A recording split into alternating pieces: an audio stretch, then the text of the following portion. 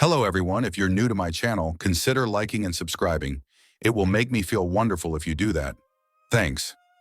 By the way, I also have another Naruto and Luffy fanfiction channel. If you are interested, link is in the description. Remake, Warm Memories and Brotherly Bonds by RoseDragonWitch. In the middle of some strange ruins, the Straw Hats accidentally end up watching their captain's memories of him and Ace. They all knew that there was a strong bond between these brothers. Only now do they see how deep this bond was and how much pain had been caused. Adios. Chapter 1. The Mystery Rock and the Strange Ruins. The sun was shining amidst a cloudless day just as a gentle sea breeze drifted over the railing of the Thousand Sunny.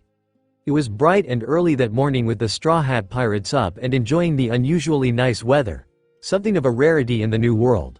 Or so they were told. All the while, they were absorbed in their own activities while taking advantage of this quiet day. Nami, for one, was in the library catching up on 2 years' worth of maps and charts from her time on Weatheria. She had the window open so that she could enjoy the breeze, for once able to relax without worrying about the change of weather thanks to that clear blue sky. Zoro, meanwhile, was in the crow's nest, busy lifting weights, occasionally glancing out the window to make sure that there were no signs of danger approaching. Usopp was on the upper deck near Robin's flowers and Nami's tangerine trees as he tended to his garden of pop greens. He had set up a small area where he could continue to grow them in bulk, which he dubbed the Usopp Garden, and was looking forward to the latest harvest so as to restock his precious arsenal. Chopper was also on deck, lying on the grass and letting his plants dry out in this hot weather while he drank the icy lemonade that Sanji brought out. Not for the first time, he hated the fact that he couldn't stand warm weather as well as his friends could. However, he grinned and bore it as he listened to Brook tune his guitar while humming, "Bone to be Wild." "Yo-ho-ho-ho, as you wish, Chopper-san," Brook laughed joyfully, strumming the strings as they let out a pleasant vibration while Chopper applauded and kept asked for more. Immediately, he started up with his personal favorite, Bink's Brew, and the entire crew paused in whatever they were doing for a moment as they listened. Just as he was reaching the second verse, Sanji chose that moment to stick his head out from the kitchen, relieved to taking a break from cooking over a hot stove all morning. He breathed in a breath of fresh air before he called out, "Lunch will be ready in another hour." "Sup pper bro," yelled another familiar voice from across the ship as Frankie continued working on his tan, taking a break from drawing up his latest set of blueprints for a possible new invention. Maybe he should have made Sunny a little bit larger so that he could have more room to put so many of his designs. He snorted to himself at the thought while Robin giggled next to him before stretching out on her lawn chair, enjoying a new book that she picked up before leaving Fishman Island. She reached over to take a sip of her lemonade before turning the page to finish reading about the most common legends in the New World. Meanwhile, on the starboard side of the ship, the captain, Straw Hat Luffy, was enjoying fishing. The breeze gently tugged at the treasured straw hat hanging off his back, while he was nodding his head to Brook's song, and he cast his line out as far as it would go while also humming along. After a couple minutes of excited waiting, he felt his line tug and he cried out excitedly, "Hey, I got something." He then pulled with all his might, and with a great splash, something small and mostly round came bursting out of the sea. Stretching his arm out to grab hold of it, thinking it was a fish, only to pull it back and realize that it was just a rock. Frowning in disappointment, he was about to throw it back when he noticed something strange about it. It looked as if it had once been a perfectly round stone and was about as big as one of Nami's tangerines. But at some point it had been sliced clean in half as if Zoro had gotten through with it. But what fascinated him the most was the fact that it was glowing slightly, like there was a faint light inside from within it. Luffy stared down at it in amazement, before he tried to take a bite out of it, only to end up almost breaking his teeth. "OWWW!" he yelled out loud before calling out, "Hey guys, check it out." "What is it?" Sanji asked, having finished bringing Robin a refill of lemonade. "Did you catch something we can eat?" "Nah," Luffy answered, holding it up to show him. "We can't eat it, I already tried. It looks really neat though." "If we can't eat it, we don't need it," Sanji responded firmly, turning away and heading back to the kitchen without another glance back. "But look," Luffy called as he held it up, "it's glowing. How many rocks do you see do that?" "Really?" Chopper cried in excitement, coming over to see. "Oh, wow. he exclaimed in wonder when he realized that Luffy was right and slowly poked at the stone. It's really glowing. I've never seen a glowing rock before. It's not even hot. Yeah, neat right? Luffy laughs, pulling his straw hat up and onto his head as they continued to examine it. Yo ho ho ho, Brook said in interest, leaning over to look at it before saying in awe, such a mystery. So amazing to see, I feel as if my eyes will pop out. Aw. Not that I have eyes, yo ho ho ho. Luffy laughed as he held it up to the sun to get a better look at it. But at that moment, they heard Zoro's voice calling out from above, hey! I think there's an island dead ahead. Really, an island? Luffy cried out enthusiastically, putting the rock into his pocket before he went running off to the Sunny's lion head and stared out ahead of him, squinting to see the distance. Sure enough, he could make out the narrow strip of land appearing in front of them. Is land? He cried out happily, all thoughts on the mystery rock completely leaving his mind as he jumped up and down eagerly. Is land? He yelled out loudly before turning to the others. There really is an island, quick. Let's go, full speed ahead. Hearing the shouting, Usopp turned to where the Sunny's Brawn was and called out, Nami, do you see it? There's a. I know, Nami's amused voice called as she stuck her head out the window to look as well. Kinda hard not to with all the shouting going on. Nami Swan, Sanji cried, hearts in his eyes as he stood below her and called up, I hope you're hungry. I devote this entire meal to you. Thanks, she called with a little wave before she checked the log pose. Yep, she called, shading her eyes from the bright sun and looked ahead where the small island gradually began to grow larger by the second. One of the needles is definitely pointing to it. Oh boy. Luffy cried out in anticipation, having been aching to see what the new world had in store for them.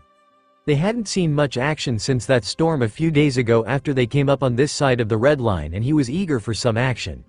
Our first island in the new world. I can't wait. Closer and closer they sailed, with Luffy growing more impatient with each second. Usopp and Chopper were on either side of him, also beaming and jumping around, wondering just what kind of island they were going to set foot on this time.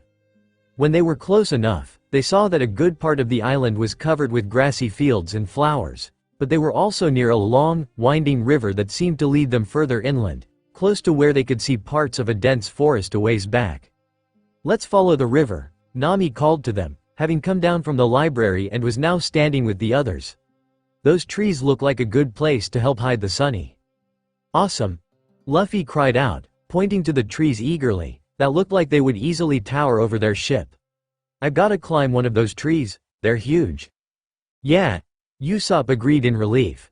This looks like a quiet little island. Thank God for that. Yeah, it's nice, Chopper added in brightly, a big grin on his face. I hope the people here are just as nice. So long as there aren't any monsters here, Usopp added worriedly, glancing around as if he thought that there were invisible monsters stalking them from the shadows. Ah, no worries, Luffy said, now bouncing up and down on the balls of his feet, ready to get off the ship. A few minutes later, the ship followed the river up till the entrance of the forest until they were almost completely out of sight of the ocean. Once there, the three troublemakers jumped off without a second thought. Hey, hold on, Nami called to them all as they rolled in the grass and laughed. We don't know where we are. It could be dangerous. Don't see what the problem is, Sanji said, coming up with them. We can see everything here, and there doesn't seem to be other inhabitants so far. Yeah, but Sanji, Nami said in worry. This is the new world, who knows what we could find here. Don't worry, said another voice, and they looked up in time to see Zoro sliding down from the crow's nest, a towel over his shoulders as he had just finished his workout. They can handle themselves if there's anything here. Besides, I don't sense anything around for miles. If there's anything dangerous, I think we'd have sensed it by now. Upon hearing that, the rest of the crew started to relax before they leapt off and started to explore. Just as they were enjoying being back on solid ground, however, the sky started to become darker and some clouds seemed to appear out of nowhere and warningly crossed in front of the sun. Immediately Usopp noticed this and stopped laughing, actually freezing in mid-chase of playing tag with Chopper and Luffy.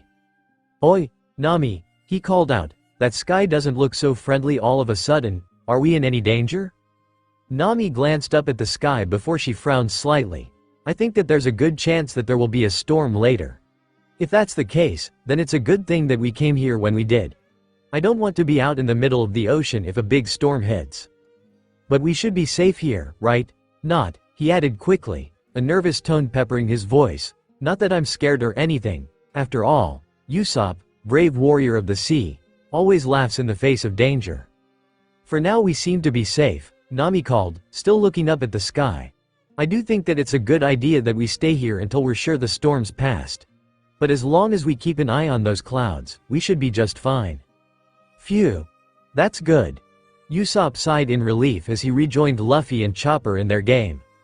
Does anybody know where we are, by the way? Chopper asked merrily as he watched Luffy stretch his arm out to grab a high branch of one of the trees and rocket it up. It doesn't look like a place where people live, Robin stated, pushing her sunglasses up onto her forehead, her book still in her hands. More likely a nesting place for monsters. What? Chopper cried out in panic. You really think that there are monsters here? Yow, Robin, we talked about this. You really need to stop scaring them for your own entertainment, Frankie told her as she merely smiled back innocently. Usopp secretly wiped his sweat away and forced a laugh. Don't worry, Chopper, he cried out, jerking a thumb to his chest. Even if this place is swarming with bloodthirsty monsters, the brave, Pop Green's master Usopp, will be here to take care of them all. Really, awesome, Usopp, Chopper cheered, beaming up at him like he was a great hero. Come on then. Let's go. Luffy cried out, swinging from tree to tree, without any worry in the world. After spending the last couple days at sea, it felt good to be on land and exploring again. Soon enough, almost everyone had left the Sunny as they set about exploring after they finished their lunch. As Robin and Nami wandered the flower fields, listening to Luffy, Usopp, and Chopper all messing around as they tackled the other in their games, Nami turned to Robin. Do you think there are any inhabitants here? She asked curiously. Doesn't look like it, Robin said with a smile, and so far, I don't see any monsters. Just at that moment, Sanji came tearing out of nowhere, hearts in his eyes, as he dropped to his knees and held out 2 large bouquets of flowers to them both. Though these flowers are beautiful, he cried out passionately, his arms outstretched to them both. They are nothing compared to the beauty of the 2 goddesses that I see before me. Zoro, who had been dozing against a tree, rolled his eye and sighed at the display. Dumbass, he murmured, clearly audible, and suddenly Sanji's attitude changed from romantic to hatred as he spun around and glared at Zoro. What was that? He demanded. You heard me, Mr. Nosebleed, he shot back. You wanna go, Mosshead? That does it, I'm going to shut you up once and for all. As the 2 of them started fighting each other, Luffy burst out laughing and cried out, come on, let's go. Let's find some meat. Some meat. And before anyone could stop him, he bolted through the grass and into the trees of the forest. Nami cried out, hey, Luffy, wait, but it was too late, he was long gone. Men, so typical, she sighed as she shot an annoyed glance at Zoro and Sanji, who were still going at it, with Zoro pulling out 2 of his swords and Sanji aiming a swift kick at his head. I swear, they haven't changed at all in 2 years, she hissed to Robin, who giggled as she smelled the flowers that Sanji brought them. Nami then tied her long hair back into a ponytail before calling out, hey, you guys, someone go and see if they can find some fresh water and food. And check up on Luffy to make sure he doesn't do anything stupid. Don't see how he can in a boring place like this, Frankie said with a loud yawn as he finished inspecting the Sunny for any signs of damage from when they first came bursting out into the new world. Did you forget who we're dealing with? Usopp asked, his eyebrows raised. He always gets into some kind of trouble even when there isn't anything dangerous going on. Thankfully, there truly didn't seem to be anything at all on this island that one could mistake to be dangerous. They had managed to find some fresh water and a few fruit trees, but surprisingly they couldn't find a single animal anywhere, much to Luffy's disappointment at not having found a source of good meat. Mon, Sanji, I'm hungry, Luffy whined, pouting at coming up empty-handed on his hunt. There's nothing else on this island. Would you calm down? Sanji snapped at him as he was going over the barrel of fresh apples that they were lucky to have found. You just ate lunch, wait until dinner. Luffy pouted at him angrily before he caught sight of Brook with his guitar, and his short attention span was captivated at the thought of another song. Yo-ho-ho-ho, Brook said happily. What a peaceful place. It is so calming to the nerves. Ah. Not that I have nerves. Yo-ho-ho-ho. Or do I? Well, the good news is that I think we'll be missing the worst part of the storm.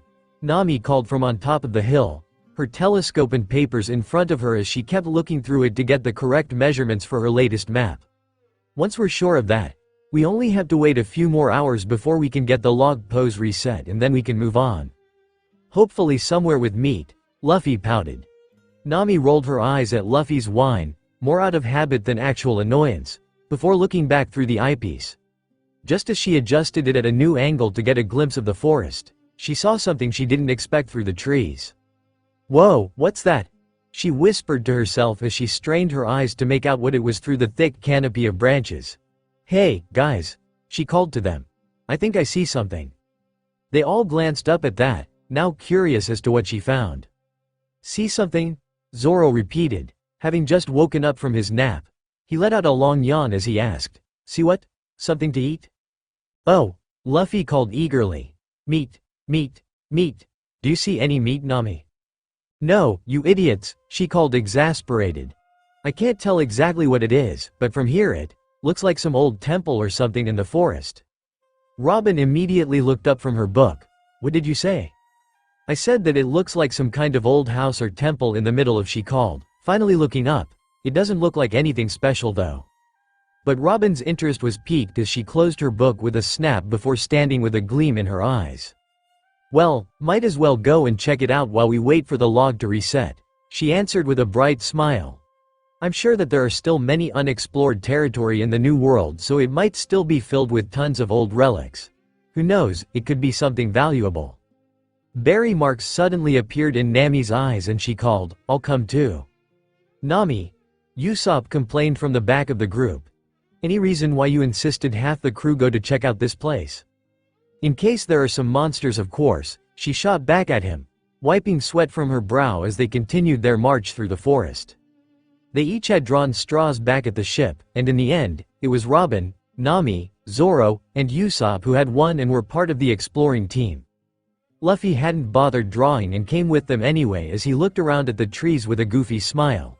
"Besides, I'm sure that the others can take care of Sunny while we're not there. Hopefully, this doesn't take long. The ruins I saw are small. In fact, it was hard to say for sure they were ruins. Either way, it's worth checking it out, if only for a few minutes," Robin said, leading the way. "You sure it was this way?"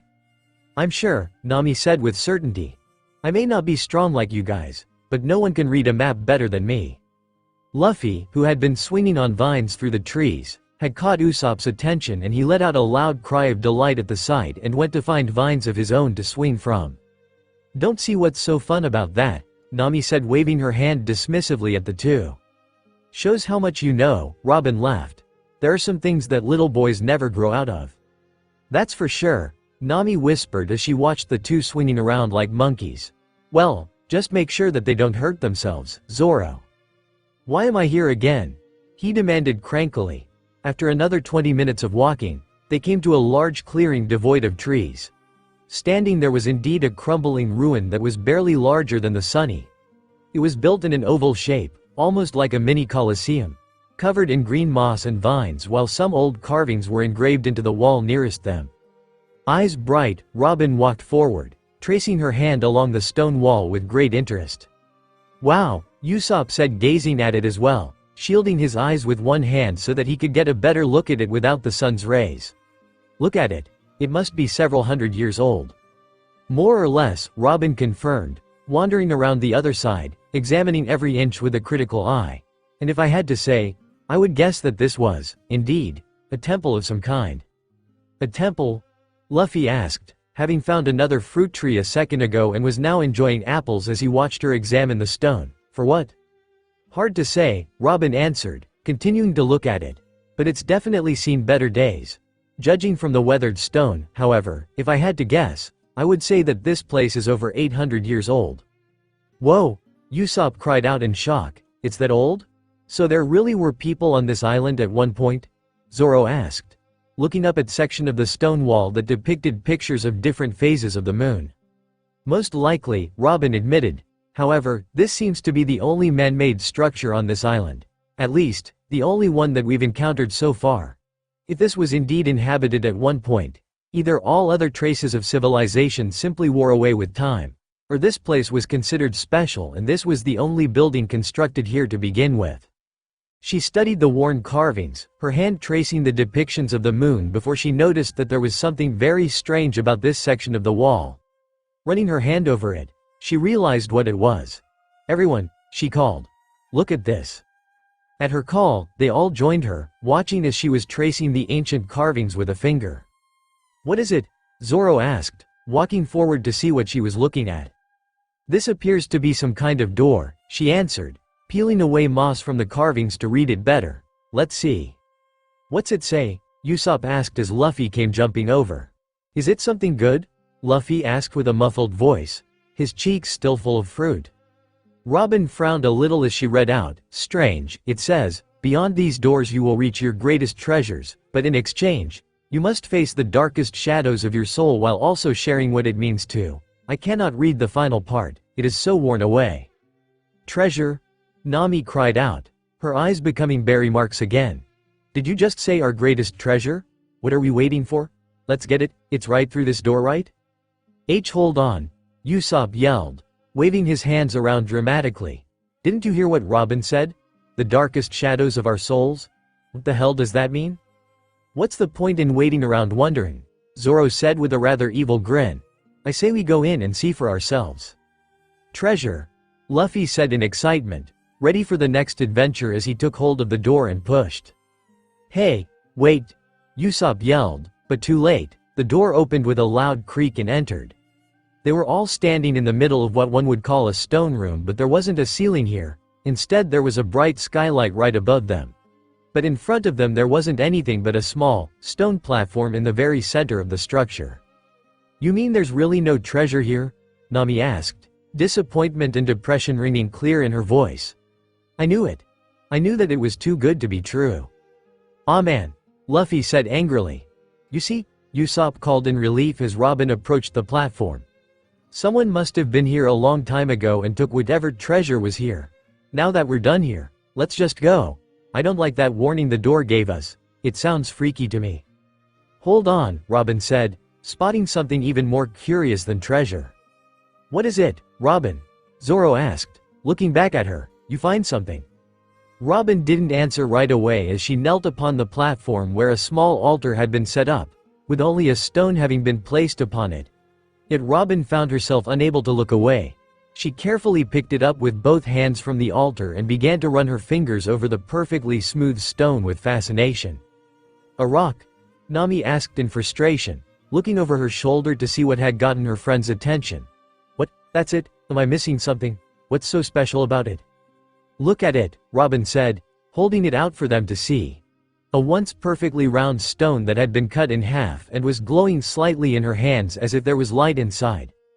Luffy leaned forward, a frown on his face as his brain started to hurt from trying to remember where he'd seen it before. "Ah, I don't know," he finally called out. "Don't know what?" Zoro asked him in annoyance. But at that moment, there came a feeble light shining from Luffy's pocket. "Hey, Luffy, what's that?" Usopp asked, and Luffy looked to see what he was talking about before he pulled out the stone he found while fishing earlier. "Oh, yeah," he cried out excitedly, "the mystery rock." The stone in his hands began to glow brighter after being brought out, and Robin stared at the two stones before asking, "Where did you get that, Luffy?" "It's what I found fishing earlier," Luffy laughed, holding it up, which was now glowing like a hot coal in his hands, but still cool to the touch. "It's a mystery rock, cool, isn't it?" "That's strange," Usopp said, staring at the two glowing rocks in their hands. "They look like they're—" But then Luffy's hand shot out and took the other half of the stone in Robin's hands and grinned as he held the two peak. He said happily, "A perfect." "Luffy, wait!" Usopp called in panic. "Fit," and he clashed the two stones together. For a moment, nothing happened, but then the two halves melted together until you couldn't tell that they had ever been broken to begin with. That was when the light from the stone began to glow so brightly that everyone had to shut their eyes, unable to look directly at it. When Luffy screwed up his eyes, he felt them watering as the light seemed to swallow him up, as if someone had wrapped a warm blanket around him. It was surprisingly soothing, even as the surprised cries of his crewmates faded from his ears until silence rang out around him and the light gradually died down. When Luffy finally opened his eyes, he stared around him as he realized that he was surrounded by a thick cloud of darkness, save for a single ball of light that shone brightly in front of him like a miniature sun. "Whoa," he called out in awe. "Hey guys, look at this." But as he looked around him, he realized that he was alone. "Ah, guys," he called, completely at a loss to what was going on. "Where'd you all go? Do you wish to find your treasure, huh?" Luffy asked, looking around, knowing that he heard someone speaking to him, but not recognizing the voice. The voice then spoke again, "Do you wish to find your treasure?" But this time, when the voice spoke, Luffy realized that it was coming from the rock in his hands, whose light had completely died down at this point. "Huh?" he repeated in surprise. "Oh, you're the mystery rock? Wait, how are you talking?" He then realized what the rock said and asked eagerly, "Wait, treasure? Did you say treasure?" "To discover your treasure you must face your biggest regrets," the rock said as the light in front of him seemed to twinkle at the words. The grin faded from his face. "Regrets? What regrets? What are you talking about? Hey, how's a rock know how to talk anyway? What's going on here?" But instead of answering, it began to shine brightly again. Again, Luffy cried in frustration, ready to shield his eyes again. "Can you stop glowing like that?" But no sooner were the words out of his mouth did the light die down little by little, but when it did, and he glanced up in frustration, he felt the rock fall from his grasp and roll across the ground, but he was no longer paying any attention to it. He stared at what was standing in front of him, where that little ball of light had been. A new figure appeared instead. The light had taken on a new face, one that he knew as well as his own, one that he had secretly yearned to see again every single day for the last 2 years. Messy black hair, childish freckles across his cheeks, a wide mischievous grin as flames leapt up around his form appeared while a bright orange hat covered half his face. Luffy's face paled as he stared at him. "Ace," he croaked out. "Is that you?" Luffy looked beside him to see Ace sitting there, looking just like how he remembered. His carefree expression with a splash of freckles across his face, along with his 2 tattoos. The white beard symbol on his back, which was once his pride, and the ASCE tattoo on his arm. Ace tilted his trademark orange hat back so that he could look at him a little more clearly and grinned wildly. Neither of them said a word as they sat in a comfortable silence, staring out at the sparkling blue sea that always reminded them of freedom, a sea that they always thought of as Sabo's ocean. Luffy couldn't clearly recall how he got here. One minute he was surrounded by darkness, but then the next second he was sitting upon a familiar cliff overlooking the sea. He knew this spot well, having spent much of his childhood in this very same place.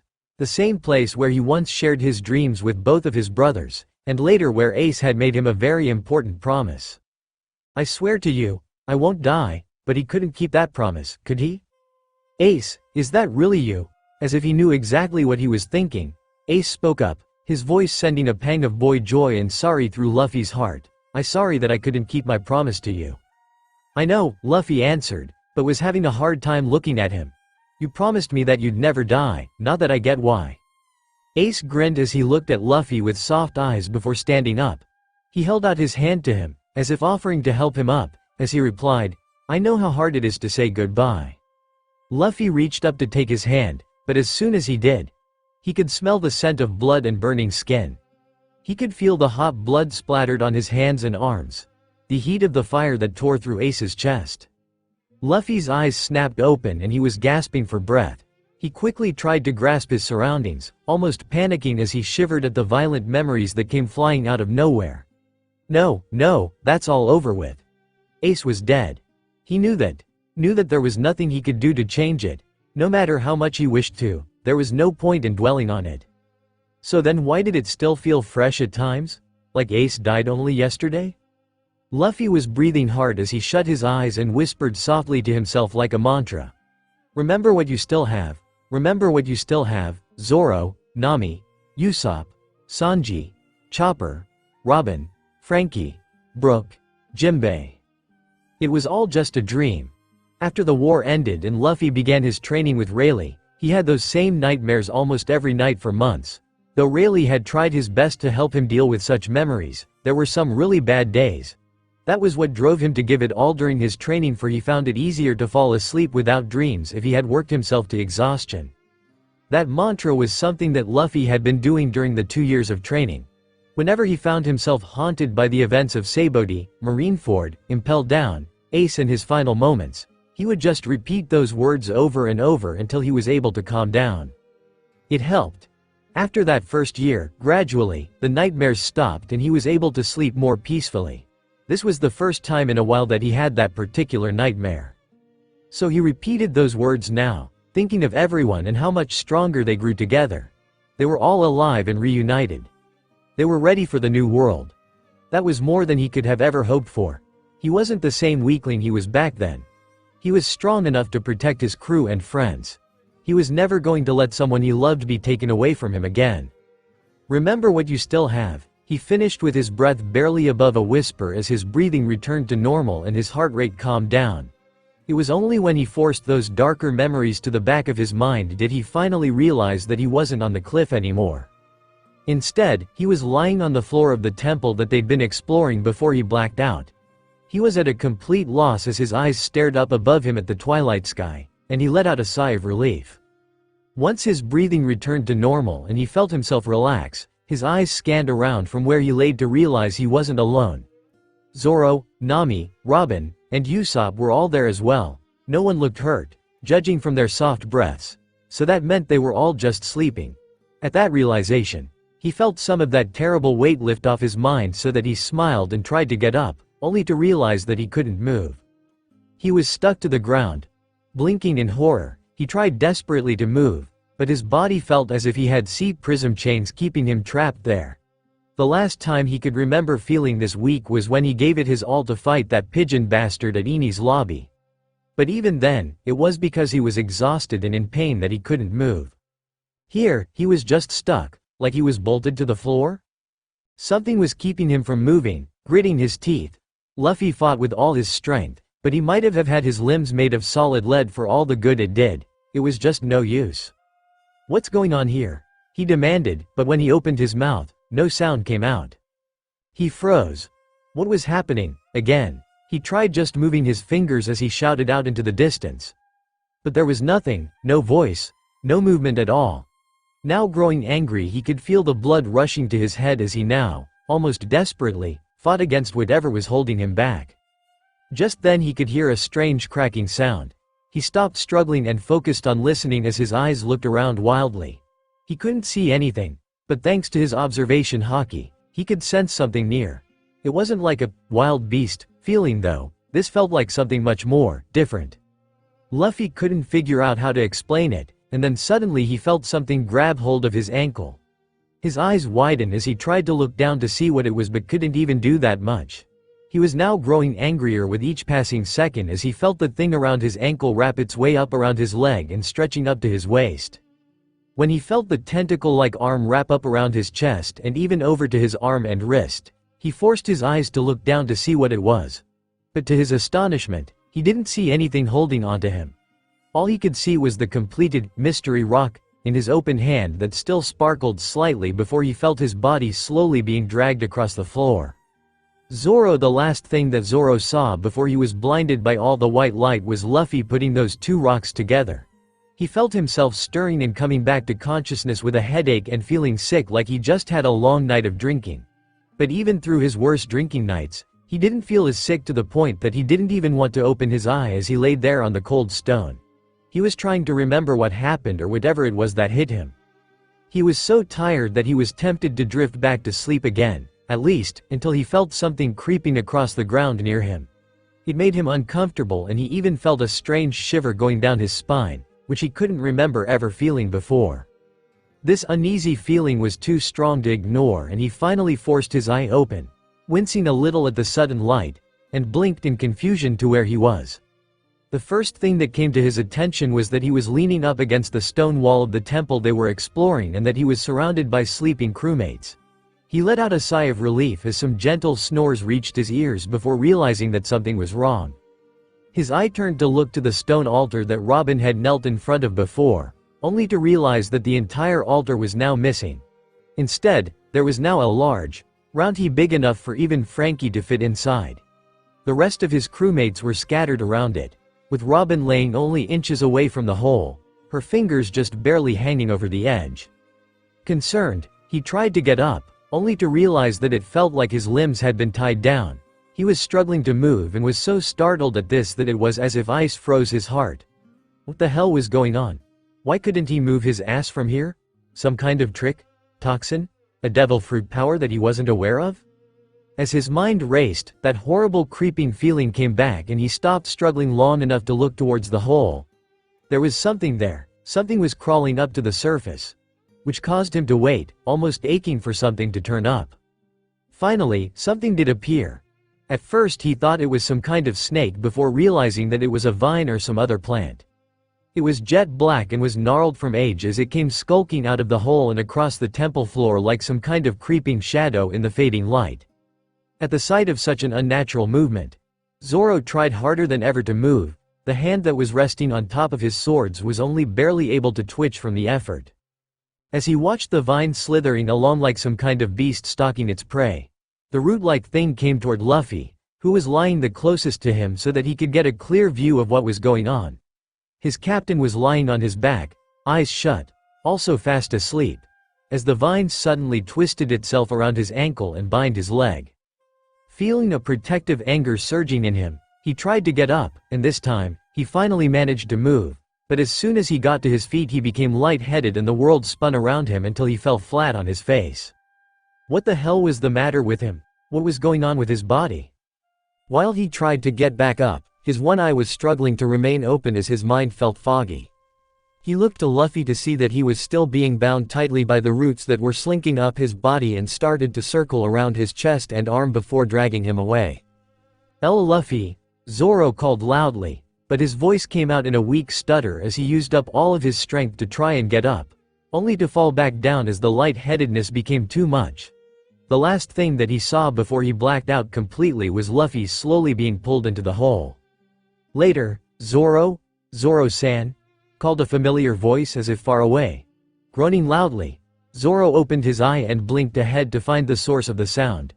Directly above his head was the skeletal face of Brook. And though it was hard to tell with a skeleton, there was an air of worry about his face. "Be Brook?" he croaked out, trying to make sense of what was going on. "Oh," Brook called out happily. "It is so good to see you all safe and sound. I feared my heart would burst with worry. Though I have no heart to begin with. Yo-ho-ho-ho." Zoro snorted at that while he forced himself to sit up. Though stiff, he was now able to move easily compared to the strange dream he had before. After giving his head a shake, he became more alert and looked around to see what was going on. The first thing he saw was that Chopper, Sanji, and Frankie were there with Brook as they were tending to the other half of the crew, all of whom were still asleep. Blinking in confusion, he looked up to the sky to see that it was a deep red color and was surprised by that because wasn't it still only the afternoon last time he looked up? "We were starting to get worried about you all when you didn't come back right away," Brook explained, stepping back as Zoro got to his feet, staggering slightly due to dizziness. Sanji-san feared for both Robin-san and Nami-san, so he insisted on coming out to check on you all. That was when we found you all here. "Great," Zoro groaned as he held his head where a slight headache was taking place as he tried to remember what the hell happened. Sanji, who had been trying to wake the two women, turned to glare at him while yelling, "You idiot! What happened here? How could you let something happen to Nami and Robin?" "Would you shut up, dartboard?" he snapped at him, rubbing his eyes in irritation. "Yow, Chopper. How are they?" Frankie asked Chopper, who was now examining a sleeping Usopp while Sanji continued to curse at Zoro. After checking their pulses and vital signs, Chopper answered, "They don't seem to be injured. It's more like they just fainted." He looked up to Zoro and added happily, "Are you feeling better, Zoro?" "Yeah," Zoro said, one hand still on his head. "I'm fine, but what happened?" "You think we know? I was just about to ask you that," Frankie pointed out as Usopp let out a sudden groan and began to stir. "Oh Usopp," Chopper said with shiny eyes, "you're alive." Usopp blinked his eyes open, wincing slightly from the sudden headache as he reached up and grasped his head in pain like how Zoro was doing. "I am," he repeated dully. He shut his eyes again for a moment as if he was about to fall back asleep until he sat bolt upright and stared around him in panic. What happened? Where's that light? What are we doing here? What's going on?" That last question ended in a bit of a plea for help as he stared around him with frantic eyes. You don't know what happened either? Sanji demanded, looking from him to Zoro and back. What were you all doing here? Picking your noses until you fell asleep? Look, I told you I don't know what happened, Zoro yelled in frustration. We were all looking around and then there was a glowing rock. A glowing rock? Chopper repeated in puzzlement. You mean like the one that Luffy found? Hey, speaking of Luffy-san, where is he? Brook asked, looking around, as if expecting to see Luffy pop up at any moment. Upon hearing that, Zoro immediately scanned the area around him, his sluggish memory coming back to him on what he dreamt before. He tried to find the hole that had been here a second ago, but there wasn't anything around him. The altar, which had been missing before, was back in the center of the platform, but no trace of Luffy. You mean he's not here? He asked, feeling a cold sweat break out. No, we haven't seen him. We just got here a few minutes ago ourselves, Sanji said darkly. So it was just the four of us? Usopp asked in worry, rubbing his head. But, then where's Luffy? He wouldn't have just left, Frankie said as Chopper checked on the two women when he saw them starting to stir as well. He's got to be around here somewhere, right? I don't feel him anywhere though, Zoro said, using his haki to try and sense Luffy's presence, but he wasn't able to sense his voice anywhere near them. In fact, he didn't sense the presence of anyone else save for the eight of them here. Neither do I, Sanji agreed uncomfortably, and between the two of them, his observation haki was better. You know though, I did feel something bad a while ago and I had to know what was going on. Something bad? Zoro questioned. Maybe not bad, like the feeling you get against a powerful enemy, Sanji corrected with a frown. More like, it made my skin crawl. It didn't feel right. But what's this about a glowing rock?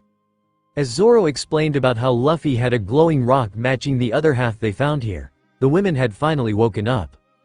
Ow, ow, Nami groaned, also rubbing her head as she blinked awake. That idiot, what was he thinking? Nami, oh no. Are you alright? Sanji called as he came to her immediately. Don't worry, my love, I swear that I'll be by your side until I am convinced that you make a complete recovery. Enough, lover boy, Nami snapped as she glanced around at the ruins before demanding, what? Where's my treasure? Treasure? Chopper repeated in confusion. What treasure? The treasure that was mentioned on the door, of course. Nami told them irritably as she brushed herself off and stood up. I remember it saying something about treasure and… Out that! Usopp demanded loudly. We've got bigger things to worry about. What about Luffy? Where is he? You mean he's not here? She snapped at him, running a hand through her long hair in irritation. Damn, doesn't he know what a pain he can be? I swear, I don't know what is wrong with that guy. She then heard a sigh next to her and looked over to see that Robin had just opened her eyes and was looking at her sleepily. Oh, Robin, she said anxiously, going to her side to see if she was all right. Robin-chan, my dear, how are you feeling? Are you sure that you're okay? Sanji said, springing immediately to her side as Robin sat up, yawning. Yes, I'm all right. What just happened? She asked in a drowsy voice. We're still in the ruins, Nami explained, now rubbing her forehead to clear her thoughts. Apparently after we saw that light we passed out and now Luffy's missing. I don't know what to do with him. Upon hearing that, Robin looked up, all traces of tiredness leaving. No, she said, turning back to look at the altar, this isn't good. We've got to find him now. Upon hearing that serious tone, everyone tensed up. What's wrong, Robin? Chopper asked in a scared voice. Did something really bad happen? Robin knelt by the shrine and ran her hand along the stone as they all drew closer. The others noticed the faint carvings, so faded from time that they weren't even noticeable unless you looked extra hard. None of them said a word as Robin examined the symbols before she bit her lip and muttered, I was afraid of this. What? Nami asked with a gulp, what were you afraid of? Yeah, 'cause you're kind of freaking us out, Robin. More than usual, Usopp said, hiding behind Frankie. This is a bad place, isn't it? Rather than answer, Robin reached into her bag and pulled out the book that she had been reading for the last few days. She flipped through it, searching for something as Zoro asked, Robin, you mind filling us in on what this is all about? Here, she said standing up and turning towards them. I was afraid of this. I thought that this sounded familiar. It's part of a legend that I finished reading about just before we arrived. If I'm right, I believe that these ruins are part of an ancient temple that once housed an artifact known as the Reminiscence Stone. The what? They all repeated in confusion. You could see the little question marks hanging above them as they all tilted their heads in confusion. What's a Reminiscence Stone? Sanji asked slowly, now more puzzled more than alarmed. It's some sort of powerful artifact that acts like a sort of key, she answered, flipping through the pages, trying to find the right passage. According to this, centuries ago there was some kind of door that was locked and the stone was broken in two.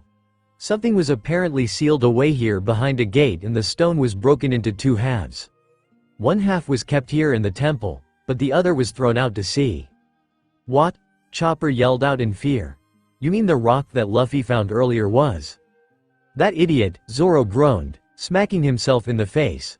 Leave it to him to fish out something dangerous like that.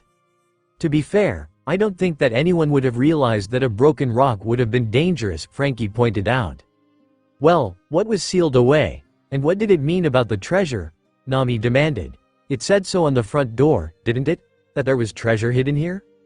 Yeah, but it also said something really creepy with it, Usopp yelled out. Something about facing the darkest shadows of your soul, Robin recited softly, having found the right page, while also sharing what it means to be alive. Well, what's that supposed to mean? Sanji asked, lighting another cigarette. I don't like the sound of that. Whatever it does mean, it doesn't sound good, Frankie agreed with a frown, so not cool. So how about we just find Luffy and get the hell off this creepy island then? Usopp suggested. I mean, it only takes half a day for the log post to reset, right? As soon as we find the captain, we clear out. Yeah, I'm all for it, Nami agreed, now looking around anxiously, treasure no longer her biggest concern. Me too. It sounds scary to be here, Chopper chirped up and the three of them made a break to the door. Hey wait, Zoro demanded. What was so dangerous about that stone that they had to break it apart like that? And what's sealed away here? I'm not entirely sure, Robin confessed as she flipped through the book. All this says is that the stone unlocks the door. But that's all it mentions. Unlocks the door? Nami repeated with a gulp. What kind of door? Some kind of monster is locked away here? That's what it sounds like to her. And she felt herself breaking out in a cold sweat at what could be here. There's something here that I vaguely remember about the nature of the island, Robin went on, shaking her head, trying to find the page as she skimmed the words. She paused and gasped slightly as she turned the page and found what she had been looking for. What? Usopp cried out loudly, sounding close to freaking out. What is it? If I'm right, Robin said anxiously, looking at them all, then this might just be the Phantom Island. An island that is said to appear and disappear all over the world. An island that is said to take on the properties of other islands. An island said to be connected to the land of the dead. It took a few seconds for that news to sink in before. Nami began slowly in a trembling voice. Land of the dead? Brook, Usopp, and Chopper cried out at once in full panic mode. You mean to tell me that we're in the land of the dead right now? Nami shrieked, tears flooding down her face. No, Robin corrected, still in her usual calm tone. It's not the land of the dead. It isn't? Chopper asked, sighing in relief with his hoof over his heart. Thank goodness. Rather, it's the island that holds the gateway to the land of the dead, she finished and they screamed out loud again. The gateway? Zoro repeated, his eyebrows raised as the four behind him began to panic. What's that mean? Frankie asked, also looking lost. Unable to fully answer, Robin read out, long ago when humankind was young, there was one place where it was possible to reunite with lost loved ones for a short time. The Phantom Isle, that is said to have no name but also many, the island where broken hearts can mend, that's all it says. Apparently, this temple was built because of that. This temple is some kind of gateway that connects to the other side. The other side? Nami asked in wonder and horror. Does that mean that we can see people who died again? I honestly don't know, Robin said, now sounding disappointed in herself. As if upset that she didn't know the answers. There's not much else it says to give a clearer explanation. Just something about a gate of life and death. Those who have the key are taken to this gate and are confronted with the memories of life while staring down death. But it doesn't say much else. Okay, Usopp said, gulping. I don't know anything about any of this. But why don't we just find Luffy and leave this creepy, land of the dead, stuff behind? I agree with Usopp-san, Brook called, holding up his hand as if voting. I certainly don't want to come face to face with a ghost. Aren't you technically undead? Sanji asked annoyed. But what about Luffy? Where'd he go? Chopper asked anxiously. I know, Zoro told him. As they all looked, he quickly explained about what he saw before finishing up with. I don't know if it was a dream or not, but I saw some kind of roots dragging him underground, but that hole isn't here anymore. Sanji, meanwhile, began to examine the altar, looking at it from every angle. I don't know what to tell ya, but I don't see anything here, he called. Which means our only option now is. Don't you dare, Robin warned him, her eyes narrowed dangerously. FY2, but don't you dare destroy anything. Yes, Robin dear. Sanji cried out, hearts in his eyes before demanding the rest of the crew. You all hear that? Anyone puts one stone out of place here, will have to deal with me. But Sanji, we have to find Luffy, Usopp said pleadingly. It's that idiot's fault for getting himself into this, Sanji said, now standing in front of the altar like a guard. If Robin-chan says not to touch anything, then we won't. I never said we do nothing, Robin said, brushing past him before kneeling down to run her hand along the altar again. I merely don't want you to destroy this place. She then pulled out a notebook and began to look through it as she studied the ancient writing, hoping for more clues. Darkest shadows of your soul, she repeated to herself, reciting what had been written on the door. But what does that all mean? Apparently, there's some kind of price to pay at the gates of life and death. A price? Brook asked softly. Why'd I not like the sound of that? Zoro said, now looking angry. Yow. It doesn't surprise me, Frankie sighed in annoyance. Nothing comes without a price in this world. You mean you have to give something to this gate in order to meet with lost loved ones? Nami asked uncertainly. A deep desire to see Belmere once again, if only for a moment. Yeah, is it really possible? Chopper asked, his eyes watering up at the thought of being able to see his adopted father again. If so, he had so many stories to tell him, about his crew, about life as a pirate, all his adventures. Well, what is it that you have to give up, Robin-san? Does it say that? Perhaps that will give us a clue? Brook asked curiously. Not give up, more like to share, Robin said, frowning as she wrote something down in the notebook. This is all guesswork mostly.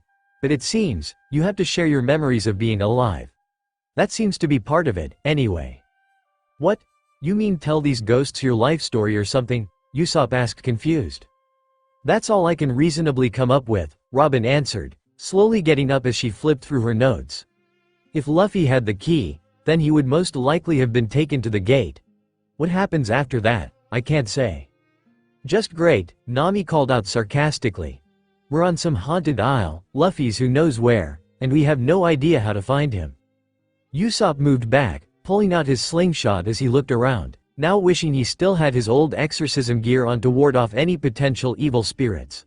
Chopper moved a little closer to Zoro as they argued to what it was they were supposed to do. You idiot, why didn't you stop it? Sanji yelled at Zoro like this was all his fault. You're a swordsman, right? Why didn't you cut up those roots or something? Hey, I told you, didn't I? Zoro yelled in annoyance, feeling a strong urge to kill the cook rise up in him. I don't know if it was a dream or not, but I literally couldn't move for some reason. It felt like I had a whale or something sitting on top of me. I couldn't move a muscle. That was also mentioned here as well. It seems that the weight was supposed to be the weight of the burdens you carry through life that weighed you down, Robin answered as if it was obvious. The what? Zoro repeated as Robin only continued to flip through the book with a shrug. I can only tell you what is written here, Zoro. According to this, those with the key are suddenly weighed down by all the burdens they carry in life and are unable to move as they are taken to the gate's entrance. Only once they arrive is the weight taken off them. I suppose if you falling asleep and suddenly unable to move is a part of that. Luffy arriving at these gates was when it was lifted, and that why you all not only woke up, but why you could move again. But I wasn't taken to some gate now, was I? Zoro demanded. I was forced to watch. I don't know what those roots were or where that hole came from. Just what is all this? I've already told you everything in here, Robin said sadly, shutting the book again. Without the key, there's not much else we can do. So what? We're stuck here waiting until Luffy's done in there. Sanji asked as Usopp kept walking around in a circle. A pop green in his slingshot, just waiting for an attack. If we could figure out how to open the doorway here, we may be able to follow him, Robin said softly as Usopp cried out in panic. No, he yelled out at the top of his lungs. This island is cursed, that much is obvious. Do we really want to risk being cursed ourselves? He stopped to take a deep breath and finished, attempting to try and stay calm. Now, why don't we just wait back at the ship? I mean, Luffy's strong. He can take care of himself, right? How much trouble could he get into at the gateway to hell? They all looked at each other, the answer clear to all of them. We've got to find him now, Zoro said without missing a beat. He continued looking around, reaching out with his haki to search for anything that wasn't supposed to be here. Search everywhere for some way in, Nami called in full agreement. Don't leave any stone unturned. You can count on me, Sanji cried, love struck. We really should find him, Robin said softly. It would be bad if Luffy was cursed by spirits of the dead. Robin, please don't say creepy things like that, Usopp whispered as Frankie moved up his sunglasses so that his eyes could do a quick scan of the surrounding area. You don't really think that there could be real ghosts, right? Chopper asked with a trembling voice, looking a little blue in the face at the thought. Hard to say, Frankie called unhelpfully. So far, I'm not picking up anything. The land of the dead, Brook sighed as he put his hand on the altar and leaned against it. It feels so long ago that I was there myself. It is a frightening place, I think. You think? Usopp repeated with a squeak. I'm afraid I don't really remember too much about it, Brook confessed. I vaguely recall walking down a warm tunnel with a glorious, shining light, but that's about it. Creepy, Chopper asked as the others fanned out in their search. Brook sighed and leaned up a little firmer against the altar, but it seems that the stones were lighter than he first thought, for he accidentally ended up pushing it over and he stumbled back in surprise. The noise of the falling stones was enough to cause Usopp to shriek and jump, crying out in alarm, "Ghosts from beyond the grave, they're here." Chopper screamed at that as everyone looked back to see that the fallen altar was laying on its side, but it had also revealed something underneath it. Oh, Brook called in interest, as if things like this happened every day. Look at that, there really is a hole here. Upon hearing that, Sanji and Zoro came over to continue pushing the rest of the altar and even the entire platform out of the way until the hole Zoro saw before was uncovered directly beneath it. Upon looking down it was pitch black, showing that it was impossible to say how deep it was as there was no signs of the bottom. Usopp gulped down nervously at the pitch darkness and whispered, "It's even darker than the deep sea was." "Appropriate place for the pathway to hell," Zoro said calmly.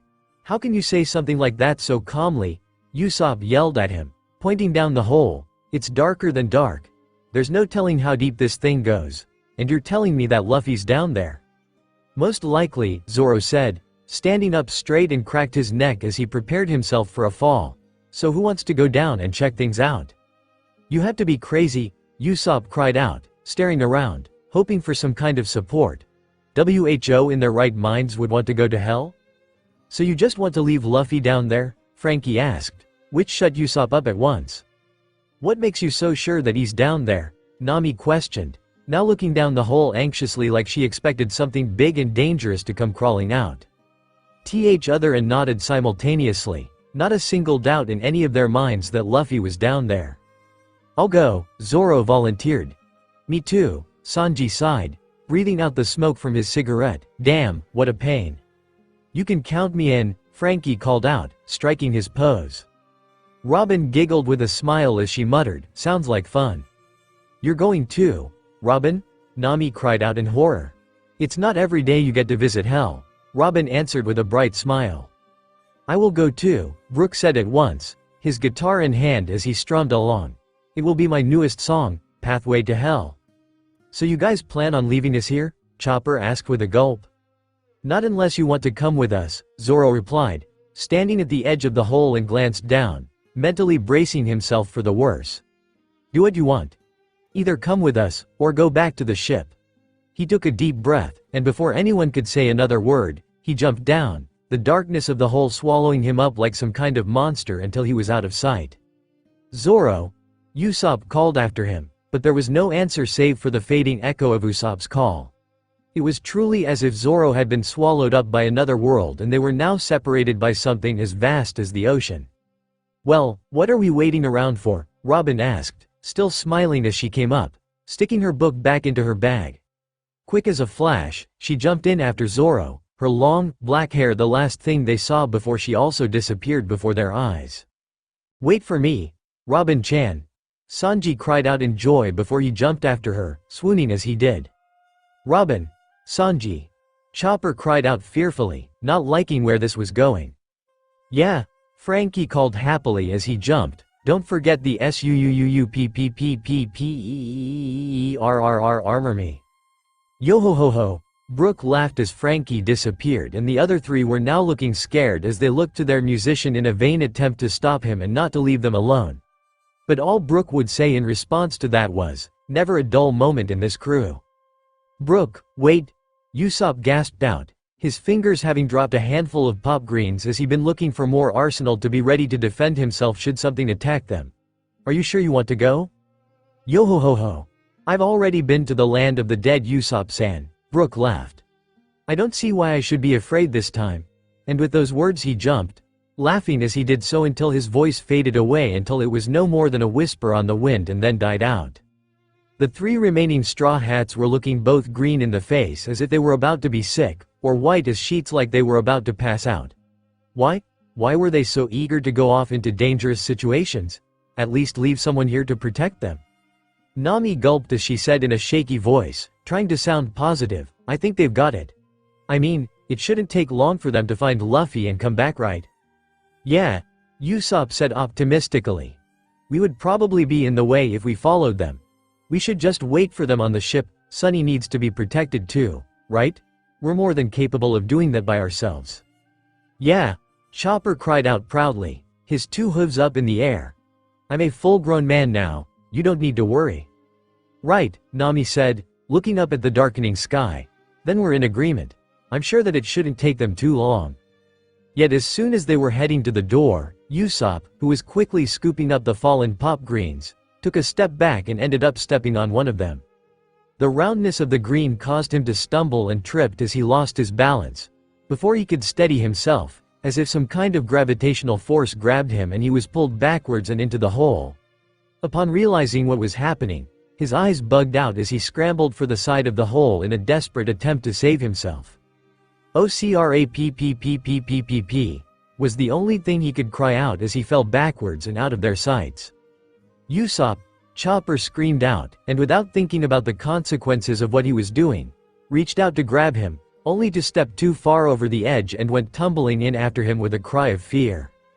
"Chopper! Usopp!" Nami cried as she ran to the hole, looking over the edge in time to watch her remaining crewmates screaming in terror as they were swallowed up, leaving her completely alone. She was breathing hard, feeling like she really was about to be sick now, before she looked around. No way was she going to be here alone. She sighed as she stepped up to the ledge and braced herself for something she hoped she wouldn't regret. She stared down into the darkness before muttering to herself, "Luffy, I'm going to kill you for this." She closed her eyes, unable to bring herself to watch what she was doing. She took a step forward as she went falling in after the others. Down, down, down. He fell through the suffocating darkness as it pressed in on them from all sides. Zoro felt like he was drifting through this empty void, like a leaf in the breeze. But there was nothing here that could be seen save for the endless emptiness. Just as he was starting to grow bored of this freefall, he felt his feet gently touch down upon some kind of surface. He cautiously stepped around to realize he had landed on some kind of floor but couldn't tell what it was made of. "What is it?" called a voice above him, and he glanced up in time to see that Robin had appeared and he moved aside to make room for her. She landed gracefully, her heels landing with hardly a sound, and she looked around with bright curiosity as she smiled. "Now this is interesting." "Yeah, I was kinda expecting hell to be a bit hotter than this," Zoro confessed just as Sanji came falling next, landing a few feet away, followed by Frankie and Brook dropping in. And only a minute later, a screaming Usopp, Chopper, and Nami all ended up joining them in said order. "WW, where are we?" Usopp croaked out in a trembling voice as he hugged a terrified Chopper. "What is this place?" "Yo-ho-ho-ho, so you all decided to come with us after all," Brook called happily. "Good for you." Not by choice. Usopp snapped back, his slingshot back in hand as he looked around. Where are we? Why is it so dark? Stop asking like any of us know what's going on, Zoro answered irritably as he kept his hand on his swords, ready to draw them at a moment's notice. There doesn't seem to be anything else down here, Sanji said, also reaching out with Haki to try and listen to anyone else's voice that he didn't recognize, only to come up drawing a blank. Apart from the 8 of us, I got nothing. Can't see a damn thing. Can't sense a trace of Luffy at all either, Zoro added with a heavy frown. If their captain was around here, he sure wasn't able to sense it. Yet, he had the horrible feeling that they weren't necessarily alone down here either. But there's something else here, I can't explain it, but it's not normal. Sanji lit up a cigarette as he gritted his teeth, feeling an odd shiver going up his spine before muttering, hate to say it, but I agree with Mosshead. It almost feels like there's something watching us, like this darkness is alive or something. Alive? That sounds scary, Chopper croaked out, sticking close to Robin as he looked around fearfully as she ran a comforting hand along his back to calm him down. Meanwhile, Nami noticed something else strange and looked down at her hands before asking, why is it that we can see ourselves in each other, but can't see anything else? As she brought it up, everyone looked at themselves and each other.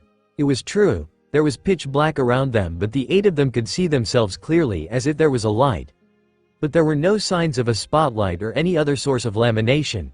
It was almost as some kind of lamination was shining in their skin that allowed them to see themselves. No clue, Robin answered, looking at her hands with great interest. But it's like we're glowing just enough that we can see ourselves. If only we had more light out here then. Did you forget about me? I got you covered, luckily. I have something just in case of emergencies like this. Frankie asked while jerking a giant thumb at his chest before stepping forward confidently. And by pulling back his shirt, he yelled out, Frankie nibble lights. And his nipples began to glow as it cast a pair of bright lights around them. That is still too weird, Usopp said with a sweat drop while also giving their cyborg shipwright a slap. Still, it was enough to give them more light than before. Not that it helped, for even when he spun around in all directions, there was nothing around them to see. Yeah, that's helpful, Zoro said unhelpfully. Shut up, Frankie snapped back in annoyance. I don't like this place, Chopper said fearfully. It's creepy, I want to find Luffy and leave. We all do, Nami said nervously as she looked back up to see if she could see the hole that they came down from.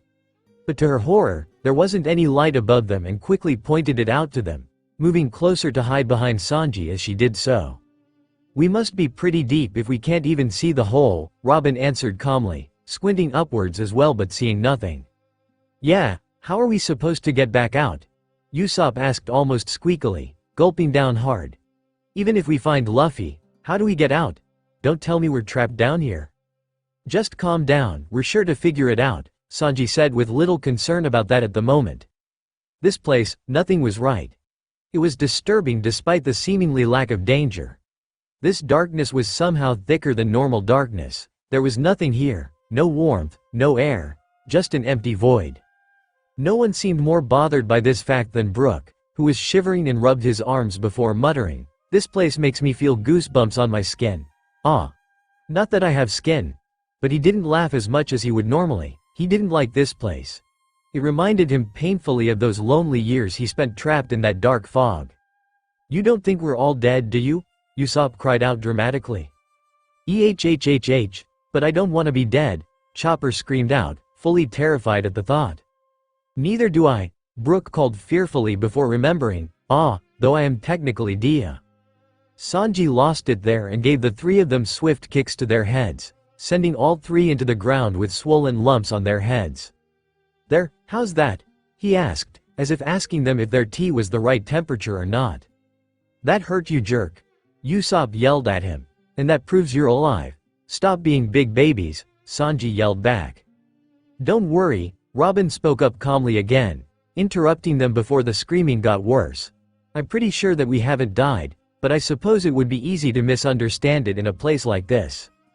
Where's this gate thing you were talking about? Frankie asked, still trying to shine his nipple lights as far out as he could, desperate to see something out there. I don't know any more than you do about this, Robin answered him simply. So what now? We just sit here in the dark? Zoro demanded. But almost as soon as he opened his mouth to say the words, the darkness faded and suddenly they were standing in what appeared to be a thick jungle. Trees appeared out of nowhere while the sounds of birds began to cry from above with a clear blue, sunny sky shone down from above. Wow! Chopper shouted in astonishment, stars in his eyes, completely forgetting his painful lump from Sanjay's kick. That's incredible. How'd you do that, Zoro? I didn't do anything, Zoro snapped back in annoyance. Amazing, Brook yelled. He stared around in wonder. Ah. Feel that warm sun? Always such a beautiful thing, isn't it? Yo ho ho ho. It's a super cool effect, Frankie called, striking his pose, feeling better now that they were out of the dark. Sure didn't see that coming, Nami whispered, gasping at the sudden bright sunlight, forced to shield her eyes. Okay, well I'm glad to get out of that shithole we were just in, Sanji spoke up, but this doesn't look like the same island we just left. Usopp seemed to take a more pessimistic look to this and whispered, wait, don't tell me we already passed on to heaven? If we did, that sure was a quick and painless way to go. But I doubt we died that easily, Zoro said causally while Chopper screamed out at that idea. Yeah, besides, we can't be heaven if Moss Head's still with us, Sanji added as Zoro felt a muscle going in his forehead. What did you just say, you crap cook? He growled threateningly. You heard me, Sanji snapped back, like hell you're going anywhere near heaven by the end. Shut up both of you, Nami snapped, we need to get a grasp on where we are. And how do you suggest that? Zoro demanded, I place it all. He looked to the tall trees above him, noting how they were covered in thick moss and jungle vines as all manner of wild plants and flowers blossomed at their feet. The island they were on before looked more like an overgrown forest than jungle like this place. At least it's nice and quiet, Chopper spoke up, trying to find some kind of positive points. That it is, yo-ho-ho-ho, it's rather beautiful here, Brook agreed, tilting his sunglasses up to look clearly around him. Though I can't say I recognize this jungle. What do you think, Nami-san? You know geography better than all of us. Nami took a few guarded steps away from the group so that she could kneel down in front of some large flowers that were blooming in a sunny spot at the foot of a tree. They were beautiful as she looked to their bright red petals that were the size of her palm, and she reached out to pick them. I've never seen flowers like this, she muttered quietly as she grabbed hold of the stem, or at least she tried to. For the second that she pressed against them, her fingers faded right through the blossoms as if she were made of nothing but smoke. Everyone, who had been watching her, suddenly froze at that. For a moment, they all seemed to be too stunned to speak, and then Brook cried out in panic. We're ghosts, we really must have died and become ghosts. No, I can't be dead. I don't want to die, Chopper cried out before Sanji gave those three another quick kick to their heads. Shut up, we're clearly not dead, so stop saying we are, he yelled as they remained in the dirt. He took a deep breath as he let out a puff of smoke and went on in a calmer tone. There has to be some kind of explanation to what's going on here. As he said this, he walked over to the nearest tree and reached out to touch the trunk, only for his hand to disappear through it as well. Is it some kind of mirage? Nami asked, regaining control of her nerves as she examined the flowers from a distance. If so, then I gotta give credit to whoever conjured this place. Even my mirages are nothing compared to this, it all looks so real. No, I don't believe it's a mirage, but it may not be so far off, Robin spoke up, frowning at the canopy above her. I do have a theory where we might be, but even if I'm right, then it's not necessarily a good thing. Well, where do you think we are? Come on, Robin, you gotta give us something to work with here? Frankie asked. But before he could finish asking, they heard something coming up from behind them with large footsteps pounding his way through the thick overgrowth. What's that? Chopper cried, hiding behind Zoro again, some kind of monster. Sounds more like a person to me, Nami whispered slowly, but still pulling out her weapon and getting ready to attack should the worst-case scenario happen. She wasn't the only one, for the rest of the crew was bracing themselves for anything and were prepared for a fight. They waited as the footsteps grew closer, and then, through a thick bundle of trees, a figure appeared. He was a tall, broad-chested, and muscular man with a tanned skin and was knocking over the shrubbery as he marched his way through. He also had black hair and a goatee with whitening sideburns on either side of his head and a rough circular scar around his left eye. Wait. With wide eyes, Nami gasped at the sight of him. Garp? Though she had only met him once, he certainly left an impression, and everyone else was staring on in shock as the famed marine hero stepped into the clearing where they were. He wasn't in his marine uniform though, rather in a simple t-shirt and shorts, carrying a bottle of what suspiciously seemed to be liquor of some kind as he hummed quite contentedly to himself. "Tea, that is him," Usopp whispered in astonishment. "But what's he doing here?" "Well, I guess this really is hell," Zoro said darkly, flicking his thumb a little on his sword hilt so that the blade could be seen, prepared for a fight. "If the Marines are here hunting us and all." "You know him?" Brook asked them all, realizing how they were all staring at Garp with a mixture of shock and horror. "I admit his name does sound familiar, but—" "Vice Admiral Garp," Robin said with a step forward. "A marine hero, as well as Luffy's grandfather." "Grandfather?" Brook repeated in amazement. "Luffy-san's grandfather is a marine hero?" "I know, that's what we all said when we found out," Sanji said lightly, letting his cigarette fall from his mouth as he moved forward, still ready for an attack as Garp drew closer. "You expect Luffy's bloodline to be filled with nothing but criminals." "Well, his father sorta makes up for that," Frankie reminded him, holding up his arm, ready to fire. "Dragon," Robin confirmed softly. "Yeah, him," Frankie muttered. "I mean, he is classified as the most wanted man in the world for a reason now, isn't he? Like father, like son, eh? Or something like that." "Isn't there anyone normal in Luffy's family?" Usopp whispered as Garp stepped closer and closer. "But that's not the point. Do we really have to deal with this maniac?" "Don't know," Zoro said, pulling out two swords now, since Garp showed no signs of stopping. "But if he wants to fight, we'll be more than happy to oblige." "Oi, Garp," Sanji yelled. "Wada want with us now? If you're looking for Luffy, he ain't here." He had expected Garp to stop walking and address him at the very least. Perhaps to laugh or taunt them, but surprisingly, he did nothing of the sort. He completely ignored Sanji's words as he continued up his path as if he hadn't said a word. "What's with him?"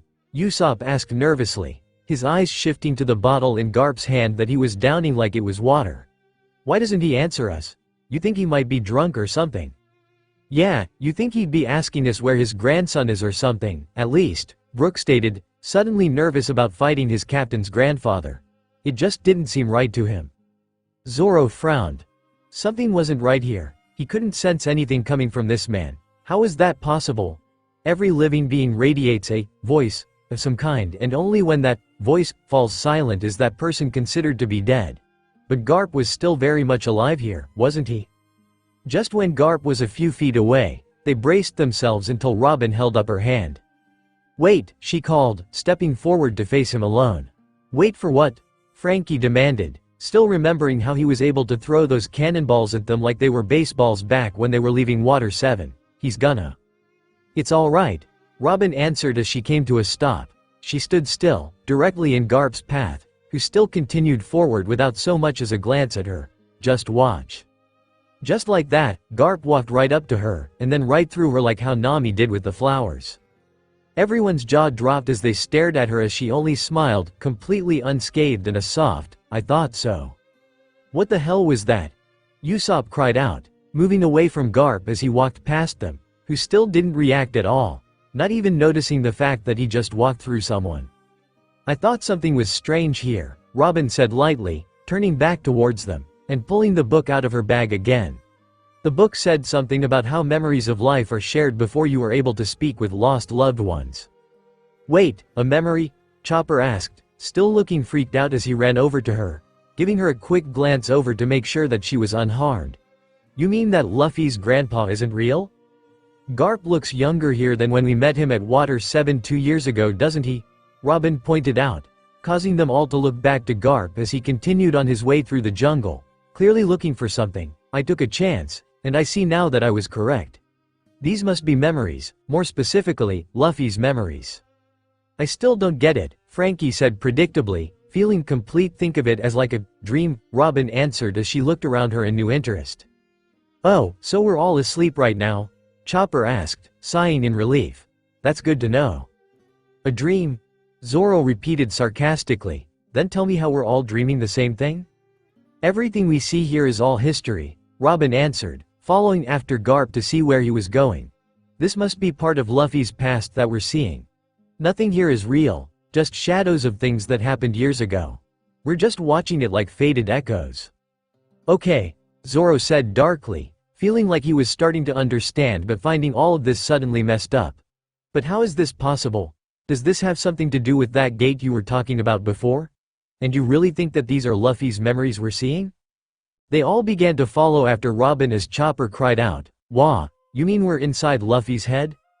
It was dark and empty enough to be, Sanji stated, thinking of the darkness they'd seen before. Yo ho ho ho, Brook laughed. Sanji-san is harsh. But what about Luffy?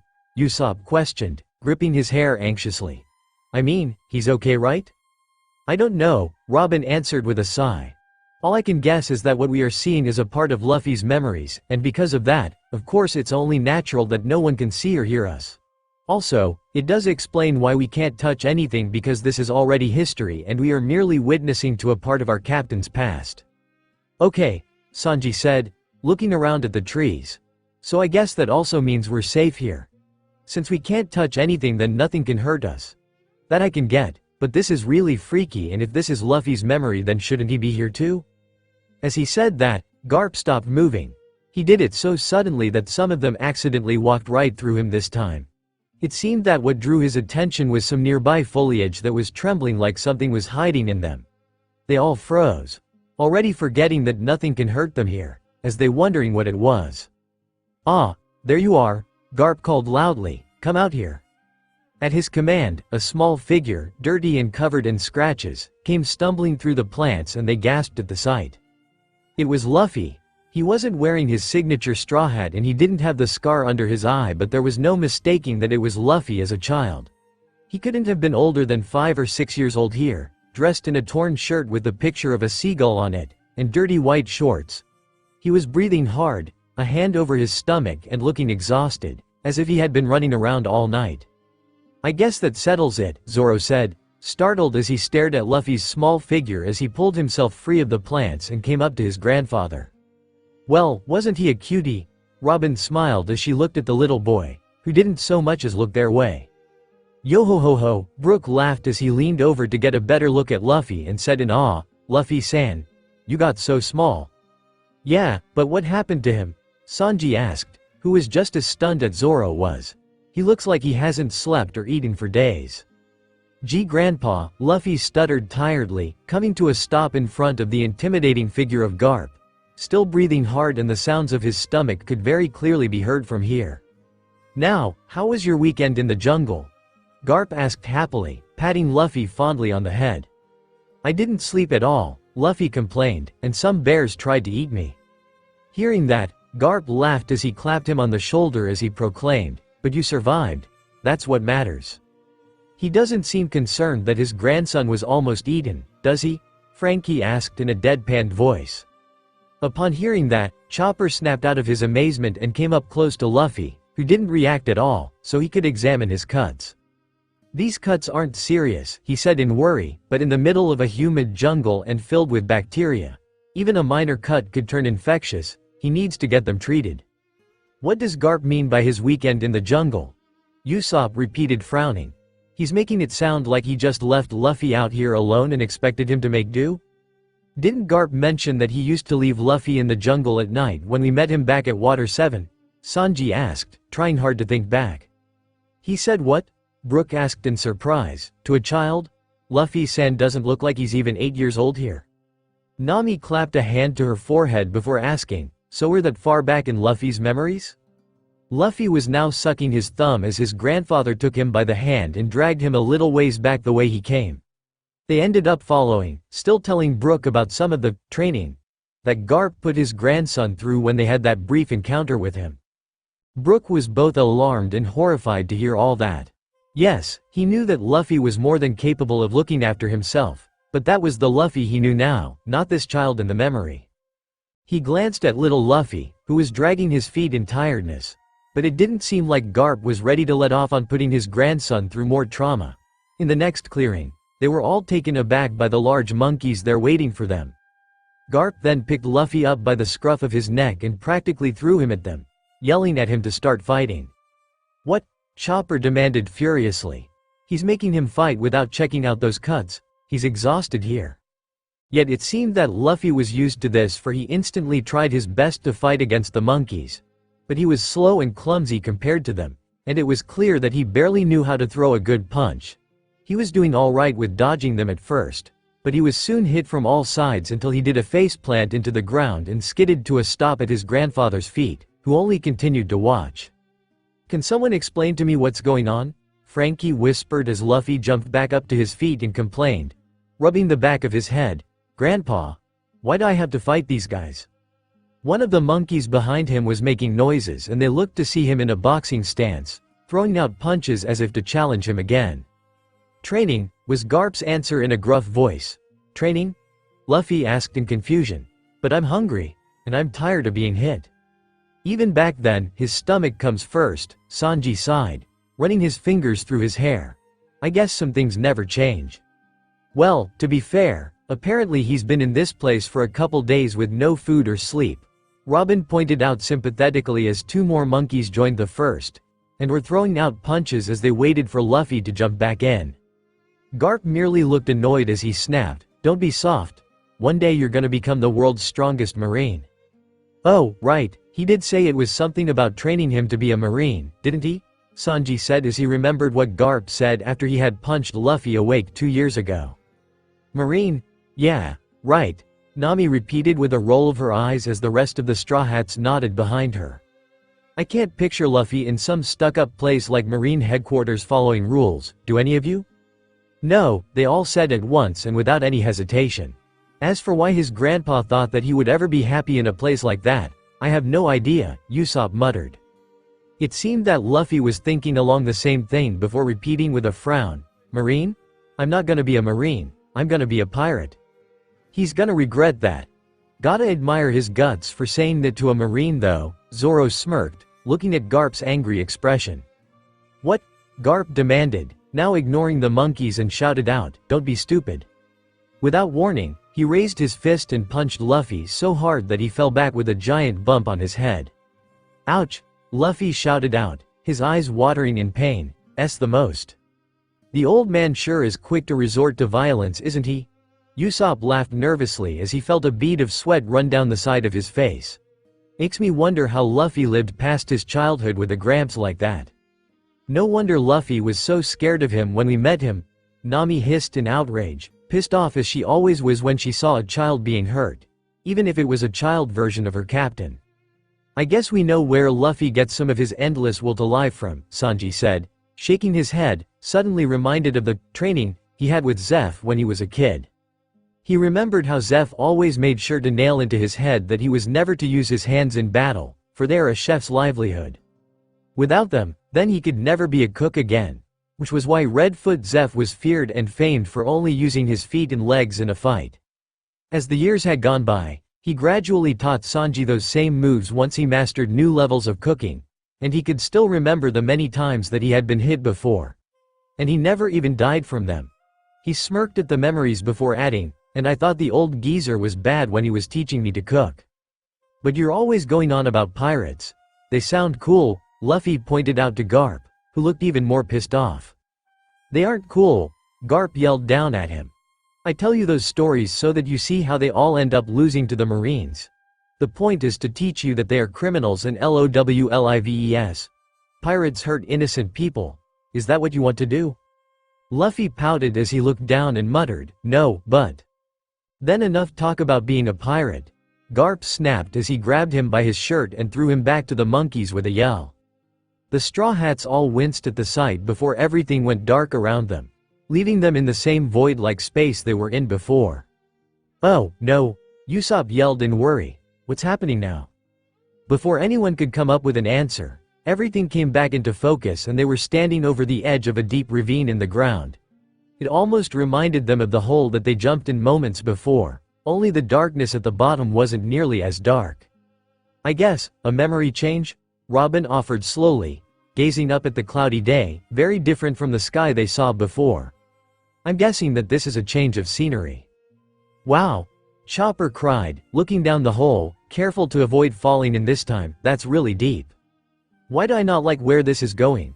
Zoro asked, his eye looking around, and soon spotted them coming. Garp was there arguing with Luffy, who was digging his heels, trying to prevent his grandfather from taking him somewhere. At one point, Luffy latched onto a giant rock they were passing and held on for dear life as Garp pulled on his arm. "Looks like we're about to see another training session," Sanji said, not sure if this was going to be pleasant what they were about to see. "Why doesn't Luffy-san's arm stretch here?" Brook asked, seeing that Luffy's arm remained looking like a normal arm even as Garp tried to pull him free. "I think it's safe to say that this must be before he ate a devil fruit. He wasn't always made of rubber, after all," Robin offered once Garp finally picked up the entire rock, with Luffy still attached to it, and continued on their way as if carrying a giant pillow instead of a boulder. "Wow, it's hard to picture a Luffy who isn't made of rubber," Usopp said, thinking about it. "But why are they here?" Brook asked hesitantly, as they finally arrived at the fissure. "Granddad," Luffy called out, still fighting tooth and nail to pull himself free of Garp's hold, "I don't want to do training today." "And that is what makes you weak," Garp snapped as he held his grandson up by his shirt over the fissure and looked down after finally getting the boy to let go of the boulder.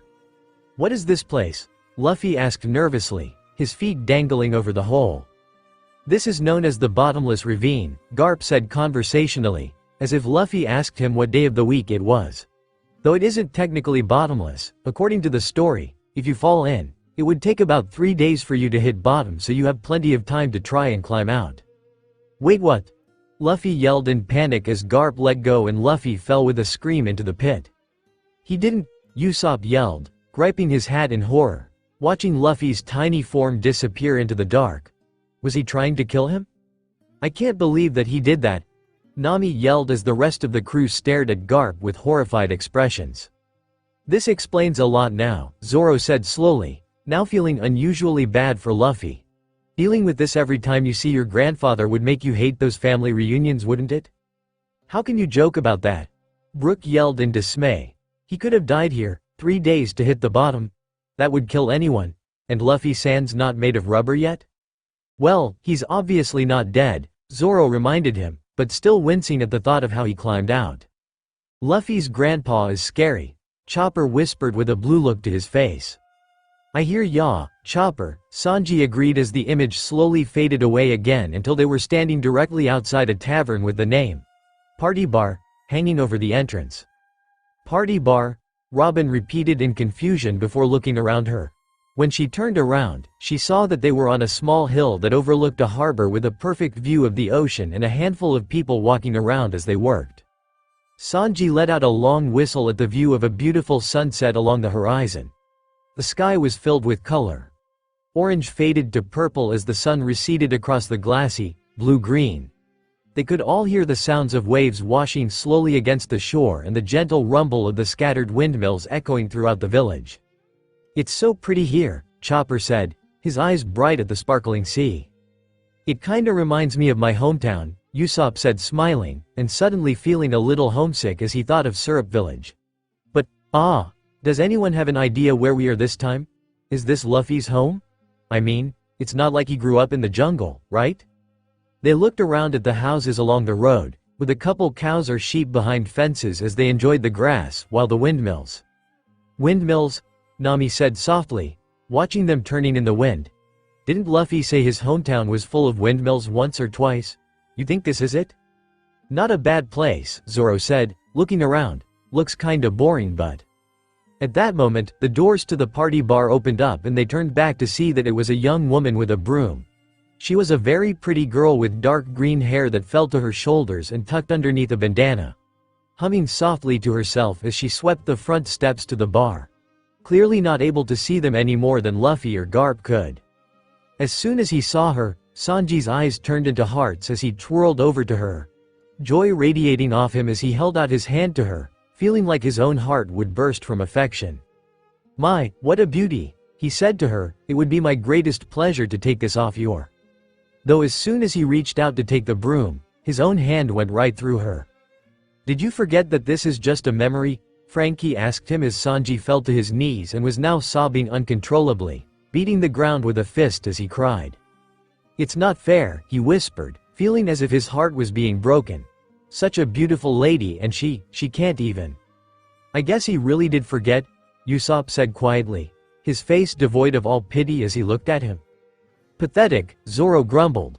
What did you just say, Moss Head? Sanji cried, jumping to his feet, ready for a fight. Who else but the pathetic loser? Zoro shot back, his hands going for his swords again. Enough! Nami screamed at the two of them. What do we have in timeout? Don't you think it's about time that we try to find a way out of this place?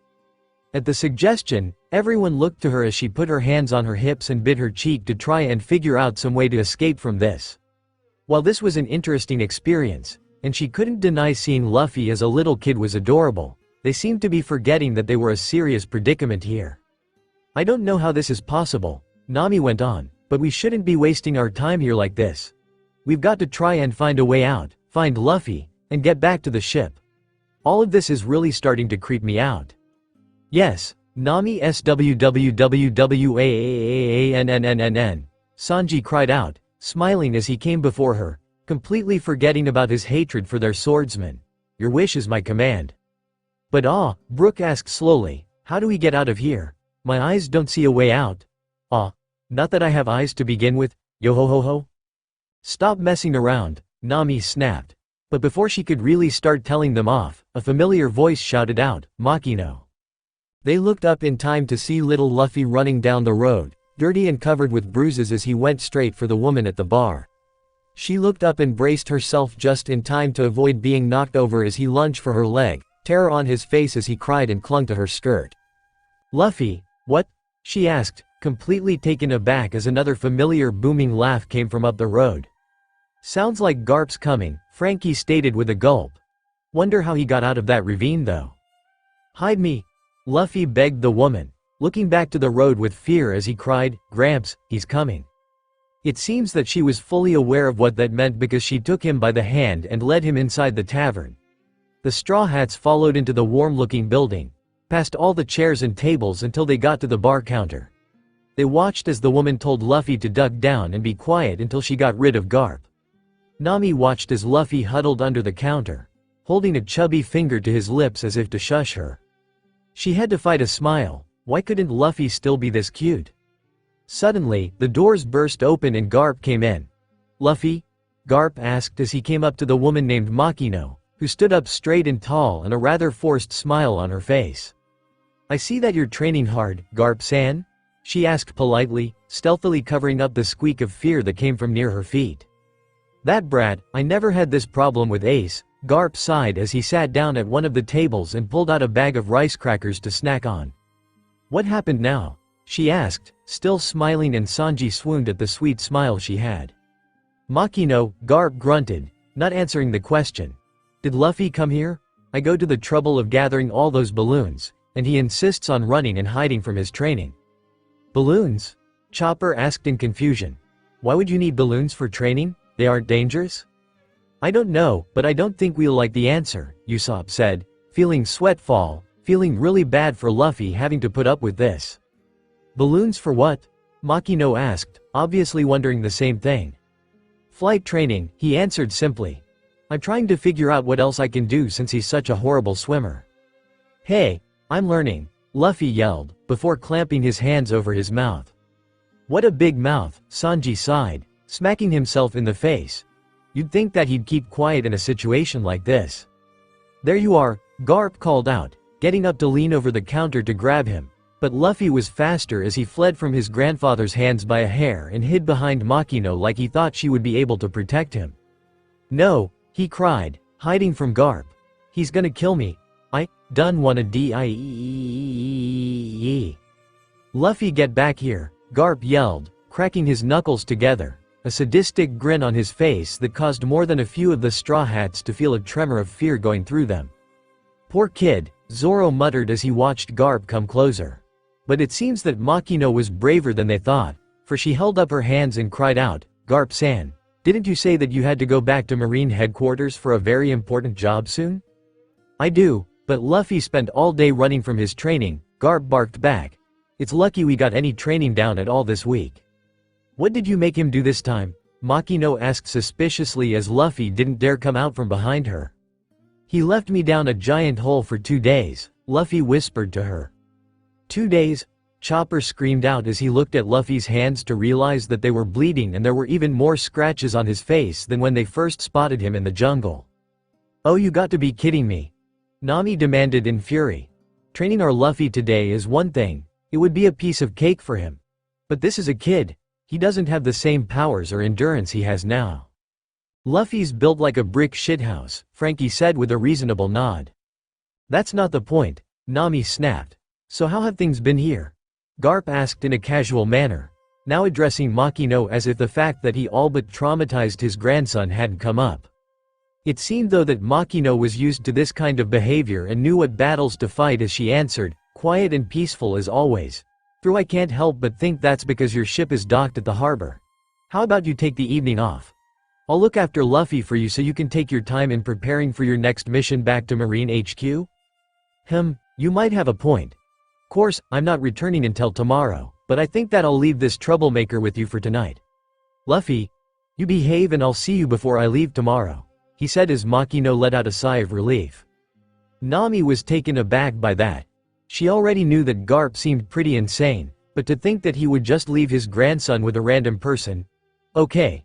Well, maybe not random since he and Luffy seemed to know her, but who was she? She looked too young to be Luffy's mother. Makino just smiled up at Garp and nodded in agreement as she ran her fingers through Luffy's hair in a fond way before answering, "That's no problem. You know how much I love having Luffy visit us. Do you know when you'll be back?" Has Luffy ever mentioned this Makino to the rest of you?" Robin asked curiously, unknowingly voicing Nami's thoughts. "She doesn't seem like she's his mother? I'm guessing a family friend? How could Luffy come from such a kind and beautiful woman anyway?" Sanji asked at once, all but drooling over Makino. "Don't know yet, it's not up to me. Sengoku says that it may be a much longer trip away than what I'm used to though," Garp answered, tilting his head back and swallowing the remainder of his crackers. "But don't worry. This village is so small that no real pirate will stop by here anytime soon. The last ones who were dumb enough to come by were complete weaklings. Bawahahaha. Well, please hurry back whenever you can make it," Makino said happily, though her expression clearly stated otherwise as Luffy cautiously stuck his head out from Makino as she added, "Oh, just please let us know beforehand so that we can gather enough crackers to cover your next stay." "I gotta say, anyone who can stand up to Garp like that has nerves of steel," Zoro said, his eyebrows raised impressed. "And she seems willing to put up with Luffy, so that only adds to it. I mean, he's a handful at 19. Can't imagine what it would have been like keeping him out of trouble as a kid." Robin smiled and chuckled as a faint pink appeared in her cheeks. "Well, he was cute. How can you say no to that face?" Garp just laughed even harder as he waved goodbye, heading out the door without another glance back. Neither Makino nor Luffy moved a muscle until the sounds of Garp's heavy footsteps and booming voice faded away, leaving them to heave relief. "Wait, so he really did just leave him here like that?" Nami asked scathingly. "With no money or clothes or anything? I'd just be happy with him gone," Usopp whispered as Makino pulled Luffy out from behind her to get a good look at his injuries. "Oh look," Makino tutted sadly at the sight of his bleeding hands as Luffy frowned at the sight of them. "He's getting pretty harsh with his training, isn't he? But look at the bright side, you'll be staying with me again tonight, huh?" "He's gonna kill me," Luffy muttered sourly as she giggled and ran her hand through his hair again.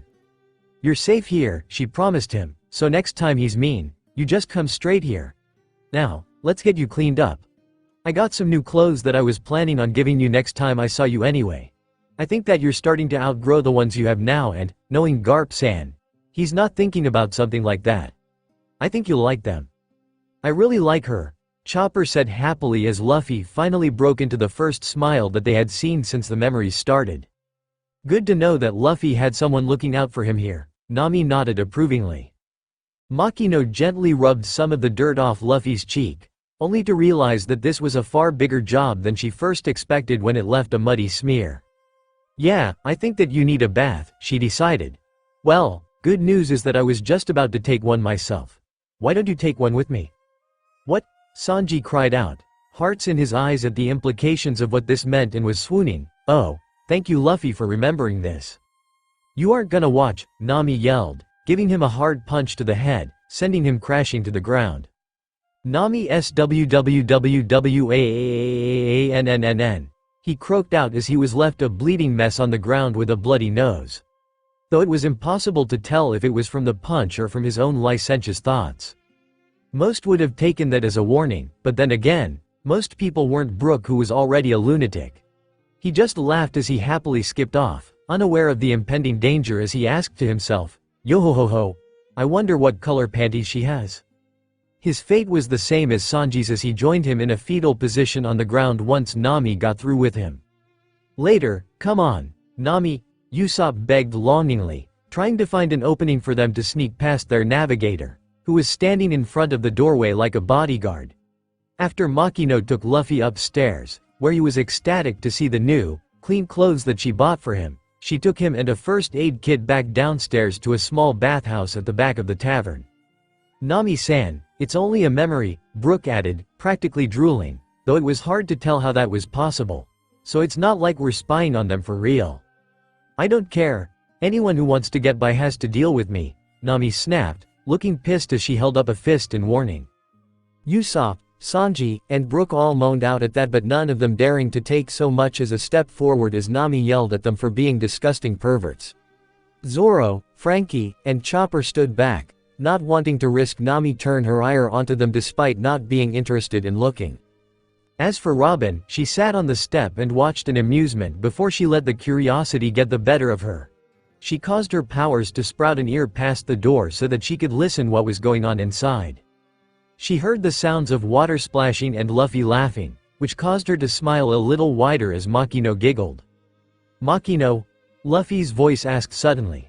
"Why does Grandpa want me to be a Marine so badly?" "I don't want to be a Marine, it sounds boring." "That is a good question," she heard Makino answer. "Well, he is a Marine and I guess that he wants you to follow in his footsteps as his grandson. But being a pirate sounds like it'll be a lot more fun." Luffy tried to reason. "Grandpa told me all about how he fought against the king of the pirates and it sounds so cool, sailing around the world and going on adventures and finding treasure. I think I want to be a pirate." Ah, so it seems that Garp had told Luffy stories about his battles with Roger, hoping to impress him with the strength of the Marines. But it seems that it had the opposite effect and inspired Luffy to seek a more free path than the strict rules of the Marines. "Luffy, please understand," Makino's voice said kindly. "Garp-san hates people who abuse their power and hurt innocent people. Some pirates are like that, sadly." "Eh? You mean that there are bad pirates who do that?" Luffy gasped, as if such a thought never occurred to him, and Robin smiled a little wider. Luffy was so innocent back then, but then again, it seemed that a piece of that naivety survived to this day. "That's right," Makino informed him. "He'll probably be the first person to admit this, but not all pirates are bad and wrong. But I think that he wants you to be a good person. Not only that, but it would be a safer path for a Marine than a pirate." "Huh? I don't get it," Luffy answered, and Robin couldn't help but picture of little Luffy tilting his head in confusion. She assumed that the picture she imagined was close, for she heard Makino laugh again and he snapped back in annoyance. "Don't laugh at me. And I don't want to be a bad pirate." "Oh, I don't think we need to worry about that. I don't think you could be bad if you tried, Luffy," Makino reassured him. "But, why is it so important for you to become a pirate? Wouldn't it be easier to be a Marine?" "But they have to follow all these rules and everything." Luffy's voice took on a whiny pout.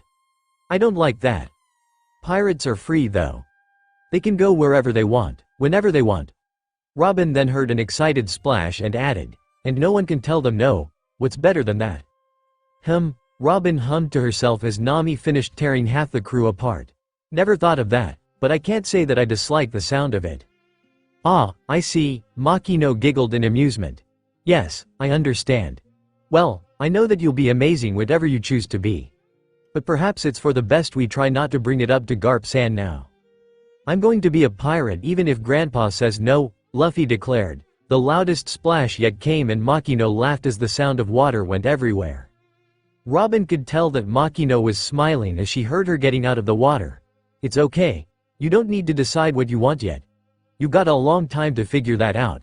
But until you do, this'll be our secret, okay?" Robin giggled again as she released control and returned to watching Nami still guarding the door, hitting the more persistent men of the crew who thought to sneak past when she wasn't looking, but soon enough, Makino and Luffy came out. They were dressed and, in Luffy's case, bandaged up as Luffy was already yawning tiredly before she took him to a small living quarter just above the bar. They followed in time to find Makino tucking Luffy into bed right beside her as the final rays of light disappeared through the window. Sanji whimpered in longing at that as a sleeping Luffy cuddled up beside Makino as she ran a motherly hand through his hair before laying down herself, and the memory faded about them. "That's so sweet," Nami sighed, suddenly thinking of her own adopted mother, and remembered the number of times that she ended up crawling into Belle-Mare's bed when she had trouble sleeping. She's just like a mother to him. "But who is she?" Frankie asked curiously.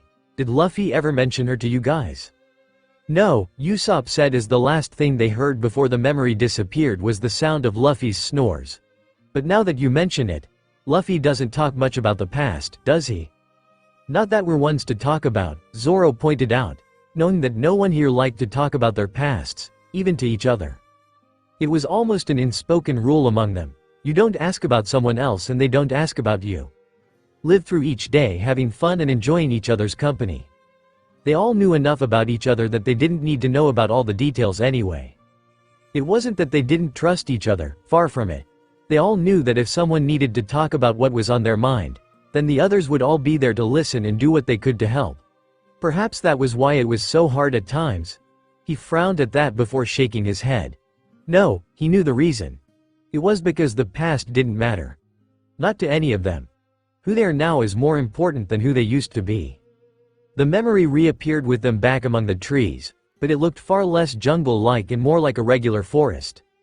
They spotted Memory Luffy right away as he was changed into some fresh clothes from Makino, but was up in a tree with a large bandage covering up a swollen lump on his head. "What happened here?" Brook asked curiously before a booming voice drew their attention from a distance. "You take care, Luffy, you best practice before I come back next time or else you might really die then." "Gahahaha." Garp's voice echoed down below and they looked down to see Garp, having changed back into the marine uniform they first saw him in, and was making his way out of the forest as Luffy watched. Luffy growled to himself as he folded his arms and frowned heavily, not saying a word as he watched his grandfather leave. Judging from the afternoon light, the rest of the crew could only surmise that this event took place the day after spending the night with Makino and Garp was leaving for this mission. "Hey, what about Luffy's mom?" Nami asked suddenly. "I don't think that we ever heard anything about her." "Judging from this family, odds are that she's just as crazy as the rest of them," Usopp muttered darkly as time seemed to tick on by as Luffy hung out in the tree. As if he wanted to make sure that his grandfather was gone before coming down, out of fear of being hit again. The view from the tree was such that they could just make out the sea in the distance, and upon watching it with the child Luffy, soon enough they saw a Navy vessel pulling out of the harbor and heading off towards the distant horizon. Upon seeing this, Luffy sighed and pouted, as if he had mixed feelings about his grandpa leaving, but didn't voice anything as he watched until it was out of sight. Upon seeing his pouting face, both Nami and Robin couldn't help but cooed at the sight of it, which caused a flare of annoyance from Sanji, who was mentally wondering what it was about kids that drew the attention of the ladies away from him. Once Luffy was convinced that the Marines were gone, he rubbed his head, letting the bandage fall from the effort. "Why does Grandpa's punch hurt so much?" he growled to himself before adding in a determined voice, "I'm not gonna become a Navy solider." "He talks to himself a lot, doesn't he?" "He does that even now," Usopp said with an exasperated but amused smile. "He's not a big thinker. Luffy just says what's on his mind," Nami reasoned, unable to hide the fond smile on her own lips. They watched as he kicked his feet about the branch before he froze and squinted through the leaves. Before they could wonder what it was that caught his attention, he jumped down, hanging from the branch like a little monkey before asking himself, "Is that a pirate ship?" "Huh?" Frankie asked, now looking towards the direction that Luffy had been looking. "A pirate ship? Coming here? Didn't Garp just say that this town is so small and out of the way that pirates coming here is unlikely?" "Unlikely, but now impossible," Robin said slowly. "They could have been waiting for Garp to leave before attacking. I'm guessing that, or they just don't know whose home this is and are in for a nasty surprise," Zoro offered. "One quick call from someone in the village and they'll be back here in no time." Just then, Luffy jumped down from the tree branch and seemed to be bracing himself for something bad. His face was set and determined as he bolted straight to the path that led down to the village, forcing them to follow. "What's he doing?" Brook asked curiously, does Luffy-san know them? Judging from his serious face, I think it's more likely he's expecting a fight, Sanji offered as they kept up with Luffy. Even as a child, he was fast and it was still tough to try and keep up with his pace. Still, they made it all the way down to the coast after passing the village, making it to the docks just as the ship pulled in. The ship was huge, about twice the size as Sunny, with large sails and detailed decorations, while a Jolly Roger of a white skull and red slashes over the left eye flapped in the wind. Robin's eyes widened at the signal, recognizing it at once. Frankie let out a long whistle this time as he admired the details as the ship drew in closer to dock. "What a beauty she is," he said in admiration. "Looks like something that Water 7 built. Can't be sure, of course, but I recognize some fine details there." "You can tell just by looking at the details?" Chopper asked in surprise. "Sure can," he laughed. "Even if it wasn't from Water 7, that is some real masterwork right there." They all drew closer, curious now to what was going to happen as Luffy kept a stern look on the ship, as if silently daring them to try anything. As the ship came to a gentle stop at the dock, they realized that there was someone walking along the side of the ship. It was a young girl, looking no older than 9 or 10 years old, balancing on the railing before looking down at Luffy. They ended up getting a good look at her face and saw how her eyes were a bright purple shade with long hair that was white on her left side and red on the right. The colors separated at the middle. She also had it arranged into 2 long ponytails with 2 circular braids at the end, with matching braids at the top of her head. Luffy glared up at her, as she looked back down with a bored expression before Luffy demanded, "Are you guys pirates?" "Yes, we are," she answered back with a rather smug attitude. "Do you have a problem with it?" Luffy didn't answer as she plopped down on the side of the ship and went on, "If so, you can tell me. I'm Captain Shanks's daughter, Uda." "What?" Some members of the Straw Hats cried out in shock at this revelation. "Red-haired Shanks has a daughter? Did she say her name was Uta?" "No way. Not that Uta. Would you all shut up?" Zoro shouted out. The constant yelling was giving him a headache. "Like you're helping," Sanji roared back. "No way. It can't be the famous Uda, right?" Chopper asked, thinking of the singer and songwriter that the entire world adored. There was no way that Uta and this Uda were the same, right?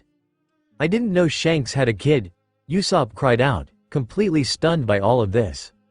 "I admit, I'm also surprised," Robin muttered as she thought it all over, though her face didn't show her shock. But, truth be told, so little is known about red-haired Shanks and his past that the idea that he might have a daughter is certainly possible. Meanwhile, Luffy was trembling as he looked on stubbornly, standing his ground, before snapping at Uda, "If you're pirates, go away." That line surprised them all, and they looked over at him in disbelief before Usopp muttered, "Did he just say to a bunch of pirates to go away? He loves pirates. He loves being a pirate. He's always so happy to meet fellow pirates, at least those who aren't trying to attack us." Well, he did have it just beaten into his head that pirates are evil and attacked innocent people by his grandfather, Robin pointed out sadly. And I guess he was afraid that these were bad pirates who were going to attack the village. "Wonder what changed his mind about that," Brooke said curiously as Uda rolled her eyes. "Or what?" she asked. "Are you gonna fight us?" Luffy looked pissed off at that, but another voice spoke up in a slightly scolding tone. "Stop it, Uda. We're not here to fight." A man then opined they got a good look at him as well when he looked over the side to see who she was talking to. He was a tall, muscular man with a sun-kissed complexion, though the most distinctive thing about him though was his dark red hair, almost a crimson color. On his face was a triple set of parallel scars that passed over his left eye, as if some kind of creature with claws attacked him. Clothes-wise, he was in white shirt half buttoned up, exposing the middle of his chest, and simple black pants that were cut below the knees with simple sandals, but upon his head was. "Hey, that's Luffy's straw hat," Chopper cried out, pointing it out. Sure enough, sitting on the man's head was Luffy's battered straw hat that they recognized on sight. "Oh, right," Zoro said, remembering this important detail. "Luffy did say that he got his straw hat from Shanks, didn't he? So then that means this guy's Shanks?" Usopp gasped, turning back to gaze at the man, realizing that this was his father's captain. He had never seen the man in person, but he couldn't help but stare on with awe, knowing that this was the same man that his dad chose to follow.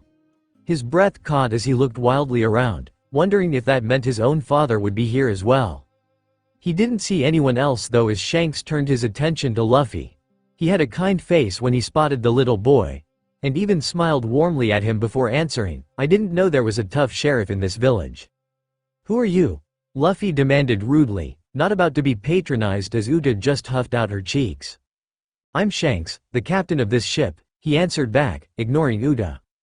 Luffy glared at them, as if trying to detect any trace of badness from them before threatening, "If you cause trouble here, I'll make you pay for it."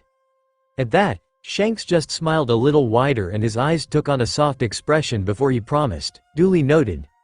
Don't worry, we'll be on our best behavior."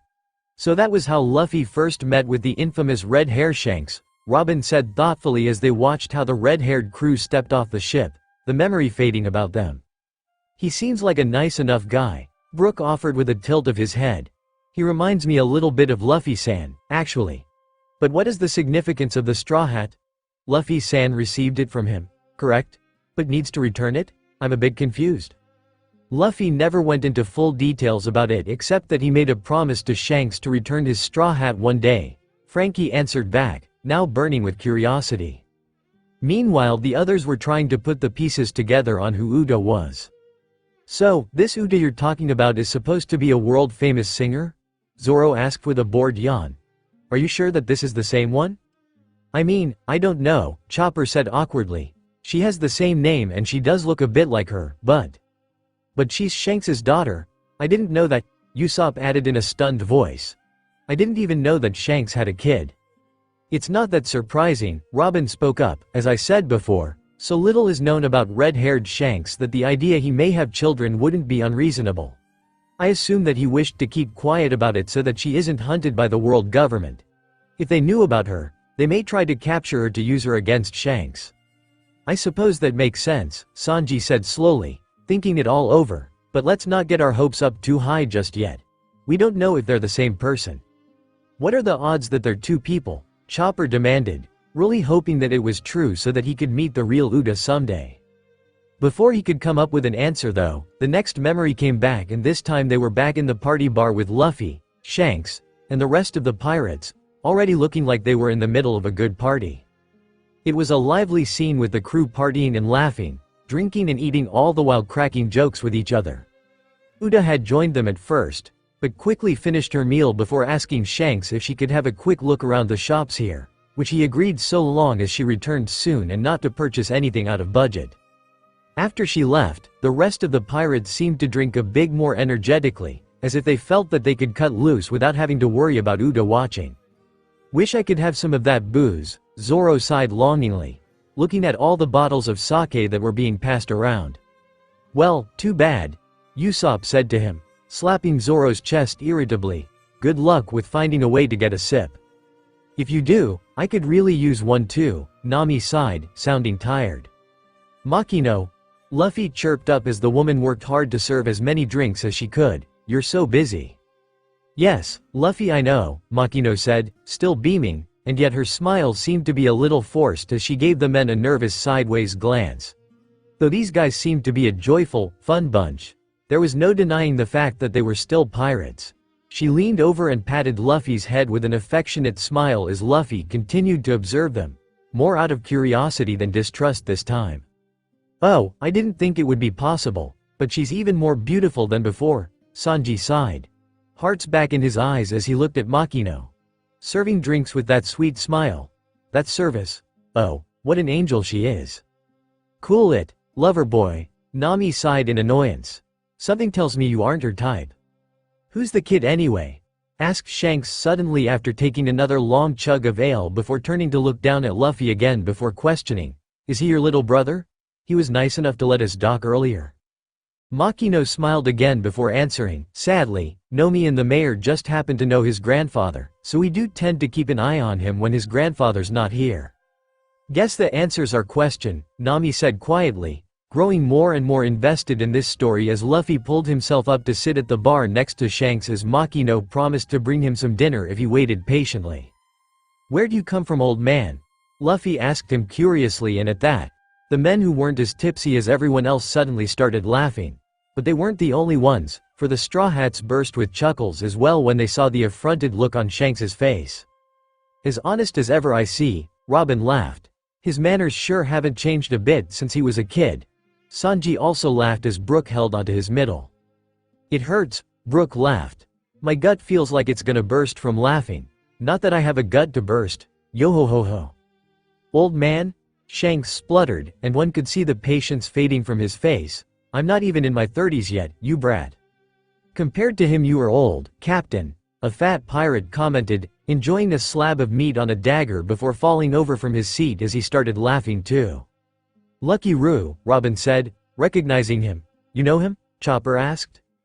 Only by reputation, she said as she looked around at the rest of the crewmates and suddenly recognizing a few more faces. A few others as well. Ben Beckman, the first mate, Lucky Roo who is the chef, and Hey, be nice, Captain, he's just a kid, called another voice, and they turned to see that another man at the closest table had spoken up. At the sight of him, Usopp all but froze up in shock. His mouth fell open and his eyes bugged out of his head as a cold sweat broke out on his face. The man's skin was tanned and sea-worn as his sandy blonde hair fell over his face, but Usopp was looking directly to the blue bandana he was wearing and the name written on it, Usopp. Usopp, the sniper of the red-haired pirates, Robin finished. Certainly some big names gathered here. Dad? Usopp whispered softly, staring at the man, afraid to blink in case he missed it. Dad? Chopper repeated in amazement. You mean that's your dad, Usopp? Oh, right, I remember when we first met, Luffy said something about meeting your old man, Zoro said thinking back. Usopp sniffed a little, finally getting a good look at his father, drinking in every part of his face. It had been so long that he had all but forgotten what his dad even looked like. I can definitely see a family resemblance, Frankie smiled, clapping their sniper on the shoulder. You look just like a younger version of him. Wow. That or it's like looking into your future or something. Usopp grinned proudly as he exclaimed to them all loudly, that's right. It only makes sense, after all. This brave warrior of the seas had to get his talent, and good looks, from somewhere. That's for sure, Nami whispered to herself, rolling her eyes. That's awesome, Usopp, Chopper cried, stars in his eyes. It must be nice for you to get a good look at your father, Usopp-san, Brook said softly, though it was hard to tell without skin, but he appeared to have been smiling. Usopp kicked back in his seat before adding with a wicked grin, kids are honest to a fault and ask whatever's on their minds. No harm in letting him be honest, right old man? Who asked you, you drunk bastard? Shanks demanded, last I checked, you're older than me. Now, Luffy don't anger the customers, Makino said, sticking close to Luffy. Zoro wasn't sure if he was the only one who noticed the nervousness in Makino's tone through all the laughing. Apparently, he wasn't. It's all right, Makino, Shanks sighed, jerking a thumb at his tipsy crew. Believe me, it doesn't take much to get these losers all laughing. Who the hell are you? Luffy asked again, really not paying any attention to his manners. Shanks went back to his food before answering half-heartedly, the name's Shanks and that's all you need to know. So you really are pirates? Luffy concluded slowly. Okay, so why you here? Shanks took his time chewing, as if wondering how best to word it, Bewallow and answered, just a kind of vacation of sorts. Pirates on vacation? That doesn't sound like something that happens a lot, Nami offered, thinking about how nice it would be that they could get a break, but then remembered whenever they tried something bad happened. She sighed at that, knowing that this was the reason why they could never have nice things. I don't know, after a day of pillaging and being hunted by the Marines, I think a little time off without worry would be a welcomed relief, Usopp offered brightly. Oh, well, why? Don't pirates get to go wherever they want? Why come here when you could end up going somewhere a lot more exciting? It's pretty boring here, Luffy asked curiously. I think that's really cool that you guys can go wherever you want. Luffy, I don't think that your grandfather would like it if he heard you talking about pirates, Makino warned as the boy pulled a face at her. He just turned his short attention span back to Shanks and asked, so, do you guys get to go on adventures? How long are you gonna stay? Where are you going next? Tell me, or are you just some lame ones that don't go anywhere? The little guy has a death wish, Zoro laughed at Shanks' surprised look at the accusation. If Shanks was like most pirates, he probably would have killed him a long time ago. Luckily for us, he seems to have a lot of patience for kids, Nami stated, feeling better. She had been worried at first, but this Shanks guy seemed to be a good sort. For a pirate anyway. It was still far too early to be able to judge if he was a good or bad person yet, but he seemed like a real easygoing guy. And if he was Luffy's friend, which her captain always spoke so highly about, then he couldn't be bad, right? You sure do ask a lot of questions, kid, Shanks said at last as he wiped his mouth with the back of his hand. But, yeah, we do go on a lot of adventures. We're just stopping for a time to recharge, so to speak, before heading back out there. I'm thinking at least a few months. It's a good chance to get a good look at the East Blue before we head back to the Grand Line. Wow, the Grand Line? Luffy asked with his eyes bright. That's where my Gramps works. Though he's not a pirate, so he's not as cool. Luffy, please, Makino said softly, crouching down next to him. You can't say things like that. We don't know when he'll be back, so the last thing we want is for you to get into trouble, right? I'm sure that they don't mind telling you stories, but please don't say anything that could get back to him, okay? Hey, since when am I a bribe? Shanks asked, looking between the two of them, but Luffy looked terrified at the very thought of what his grandpa would say or do if he was here. I don't want Gramps to hit me again, Luffy cried, rubbing his head just thinking about it. I want to stay here and learn about being a pirate. But wait, Grandpa just left, so we should be good, right? I don't know, but we shouldn't tell him, otherwise he might not want to come back to visit for a while, or maybe he'll come back a lot sooner, she added, looking conflicted on this. Yeah, I can't imagine Garp would be happy if he knew his grandson was becoming friends with pirates, Robin said sympathetically. I think that his training would become a lot more violent. I'm almost scared, too scared to even think about it, Usopp whispered as he thought it over before he grew very pale and shrieked at whatever images popped in his head. Did you just scare yourself? Zoro asked with a roll of his eye. Hey, hold on a sec. You're saying his grandfather hits him? Shanks demanded with a frown, realizing what Luffy just said. Makino blinked, seemingly forgotten how strange it sounded to someone who wasn't aware of the situation. Well, how do I explain this? It's complicated, Makino asked with a tense smile. Oh, that is perhaps the best way that one can describe it, Zoro shrugged, unable to think of a better word for this situation. But Shanks looked back to Luffy and asked directly, what's so complicated? I mean, from the way you're talking, I get that the old man doesn't like pirates, but that's no reason to hit you. Gramps wants me to be a Marine, Luffy admitted with a frown. But I don't want to be a Marine. It doesn't look or sound like it'd be any fun at all, training all day, following rules. You can't go anywhere without permission. That's why I think it'd be a lot more fun being a pirate. Yeah, that makes sense, Frankie laughed. Who'd want to work for the government anyway? It'd take all the fun out of life. Well, I guess I can't argue with any of that, Shanks said, thinking that over. Yeah, it's great being a pirate. I mean, sure, it'd be better without the bounty hunters and marines on our asses all the time, but job hazard, I suppose. Why do you become a pirate? Luffy asked him.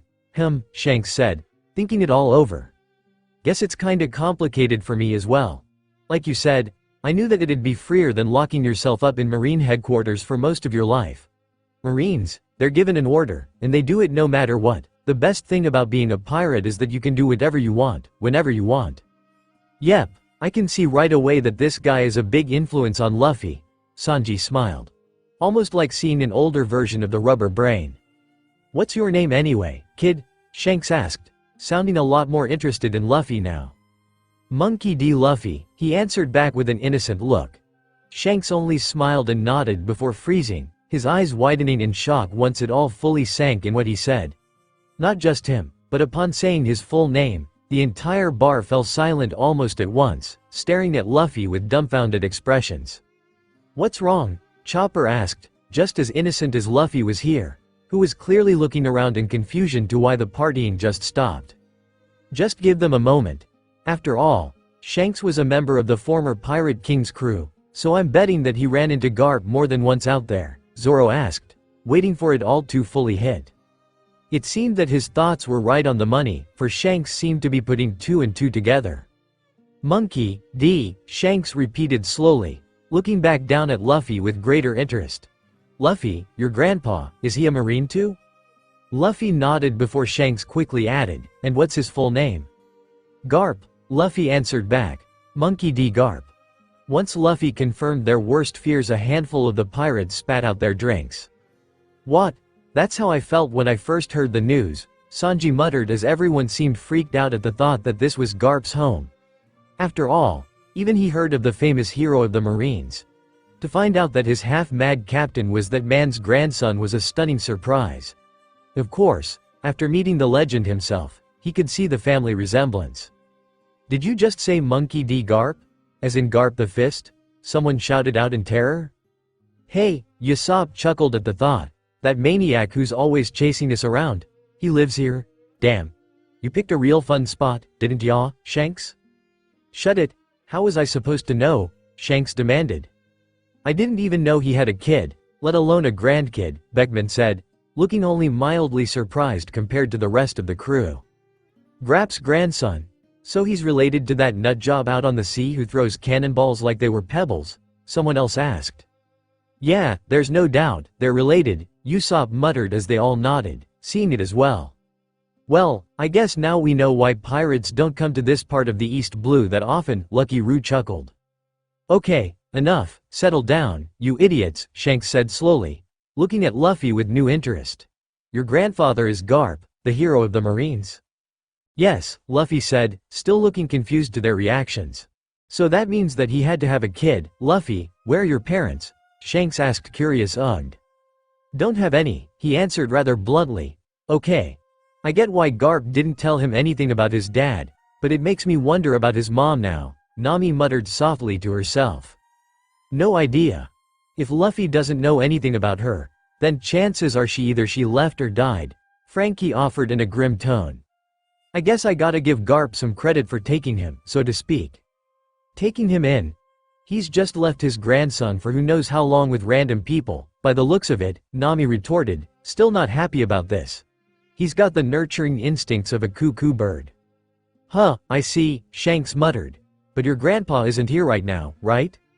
"Nope, he left just before you all arrived," Luffy answered back with a sour expression. "He was doing more training with me. He tied me to some balloons and sent me flying, telling me to get myself down without dying." "Why?" Shanks asked. Sweat dropped at the mental picture. "He said it was to make me into a strong man," he grumbled. "How is this training gonna make you a man?" Shanks asked, looking baffled by such a thing before he looked to Makino, who shrugged helplessly. "Garp, he prefers a more hands-off approach to raising children," she offered with a shrug. "I try not to judge Garp-san since we're safe from pirates thanks to him. He won't tolerate pirates causing trouble with his grandson here after all." "Well, I'll be damned," Shanks said as the rest of his crew started laughing at the irony here. Shanks did too after a while, and a few drinks and Luffy was happily stuffing his face when Makino set a full plate of food in front of him. Just as the party was getting into the full swing of things, another person entered the bar. This time, it was a middle-aged man with a cleft chin, grayish-white mustache and beard, with wearing oval glasses and leaning on a walking stick with a rather grumpy expression. "Who's this guy?" Zoro asked, unimpressed. It turned out that the man was the mayor, Whoop Slap, who heard that pirates were in town and at the bar. He was demanding answers to see what their intentions were. As they talked and ate, Shanks, who was very interested in how Garp was with Luffy, asked him a few questions while Luffy was occupied with the rest of the crew, listening to them singing a few songs. "That's about it," Whoop Slap answered with a tittering nose. "Everyone in the village has looked after Luffy at least once since Garp doesn't seem to stay longer than a few days at a time.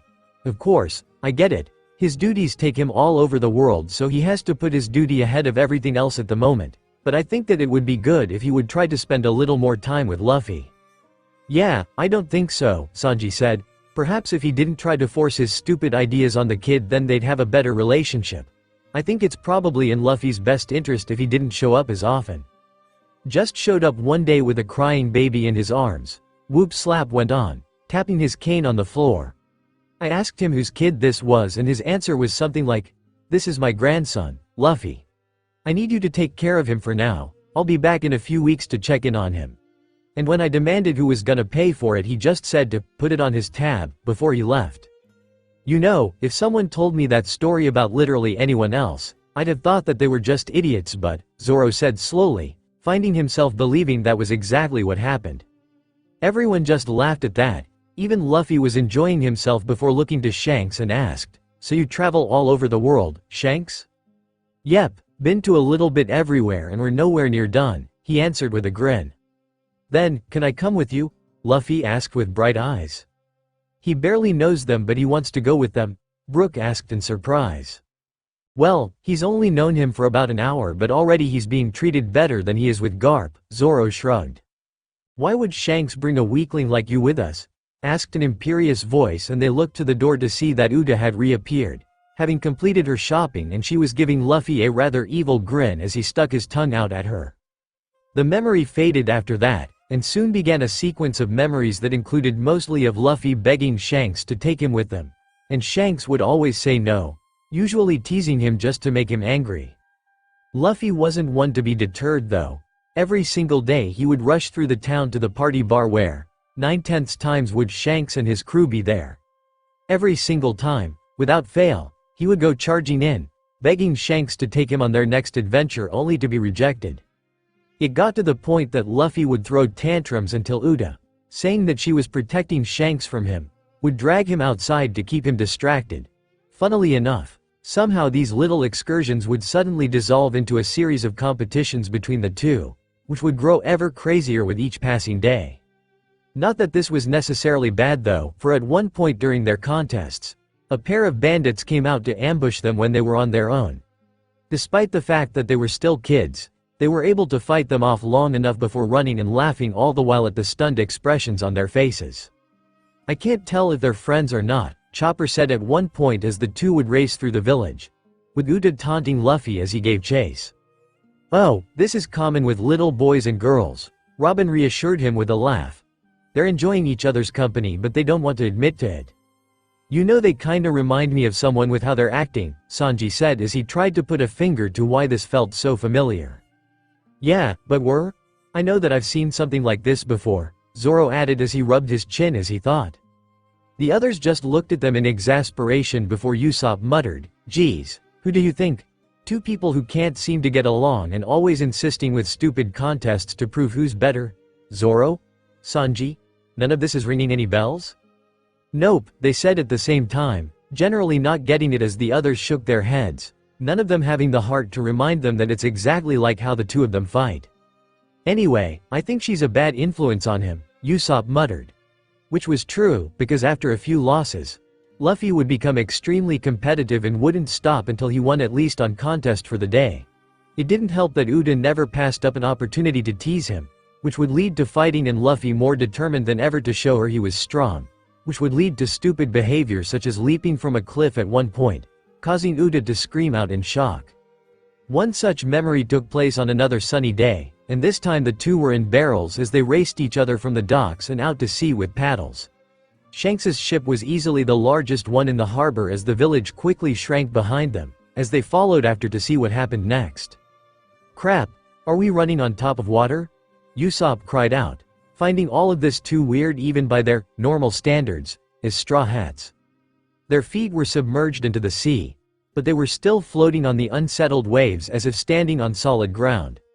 This was easily one of the strangest things to have ever happened to them. "Now this is interesting," Robin said with bright curiosity as Chopper screamed in terror. "You don't see this every day." "How is this possible?" Nami gasped. "How is any of this possible?" Zoro asked as Chopper clung to his leg, as if terrified that he would fall into the water if he let go. "It's not even wet though," Frankie said, lifting up his sunglasses so that he could look at his feet. He jumped up and down a few times, but still felt nothing. "Yo-ho-ho-ho. You get used to it if you move fast enough," Brook laughed as they kept up with the two children, whoppied. "I'm sure I'm faster than you," Luffy yelled at her. "No way. I'm faster," Uda retorted, both of them neck and neck as they sped along the water. When they spotted a large rock in the distance, Luffy yelled, "Whoever gets to the rock first wins." "Sounds good," she shouted back as they paddled even harder, their little faces set with determination as they used all their strength to beat them. At least, until they got close enough to realize that the rock wasn't made of stone, but rather. "What the hell is that?" Usopp bellowed out in terror as a sea king rose up, looking like a large oversized brown eel with glowing red eyes and blue fins. Where did a sea king come from? Nami screamed out. They're hardly ever seen outside the Grand Line or calm belts. Luffy and Uda turned as white as ghosts once they realized that they were in serious trouble, and the only reason they weren't eaten yet was because the Sea King had its back turned to them as it was munching on a large fish. The two remained surprisingly quiet as they spun around and paddled harder than ever to make it back to shore before Death noticed them. They were both so freaked out that they didn't even dare to turn around to check if the sea monster was after them.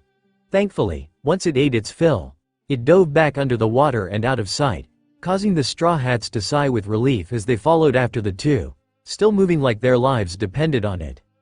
"Why are you turning back, Luffy?" Uda called, though her face was also filled with terror. "The race is not over yet." "You too, Uda," he retorted, just barely holding back tears. "Are you scared?" "No way," she yelled back, though none of them were fooled and even laughed as the two hightailed it back to land like there was no tomorrow. They didn't say a word as they ran along the beach and to a small cliff overlooking the ocean where the two collapsed onto the grass, breathing hard. "That was close," he panted after they caught their breath. "What was that?" Uda demanded. "Just the local sea monster," he answered as if every island had their own local sea monster hunting in their waters. "He just says that so casually," Usopp muttered with a shake of his head, as if he wasn't scared out of his mind just a second ago. "Well, he survived it, that's what matters," Frankie laughed. "It'll make for a funny story later." It seemed to be a funny story right now, for suddenly the two were snorting with laughter and were unable to stop for a while. It was adorable to watch and everyone was smiling at the sight until Uda sat right up and made a confession. "I have a dream," she said happily. "I will travel around the world with Shanks, make so many songs, I'll build a new Genesis." Upon hearing the conviction in her voice, Luffy beamed happily and popped up next to her as he declared, "Okay, I'll build a new Genesis, too." "Does he even know what that word means?" Nami asked with a laugh. "It means a new beginning, right?" Chopper asked eagerly. "They do say that every journey is a new beginning," Robin chuckled at the thought. "Don't say it like it's that easy," Uda warned even as Luffy just laughed and excitedly told her why he was so set on becoming a pirate. "I want to go to so many places, meet so many people, and eat every kind of food." He grinned as the rest of the crew could only smile, knowing that it sounded so much like Luffy. "Well, at least that part of his dream came true," Brook chortled with an air of happiness. "A pirate's life for me and all that, yo-ho-ho-ho." But all good things had to come to an end sooner or later, for in the next memory, they were back at the docks with Shanks carrying Luffy by the scruff of his shirt off his ship, still demanding that Shanks take Luffy with him. "I can't believe you snuck on," Shanks said with an air of annoyance as Uda skipped along, looking smug. Where it was clear who had ratted Luffy out to Shanks. "He keeps this up, even Shanks is gonna lose his patience," Brook pointed out. "You gotta give him credit though, he's no quitter," Sanji commented. "Then again, Luffy usually does get what he wants, doesn't he?" "Stubbornness is the key, I guess," Usopp agreed. Uda just grinned as Makino and Shanks talked, whispering to Luffy, "If you become much stronger than now I'll ask him with you." Luffy pouted once more, but he nodded in agreement as the two rejoined the rest of the crew and left him behind. Luffy stuck his tongue out at Uda, making a face before she grinned back and called, "When I return, I'll test you to see if you became any stronger." Despite the mocking tone underlying the scene, it was still a sweet moment before it all faded, with Luffy having a determined expression, as if he was eager to prove to them all that he was strong. "While I do feel bad for Luffy, it's far too reckless to be going out to sea as a pirate at such a young age," Robin said, speaking from experience as Shanks brought Luffy back to Makino, who apologized and thanked him for bringing him back. "Luffy is just a child here, and even with a strong pirate crew, there's no promise that Shanks and the others would be able to keep him safe. So it's really in his best interest that he stay here until he's older. Not that it's gonna stop him even if they do explain it, which they probably did several times," Nami sighed fondly. The next memory soon reappeared, this time revealing Luffy as he sat huddled under a tree that overlooked the harbor. The sky was a dark red color, almost a crimson red like blood, and it brought a rather grim mood once that all settled in. But the Straw Hats were more focused on little Luffy, who kept his head down as he hugged his knees to his chest, as if lost in thought. Has he been waiting there the whole time? Usopp asked in surprise. I guess, Zoro said, now curious as to why Luffy would choose to wait here when he could have been running off and playing with others. Yes, I noticed that Luffy-san doesn't seem to have many other friends here, Brook asked, thinking back to the people he had seen before. While everyone seemed to be very kind to Luffy, almost all of them had been adults, even then. Now that I think about it, he went on, so far, I didn't see any other children in town that are close to Luffy in age. The only person around here who looked to be even close was Uda-san. Really, you don't think Luffy has any other friends? Chopper asked, suddenly feeling sad. I'm sure that he has people who care about him like Makino and the mayor, but I noticed that too. Even the few kids around already looked to be teenagers and I can't imagine that many would be spending a lot of time with a little kid, Nami said as she glanced down at the village below them. That's not unusual, Usopp spoke up from experience. I mean, my village was about this size and my friend Kaya was the only one who was around my age. Even then we hardly ever talked because she came from a wealthy family and they were protective over her. Otherwise, there were the Usopp pirates but I was older than they were. He paused there, thinking about how lucky those three were to be the same age, so they had each other to play with. He wondered how they were doing right now. The Usopp pirates? Chopper asked, his eyes bright. You mean you were the captain of another pirate crew? Hey, you betcha. They were 3 little kids. Zoro cut in and Usopp shot him a dark glare. Oh, Chopper sighed in disappointment. The point is, I think that Luffy doesn't have a lot of friends to play with so he's missing Uda and the others, Brook offered before Luffy let out an excited gasp. They immediately turned to see what caught his attention and saw through the deep red glow of the setting sun, Shanks' ship slowly heading towards them. Luffy beamed a happy smile as he leapt up and went running towards the docks again. Why are we always running? Nami panted, growing tired of this as they followed him. He's a child, this is just how they get around, Robin chuckled, finding it all endearing. By THED the docks, the sky had turned even redder and Shanks's ship had just pulled in while darkness began to sink in through the red. Welcome back, Luffy called, hopping up and down in excitement. What was your adventure like this time? Hey, what's your problem, guys? You look down. It was true. The entirety of the red-haired pirates had disembarked, but rather than the cheerful, laughing bunch that they had first seen, Zoro's eye narrowed as he got a good look at their solemn faces. Most of them barely giving Luffy a second glance and no one was answering him. As if he wasn't even there. Their faces were dour, almost haunted. Some of them looked as if they were completely lost in their own heads. Something happened, he said as everyone felt like the air was taken from their lungs. Yeah, but, damn. Whatever it was, had to be really bad, Frankie muttered, now almost afraid to ask what could change the atmosphere so suddenly. It couldn't have been gone that long, right? A few weeks at most, what could have happened in such short a time? Luffy seemed put out by their lack of answers and attention, and snapped back, forget it, I'll ask Uda. He turned back to the ship, calling out excitedly, where are you, Uda? But Uda didn't answer him. She didn't even appear. Instead, it looked like the last person to disembark was Shanks. Like the rest of his crew. His head was bowed and a sad aura seemed to hang around him. They couldn't see his eyes though, which were hidden by the rim of his hat. Upon seeing him like this though, the Straw Hats knew that something really, really bad had to have happened. Luffy, however, didn't seem to realize this at first as he ran happily up to Shanks and asked, Shanks, where's Uda? Where did she go? Shanks didn't answer him. Oh no, Nami whispered, seeing the expression on Shanks' face. How it was devoid of emotion. You don't think something bad happened to Uda, do you?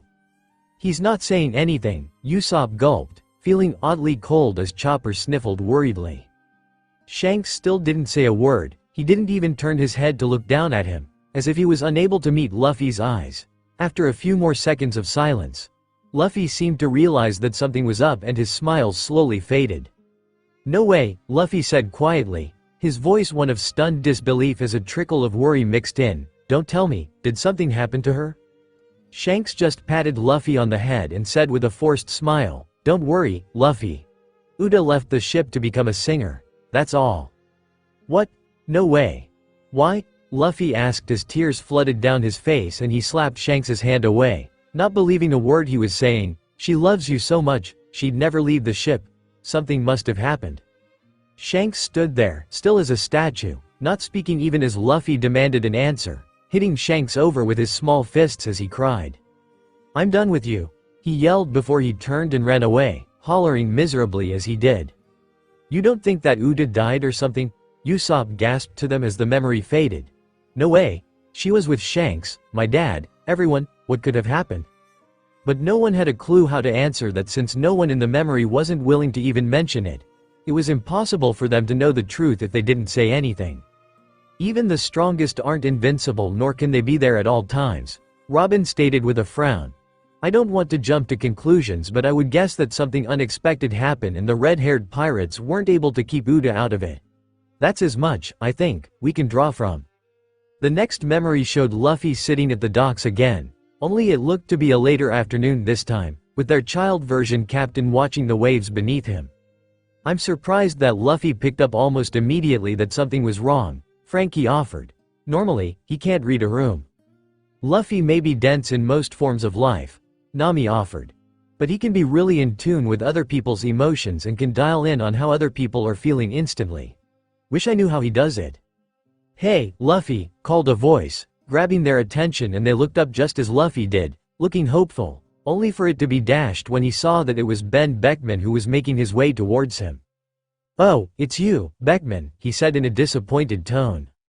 If Beckman was offended by this, he didn't say anything as he took a seat beside him, and the two watched out over the ocean in silence. After a long moment, he asked softly, "Forgive the boss." "Why?" Luffy demanded. "He's not telling me what happened, so it's his fault." Beckman just shut his eyes and answered, "Everyone has a thing or two that they can't talk about." The Straw Hats remained still, feeling torn on what the best option would be. Luffy was still pretty young, so he wouldn't fully understand why they would be keeping something like Uda's fate a secret, but was really keeping completely silent the best option? Luffy didn't want to sit there any longer, all but running away from Beckman, who watched him leave without trying to stop him. With no other choice, they followed Luffy, who just seemed lost and confused on what to do and where to go. In time, he just wandered about higher above the village, walking for perhaps hours in silence as he tried to think about what to do next. "They sure were acting like someone died," Sanji said bitterly. "They don't even want to voice what happened." "Still, he was Uda's friend too. They should at least have told him if she's alive or dead," Brooke said in an upset tone before adding, "They don't have to go into details. But Luffy-san is just going to keep on wondering if she's out there or not." "She might be," Chopper pointed out, thinking how Shanks kept saying that she left to become a singer. Could it be that the famous Uta and this Uta were one and the same? Maybe she really did leave and the rest of the crew was just upset about it? "I just feel terrible. What do you do in a situation like this?" Frankie asked. "Not the memory part. I doubt that just anyone can say they've been inside their captain's head, but what do you say to a kid who lost a friend? Even if she's still alive, it doesn't look like Luffy's gonna see her again anytime soon, if at all. There's really nothing you can say that can soften a blow like that even if we were there," Zoro stated stoically. "I'm sure that Luffy has long since made peace with this fact. What good would it be to bring up such painful memories now?" More frowns were passed around the crew, but no one could think of a way to argue against that. It was true, even if they weren't happy with how he worded it. They followed after Luffy for another 10 to 15 minutes before they came to a pass between more cliffs and the forest where there were a couple faces they hadn't expected to see again. "Hey, aren't those the bandits who attacked them the other day?" Chopper gasped out at the sight of the two, who were grinning evilly at Luffy as he tried to walk by them. "Yeah, that's not good," Sanji said, knowing that Luffy was outnumbered this time and they were sure not to let this matter go. Sure enough, the bandits began taunting Luffy, tripping him up, and throwing insults before they began to throw punches at him. "Bet they feel real proud after beating up a kid," Nami yelled in outrage, her hands shaking from fury as she wanted to give those two a thunderbolt to the face. How dare they do that to a kid? She just couldn't forgive bags like them who would ever strike a child like that. But Luffy just took it, though it wasn't like he had much of a choice this time around. He kept hissing out insists before he was too tired to fight back and instead muttering a mantra to himself as the tears fell. "I'm strong, I'm SS strong." It was painful to watch and some of them even launched forward, trying to aim for some kind of attack to get them to stop. No matter what the circumstances were, this was way overkill for a kid. but a frustration from not being able to touch them. They were nothing but air to these guys. The memory was becoming blurred and black at the edges, showing how hard it was for Luffy just to stay conscious, and they knew that he was close to blacking out. Just as the two were about to deal a finishing blow, however, a cigarette came flying out of nowhere, actually causing the bandit holding Luffy to scream in shock before dropping him as he tried to cool the burn on his face. "Where'd that?" Sanji asked before looking up to see who had appeared. Beckman had reappeared, his face set and looking on with a firm but calm expression. Though that did nothing to hide the livid aura that seemed to radiate off him. His eyes narrowed at the two bandits like they were something disgusting at the bottom of his shoes. "Ben Beckman? Did he follow after Luffy?" Chopper gasped out. "Who cares? Luffy finally has someone here to back him up," Usopp grinned, knowing that this was gonna be good. But the memory was growing faint at this point as Luffy struggled to keep his eyes open. The last thing they heard before Luffy passed out completely was Beckman growling out, "I'm taking the boy back." "Damn, I wanted to see Beckman take them out," Zoro sneered, knowing that it would have been a good show. Even though this was the past, he could sense it from within Beckman, a pure, raw power that drew his attention. He couldn't hide the infamous shark grin coming to his face as he was filled with a strong urge to test himself against the man. It's been over 12 years at this point and he was sure that he must have grown even stronger. His hand went to rest on his swords at the thought. "Looking real scary there, Zoro," Nami muttered, not liking the evil grin he had. "Just thinking about how much fun it would be to meet these guys, that's all," he said in amusement. "I'm just glad that he showed up when he did. Thank goodness he went after Luffy-san," Brook said as he dabbed at his forehead with his feathered boa. The memory returned and they saw that it was completely night now, the sun having set at this point while a silver moonlight lit up the fields about them with dancing shadows. Beckman was carrying Luffy piggyback down a steep and grassy slope, obviously taking him back to the village. From the faint, silver light they could see just how bruised and swollen Luffy's face had become and even some of Zoro's amusement faded at the sight. Still, he was stirring, opening up his eyes and looking around in confusion before Beckman noticed this. "You're finally up," he said in a soft voice. Luffy didn't answer right away as he wrapped his tiny hands around Beckman's neck and held on, letting him take him back. He seemed to be crying again. "I want to be strong," he whimpered quietly. "Ah," Nami cooed sadly at the broken tone in Luffy's voice. "Yeah," Beckman answered back as Luffy began crying more openly. "I want to be strong," he repeated.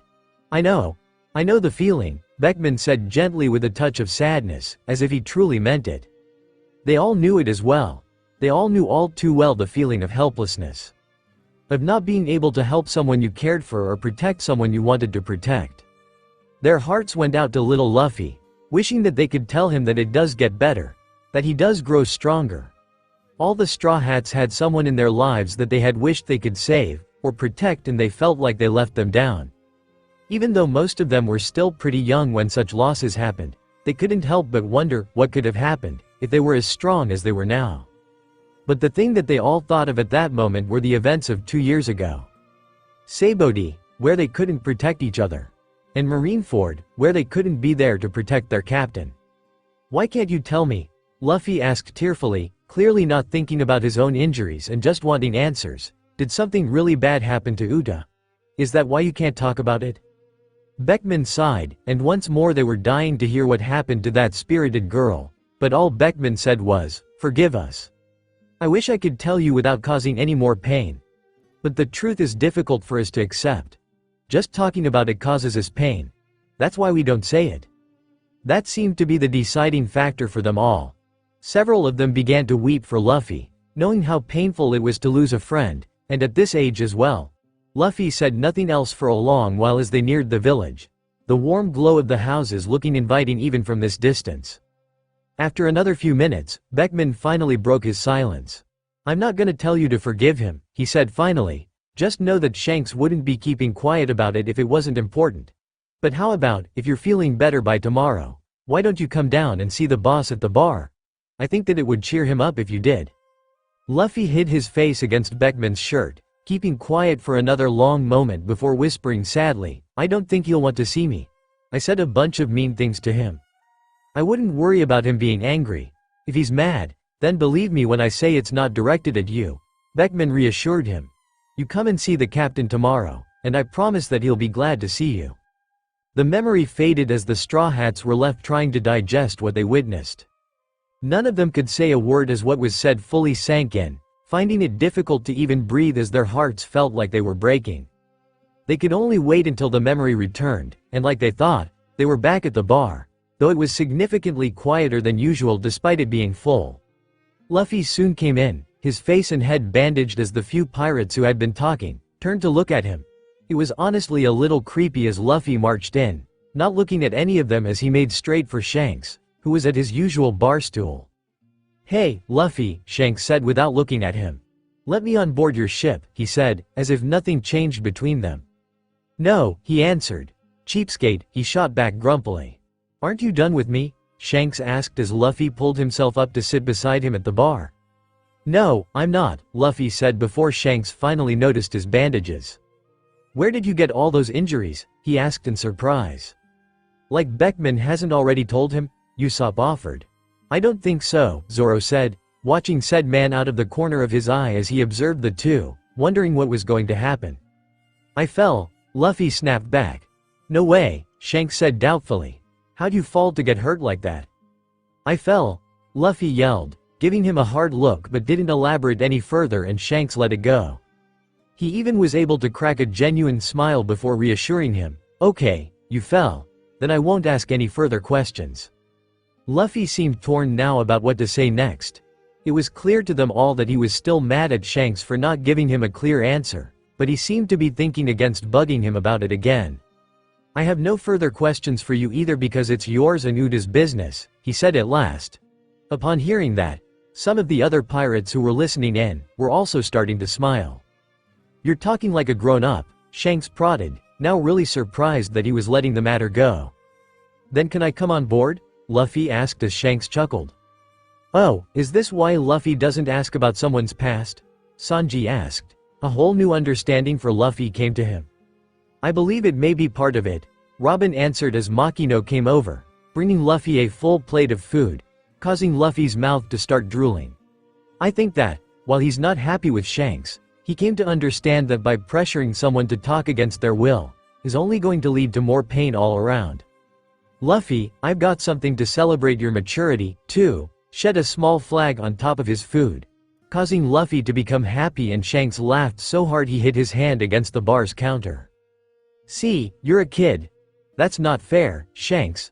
And that was when the entire bar started laughing, causing Luffy to yell back, don't laugh. Despite the prank, the atmosphere seemed to change between Luffy and the red-haired pirates. With Uda not around, it was like she left behind a void that Luffy had unknowingly filled. Shanks, in particular, seemed to have grown closest to Luffy, despite never agreeing to take him on their adventures by constantly teasing him for being young and weak. But it never seemed to be in a mean-spirited way, and Shanks usually found ways to make the boy smile before long. He and his crew would occasionally leave for short voyages, but they always seemed to return in no time, any tiredness fading from them upon seeing Luffy's wide smile as he waved from the docks. Shanks would even allow Luffy to ride their ship around the harbor just so he got an idea of what it was like to sail a proper pirate ship.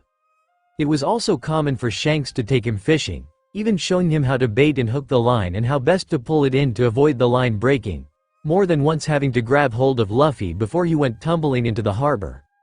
Other times they would just sit at the cliffside as Shanks would take off the straw hat and tell him about his former captain, though never by name, and about how it was given to him when he was still just a young boy. Oh, Luffy, he said fondly as he tossed the straw hat up and down in the air, the stories that the hat could tell if it could talk.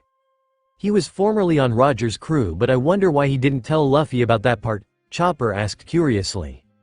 Well, it was a well-kept secret for a reason, Frankie said, thinking about Tom sadly.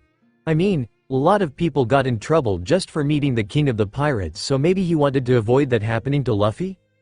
Another thing that Shanks enjoyed were these little tests whenever Luffy would continue to beg to go along with them.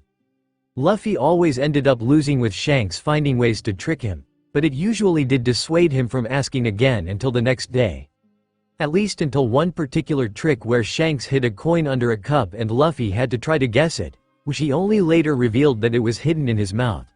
Luffy thought the two could play that game and tried to pull the same trick, but… Dude, did bro just swallow that whole damn coin just so that he wouldn't lose a bet? Frankie asked with a snort of laughter. Moral of the story, never challenge Luffy. Shanks learned that lesson the hard way, Sanji sniggered. I think it was worth swallowing the coin just to see the looks on their faces. Usopp laughed as the pirates around them just stared with stupefied expressions. I think that this is just another good example to why Shanks didn't let Luffy board his ship, Robin offered as she grinned. Luffy isn't one to listen to orders. I think that Shanks knew that. These memories helped to cheer them all up and they enjoyed watching them having fun. These guys always seemed to know how to have a good time, such as the constant singing whenever the bar was full. Brooke, in particular, almost wept with joy when they started singing Bink's Brew, and they were making sure to teach Luffy the words until he had them memorized. Brooke even joined in with them with his guitar as he sang along, so glad to have others joining in on his favorite song. In fact, the entire crew seemed to enjoy having Luffy as a captive audience as they trained or practiced. Usopp, for one, never passed up an opportunity to show off his shooting skills and was not shy about showing how deadly he was with a pistol. He even claimed that he could shoot the antenna off an ant with such confidence that it wouldn't surprise them if he could pull that off. More annoying than not, however, was when he would talk about his son, whom he had to leave behind when he joined Shanks's crew. Upon hearing his name, Usopp instantly perked up, excited and eager to hear the stories he had to tell, and boy did Usopp tell them. He would go on and on about even the tiniest details, causing the Straw Hats to hear more about Usopp as a baby than they ever wanted to.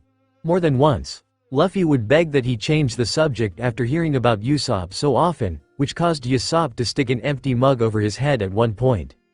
No wonder Luffy recognized you on sight when we first met, Nami said, feeling like someone was dragging nails across a blackboard at this point. For a kid he left behind at a young age and hasn't seen since, he sure does talk about you a lot, Zoro growled to their sniper. Honestly, the way that Usopp went on about Usopp, you would think that the sun shone out of his ass or something. Don't be jealous cause my dad's a famous pirate, Usopp countered proudly. Other memories would take their turns with teaching Luffy various things, which helped to explain some of Luffy's other quirks. Such as in the case of Lucky Roo, who always seemed to have a piece of meat in his hands, and was also the one who showed Luffy the best way to cook and season just about any kind of meat with simple ingredients so that even a child could do it. That explains why meat seems to be the only thing that he can cook without burning down the kitchen, Sanji said as he watched Lucky Roo show Luffy the safest way to turn the meat over a campfire without risk of burning himself. It's like Luffy's almost an honorary member of Shanks's crew after all this.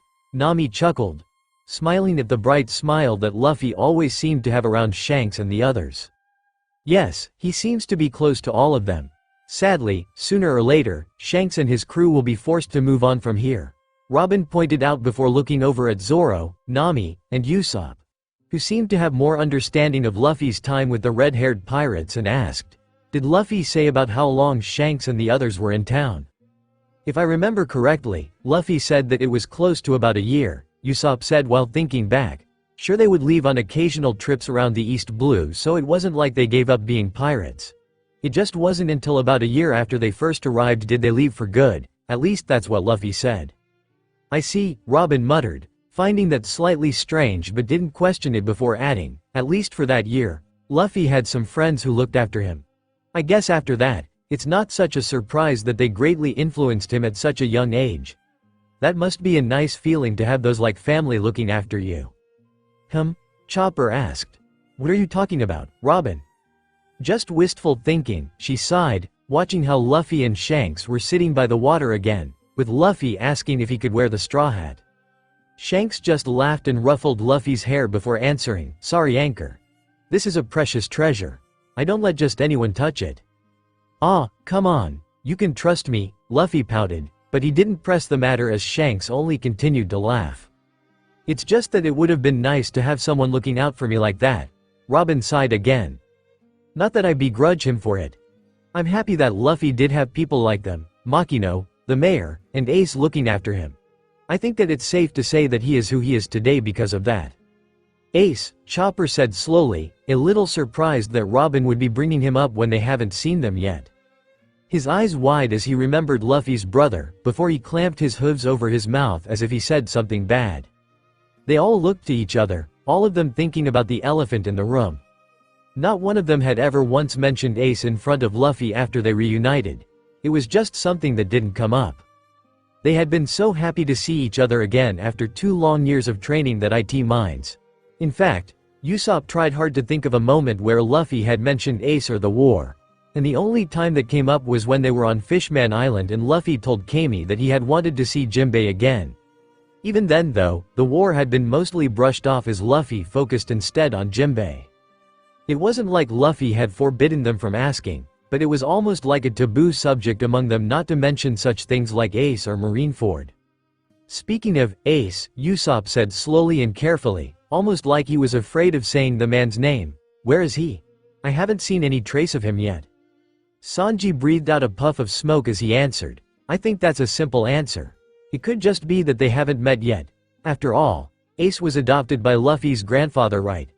That's what I remember the paper saying when it talked about the war. Luffy was raised alongside Ace as stepbrothers or something like that, right?" He remembered feeling shocked at the revelation that not only was Ace the biological son of the former king of the pirates, but that he and Luffy weren't actually related by blood.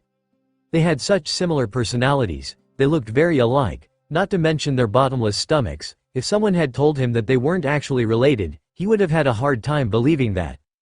Those two were brothers in all but blood, he supposed. "So will we see Ace again?" Chopper asked with his voice muffled through his hooves. "These are Luffy's memories, so there's a good chance if we watch for long enough," Robin said, her thumb underneath her chin as she thought that over. "But that's the whole problem." "What do you mean?" Chopper asked, lowering his hooves and looking at her in confusion. "The problem is that we're watching these private memories," Zoro said darkly, getting at what Robin was suddenly so concerned about. Upon saying that, it fully hit them what they were doing, and they all felt like someone had hit them over the head with something heavy for not realizing it sooner. Hey, Frankie said at once anxiously. "Does that mean that Luffy doesn't know that we're watching all this?" "I honestly don't know," Robin answered as she continued to watch. Luffy listened as if entranced by Shanks's story of some of the giant sea monsters that he had seen that made the one that lived here look like a baby eel in comparison.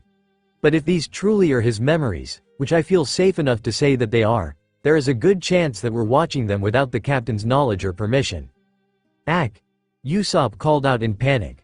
"Quick, turn it all off then. I wouldn't want it if someone was looking into my head without me knowing." "Yes, we need to leave," Chopper called out hurriedly. "I would be happy to help with that if I knew how," she answered back dully. Nami frowned with concern and asked, "But there has to be a way out, one that doesn't involve keeping us trapped here until we're finished watching his life story?" "I don't know," Robin answered again sadly. "I only know what I told you. Whether or not Luffy knows that we're watching is the question. But until we can figure out a way out of here, then it seems that we are stuck watching." "Oi!"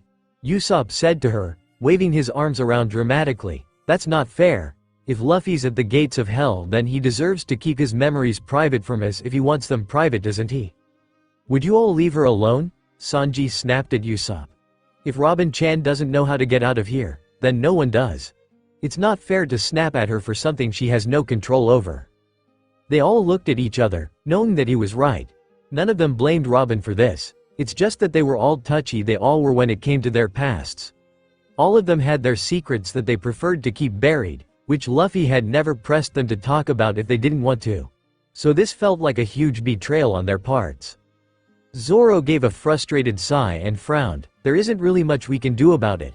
We don't really have a choice in the matter." Chopper shifted on his feet in an upset way before asking, "What do we tell Luffy when we find him?" "Maybe it's better if we don't mention it," Usopp said to himself.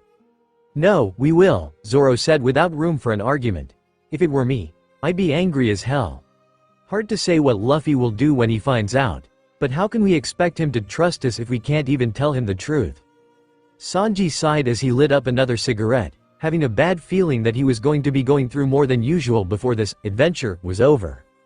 "As much as it pains me to admit it," he stated gloomily, "Moss Head here is right for once. Until we get out of here and find Luffy, we'll watch this.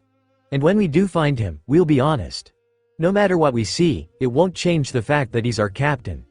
So it would be a huge act of duplicity if we kept quiet about this. Everyone frowned heavily at them before the memory shifted back to the party bar with Luffy in his usual spot by Shanks' side.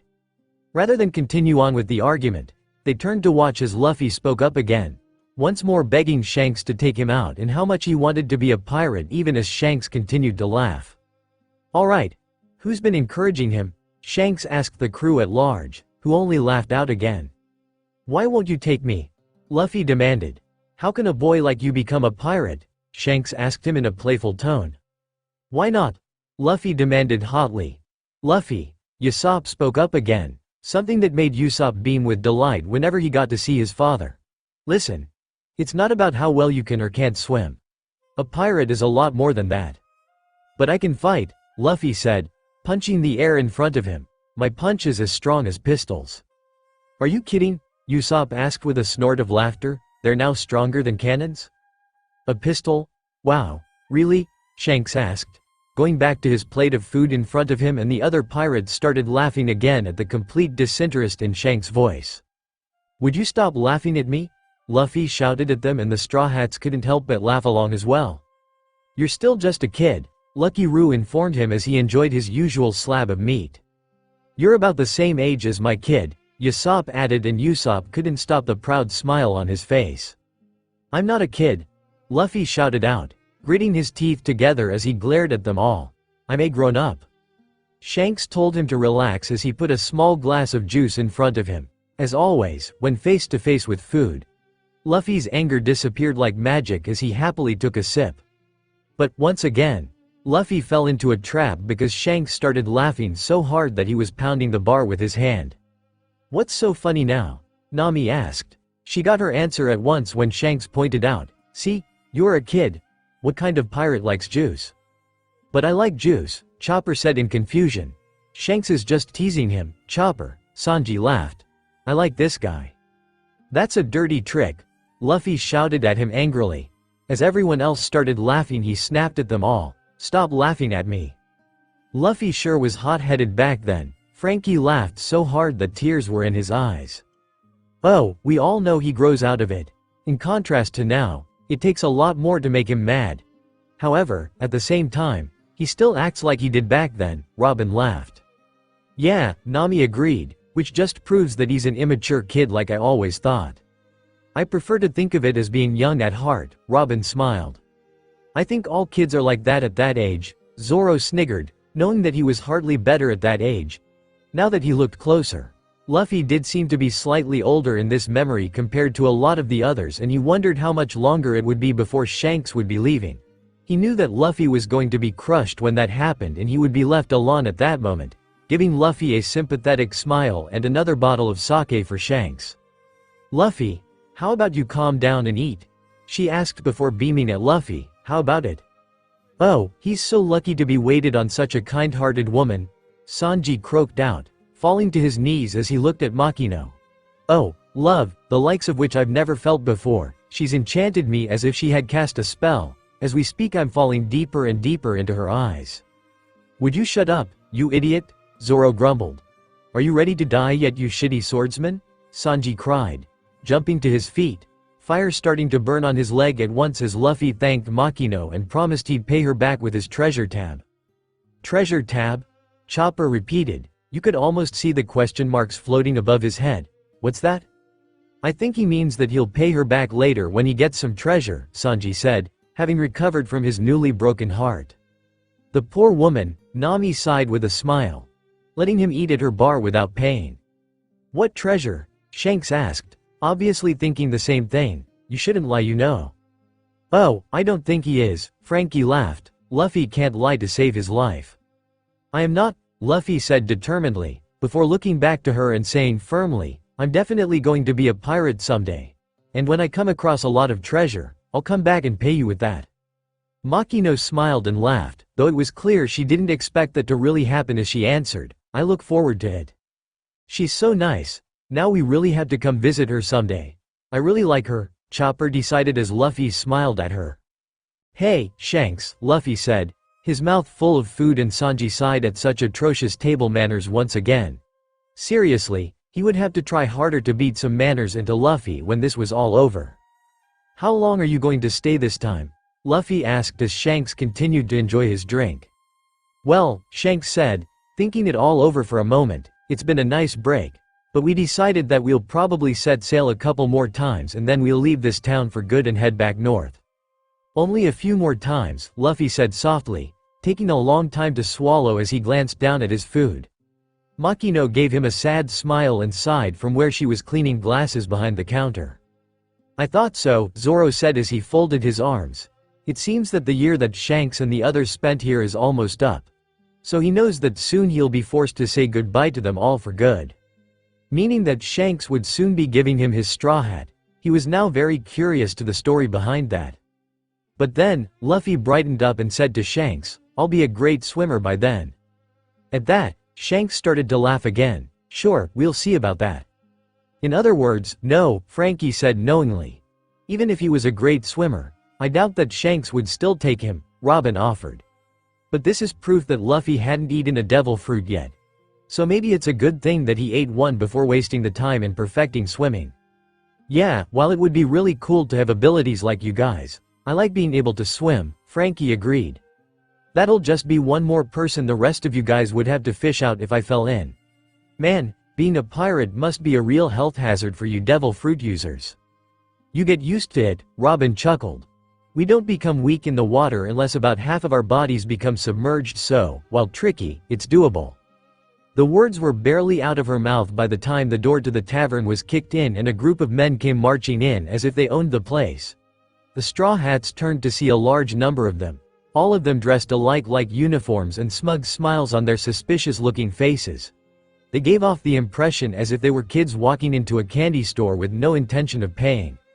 "Who are these losers?" Zoro asked darkly. "Look like bandits to me," Sanji claimed, remembering seeing bandits sometimes back when he was still a chef at the Bharati. The pirates fell silent, looking up, as if curious to see what these men were going to do. "Sorry for the interruption. So these are the pirates I've heard so much about," the man in the front said, obviously the leader of the group, before marching over to the bar. Luffy looked up at him in confusion as the man stepped on the door he kicked over and leaving a boot-shaped print in it. "They all look like idiots to me." "Doesn't he have any idea who he's talking to?" Nami asked incredulously. "Shanks is one of the 4 emperors after all." "Actually, if I remember correctly, Shanks didn't become an emperor until about 6 years ago," Robin said, trying to remember any details she heard of Shanks. "So his reputation wouldn't have been up to that level yet." "Either way," Zoro said with a rather evil smirk, "it looks like we're heading to a good show if we're lucky." "How would we be lucky to watch people get killed?" Nami snapped at him. The pirate crew didn't say anything as they kept a close watch on the bandits, still waiting to see what they would do. The group approached the bar, with Luffy watching as Makino walked forward to greet them. "Welcome. What can I do for you?" she asked. There was a hint of uneasiness in her tone, but she stood in front of him with a forced smile. "We're bandits," the man smirked at her. "Really?" Usopp asked sarcastically, "we hadn't noticed." "Damn, this place sure seems to have a bandit problem," Frankie said as he thought of the 2 losers who punched Luffy when he was alone. Those 2 idiots were probably part of this gang by the looks of things. "We're not here to destroy your bar. We just need about 10 barrels of sake," the bandit leader said with clear intentions that he wasn't going to pay.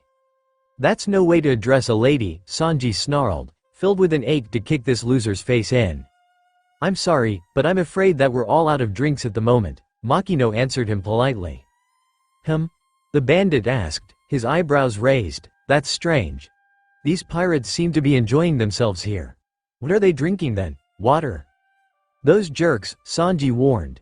"They better not do anything to her just because they don't have any drinks for them." "It's sake," Makino answered him, "but it's also the last of our stock." "I have to say she's kinda growing on me too," Zoro smirked. "She's got a lot of guts." Shanks looked up at them. "Oh sorry," he said to them all. "Looks like we went and drank the place dry. But if you want, there is still a bottle left that's unopened." Shanks then held up the bottle that Makino had just brought him. "If you want it, it's all yours." The bandit's eyes suddenly darkened, as if he couldn't believe that Shanks would dare speak in front of him before he shattered the bottle. the drink splashing all over Shanks and the bar. Makino and Luffy gasped while the bandits all laughed at the sight of it. Though the pirates didn't seem fazed by it at all as they turned to their captain, whose head was down with the hat shading his eyes so they couldn't see his expression. "What's with him?" Nami yelled out furiously. "I know that his crew drank all the sake, but that's no reason to act like a jerk." "What a waste of perfectly good sake," Zoro sighed tragically. "Do you even know who you're talking to?" the bandit said coldly. "I'm a bandit. I'm a wanted man who's worth 8 million belly." "Big deal," Sanji said, puffing a little on his cigarette. "We could take you out without breaking a sweat." The bandit went on, "One bottle won't be nearly enough, don't take me lightly." "What do they expect them to do? They're out of booze here. What, they expect to just magically produce more out of thin air?" Usopp asked. It was quiet for a brief moment before Shanks looked up. "Now the floor's all wet. Sorry about that, Makino." There was a slight pause there before Frankie asked, his head tilting slightly, as it sounded like something Luffy would have said. Robin giggled. "It's not just you, Frankie. I guess now we know where Luffy learned that from." Shanks then knelt down and started picking up the shards of glass and asked, "Do you have a mop?" Though I doubt that Luffy would offer to help clean up, Nami added as Makino shook herself awake and went around from behind the bar. Oh, no, it's fine, Captain," she reassured him, "I can manage it." But as she stepped out, the mountain bandit drew his sword and slashed it along the bar, cutting a groove into the wood and sending everything on it crashing to the floor to make an even bigger mess. "Well, if you enjoying cleaning," he sneered at Shanks, who was now leaned up against the bar, now soaked with sake. "Now there's more to clean." He put the sword back and said, "No point wasting our time here while there's no sake. Let's go, men." With that command, the band of bandits turned and filed out of the tavern, all of them roaring with laughter. "Later, cowards," the leader called over his shoulder with a sneer before he followed after. The Straw Hats were now looking over at Luffy, who was shaking in his seat. But not from fear, rather with anger. The only sound left was coming from the remaining door swinging squeakily from its hinges. Makino quickly kneeled down next to Shanks. "Are you alright?" she asked worriedly, using the towel in her hand to help clean him up. "Are you hurt anywhere, Captain?" Shanks merely waved his hand at her as he reassured her, "I'm fine, it's no problem." As soon as a grin unfolded on his face, it was as if he broke a curse so that his crew broke out into loud, energetic laughter at their captain, with Shanks laughing louder than any of them. "They really got you," Usopp yelled laughing. "That's funny. You look pretty dumb on the floor there, Captain." Lucky Roo laughed as well as Shanks kept laughing loud with Makino still trying to clean him up. There was something oddly impressive with how unconcerned that Shanks and the others were. But Luffy sure wasn't happy. Luffy jumped up onto his seat, looking furious at them all with his fists clenched tightly at his sides. "Why are you laughing?" Luffy then yelled and caused everyone to look over at him as he yelled out angrily, "That wasn't cool. Why didn't you fight back? No matter how many there are or how strong they look, if you don't fight back then you're not a man. Now I see I was wrong about you guys." "Really?" Chopper asked worriedly. "Nah," Zoro smiled, waving his hand down at him. "It's one of the first rules you gotta learn out here. Sometimes there are fights that aren't worth getting angry over." He looked over to Nami as he said that, remembering the bar fight they had in Jaya over 2 years ago, and how angry she had been at them for refusing to fight. But this time, he could see that she was frowning slightly, as if thinking about what he just said. "I know how you feel, Luffy," Shanks said calmly, looking up at him from the floor, "but all he did was spill sake on me. It's not worth getting upset over." "Whatever." Luffy huffed at him as he looked over to a small chest sitting next to him on the counter and then reached in to grab something. The Straw Hats leaned over to see what it was he had taken and saw a large purple fruit decorated with unusual swirls upon its skin in his hands. "Yow?" Frankie asked in surprise, having never seen anything like that. "What's that?" "It's the funniest looking fruit I've ever seen." "That's because it's a devil's fruit," Robin informed him with a smile. "Really?" Nami asked curiously. "I've never seen one in person." "Is it?" Usopp said, but before he could finish speaking, Luffy took a big bite of it. "So that's what happened," Nami said, smacking her forehead. "Idiot has no idea what he just did he?" "Very few people do." Robin smiled sadly, thinking back to when she had accidentally eaten her devil fruit years ago. Yeah, Chopper agreed with a nod. I didn't know the fruit I ate would do this to me. Well, you were still a baby reindeer at the time, right? You wouldn't know the difference? Usopp pointed out in a mischievous grin. Shut up, Chopper yelled, his face a little red when Nami gave a little "awing" sound at the thought of Chopper as an even littler reindeer. Shanks had wiped off the straw hat before he put it back on and looked up at Luffy while telling him, "You shouldn't eat out of frustration, you know." Shut up, Luffy said through a mouthful of fruit. Shanks blinked before his eyes widened in panic, realizing that something was wrong. Wait, what are you eating? He shouted just as Luffy finished swallowing the last of the fruit. Too late now, Robin giggled. I'm surprised he was able to finish it all in one go with how disgusting they are. Do they really taste that bad? Usopp asked curiously, and at the question, Robin, Chopper, and Brook all seemed to grow a little green in the face as he whispered. Okay, sorry I asked. Luffy, Shanks yelled, getting up and staring at him in horror. Don't tell me you just ate the fruit that was inside that chest? Luffy just looked at him in confusion, not understanding why he seemed so upset. Instead of answering, Shanks grabbed him and turned him upside down, shaking him as he yelled, "Spit it out! Spit out every piece!" What are you doing? Luffy cried with every shake, and that was when his legs stretched out and he literally fell flat on his face. He hung there comically for a few seconds before he bounced right back up. The Straw Hats all started to laugh, having seen this so many times that they were used to it, but seeing the stunned looks on everyone's faces was just priceless. Yo-ho-ho-ho, poor Luffy-san, Brook laughed sympathetically. Though it's a good thing that he did eat it if you think about it, Nami beamed. After all, it's because of that annoying ability that he's still alive after everything that's happened to us over the last 2 years. Does this mean, one of the pirates gasped out. He couldn't have, Usopp gasped. Luffy was staring ahead of him, his face slightly red from where it hit the floor. But his eyes were wide in shock as he asked, what just happened? Shanks lifted him up so that they were eye to eye even while upside down, and he shouted, Luffy, that was a devil fruit. The devil fruits are the treasures of the sea. If you eat it you lose the ability to swim for the rest of your life, but the one you ate also turns your body to rubber. The pirates started panicking and Luffy stared, freaking out. What? No, it can't. You're an idiot, Shanks yelled as the memory went dark once more. Nami shook her head fondly as she asked, he is, isn't he? But then again, what does that make Shanks for leaving something like that lying around?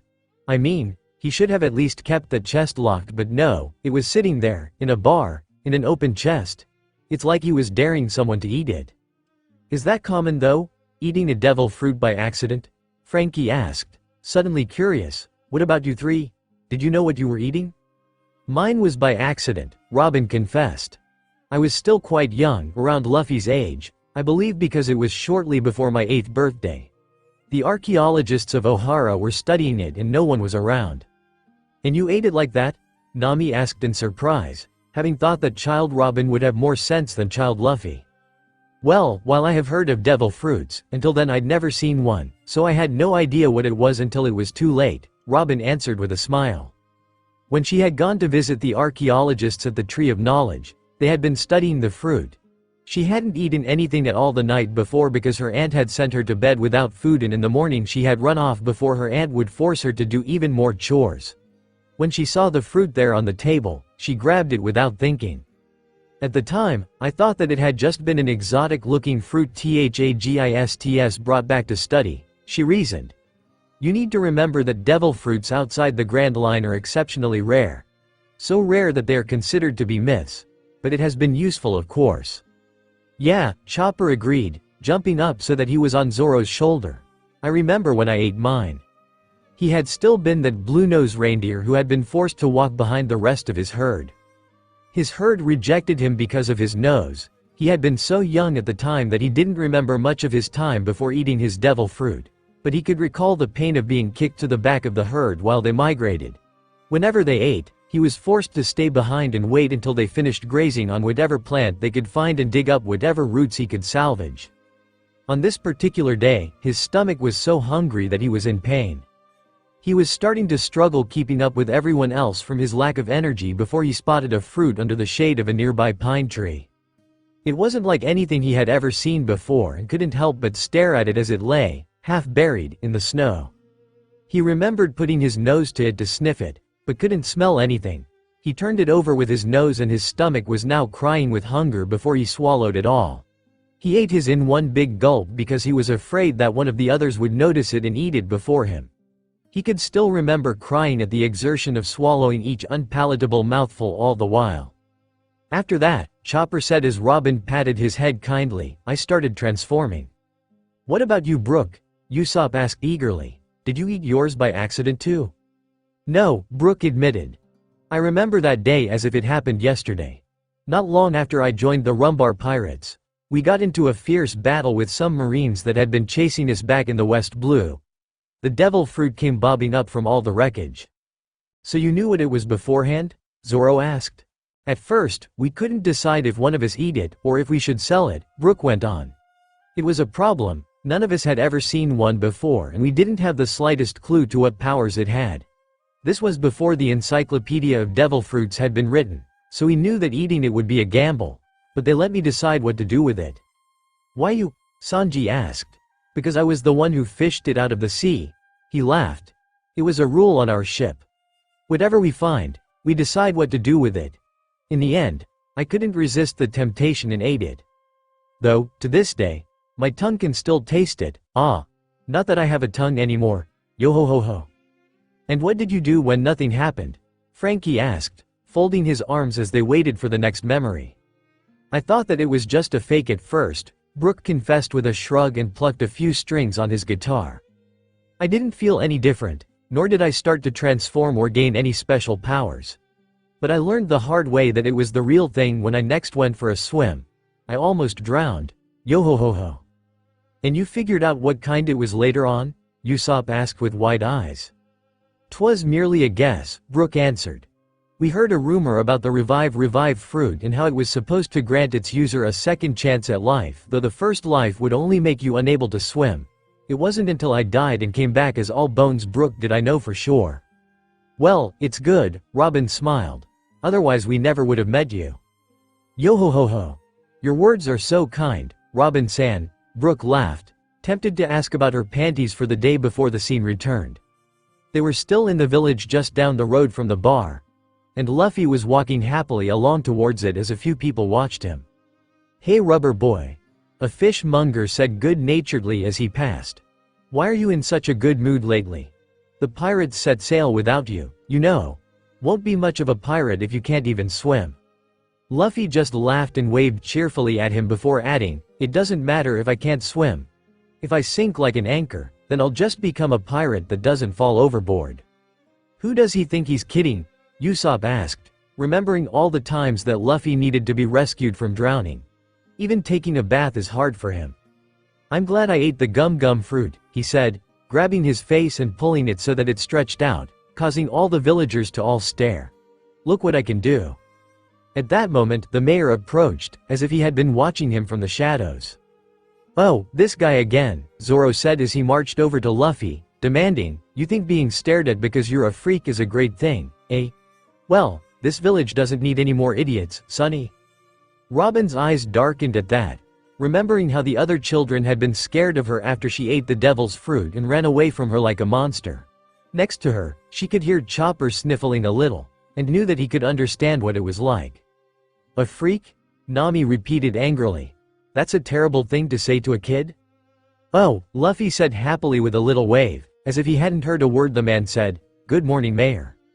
Luffy-san doesn't seem to mind, Brooke answered happily. Of course not, Zoro answered.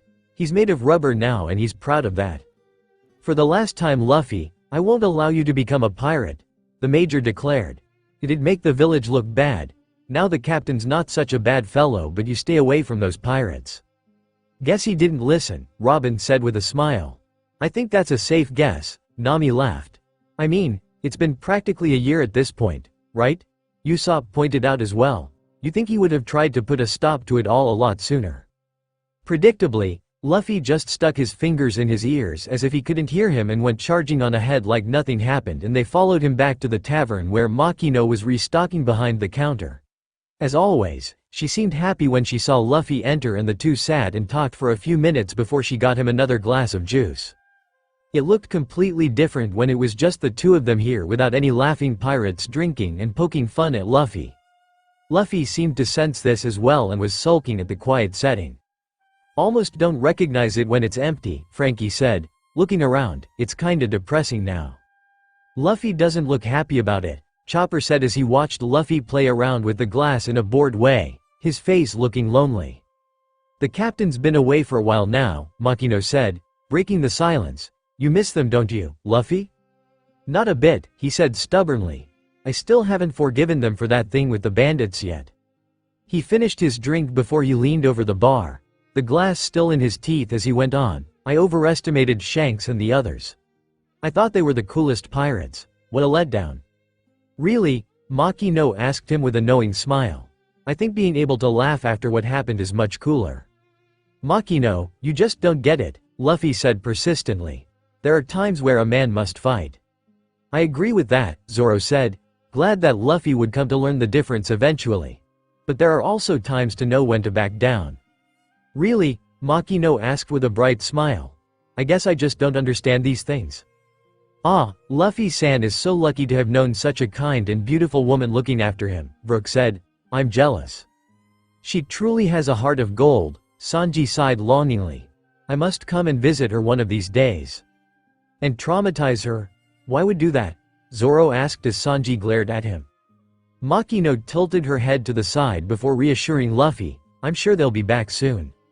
Even though Luffy said otherwise, it couldn't have been any clearer that he was feeling lonely and missed the others, especially Shanks. Still, HLP cheered him up slightly, but before he could answer her, the door to the tavern was kicked open again, putting an end to their conversation. Looking up quickly, they saw that it was the same bandits from before who walked in. They were all looking around, as if expecting to see someone there, all of them smirking horribly. Them again? Frankie asked darkly. Darn. I was hoping to see more with Shanks. At least he had a sense of humor. Yeah, but this can't be good, Nami said softly as the bandits looked around. I see that those pirates aren't around today, the leader said with a satisfied smirk as he walked in, looking almost disappointed. We were passing through and we thought we'd drop in for some sake. They all took seats and the leader barked at Makino. Why are you standing there? We're customers. He slammed his hand onto the table and yelled out, Sake. Makino put down the glass she was cleaning at once and cried, yes, of course. Sanji looked furious, now standing in front of the leader and yelled out, Oi! That's not how you address a lady. Sanji, they can't hear you, Usopp reminded him. Sanji was shaking with anger as he yelled out as Makino scrambled to find drinks, I know, but I can't stand by and watch a lady being treated like this. This sucks. I can't even kick this bastard. We had a great time that day, one of the bandits said. Did you see the looks on their loser faces? Luffy looked up at them all at once, shaking in anger at how he was talking about his friends. I don't like this, Usopp said nervously, knowing that Luffy was barely able to hold back his anger. They couldn't do a thing, another laughed. Even after you gave their captain a sake bath, boss. What a bunch of cowards, a third bellowed out, already sounding drunk. What horrible people, Brook called out angrily. Just because they don't waste their time harassing others doesn't make them cowards. Apparently, you aren't the only one who thinks that, Robin said, looking at Luffy, the fury growing more and more with every word. They all roared with laughter as their stupid-looking leader bellowed out, I really wanted to kill them all. That's what all pirates are after all. Cowards on the seas. Unable to take it anymore, Luffy yelled as he jumped up onto his seat, shut up. At those words, everyone in the bar was now looking at him as he kept screaming out, don't mess with Shanks' crew. He's not a coward. Makino's looked terrified as she grabbed him and tried to tell him to be quiet. Luffy, stop it, she begged, but he ignored her as he went on to yell, don't talk about Shanks and the others like they're idiots. What was that, brat? The leader asked him with a scowl, you have a death wish. A lot of people think that, Zoro admitted coolly. Luffy, please, sit down, Makino whispered pleadingly, trying to stand between him and the bandits. But Luffy wasn't listening as he glared up at the bandit, I said for you to shut up about Shanks. Why do I have a bad feeling that this isn't going to end well? Nami asked, her hands on her hips. Luffy's hot head is now going to get him into a lot of trouble if he's not careful. Yes, Brook said worriedly. But wasn't Luffy-san upset with Shanks-san too? They're friends, Sanji pointed out. If you're friends, you can insult each other all you like. But if it's some random jerks like that, they deserve to get told off. Yeah, but he's still just a little kid, Usopp pointed out. He's not as strong as he is now. I don't think he's thinking about that, Robin reasoned. When does he ever think? Nami sighed. Sure enough, the bandit leader reached out and grabbed Luffy by his shirt, and holding him up to his face. Listen, you little brat, you need to learn who you're messing with. Let me go, Luffy yelled, now fighting to get away. Makino rushed forward and grabbed the bandit's other arm as she begged, please, sir, let him go, he didn't mean to. But the bandit wasn't listening as he shoved her away and she hit the bar before stumbled to the ground.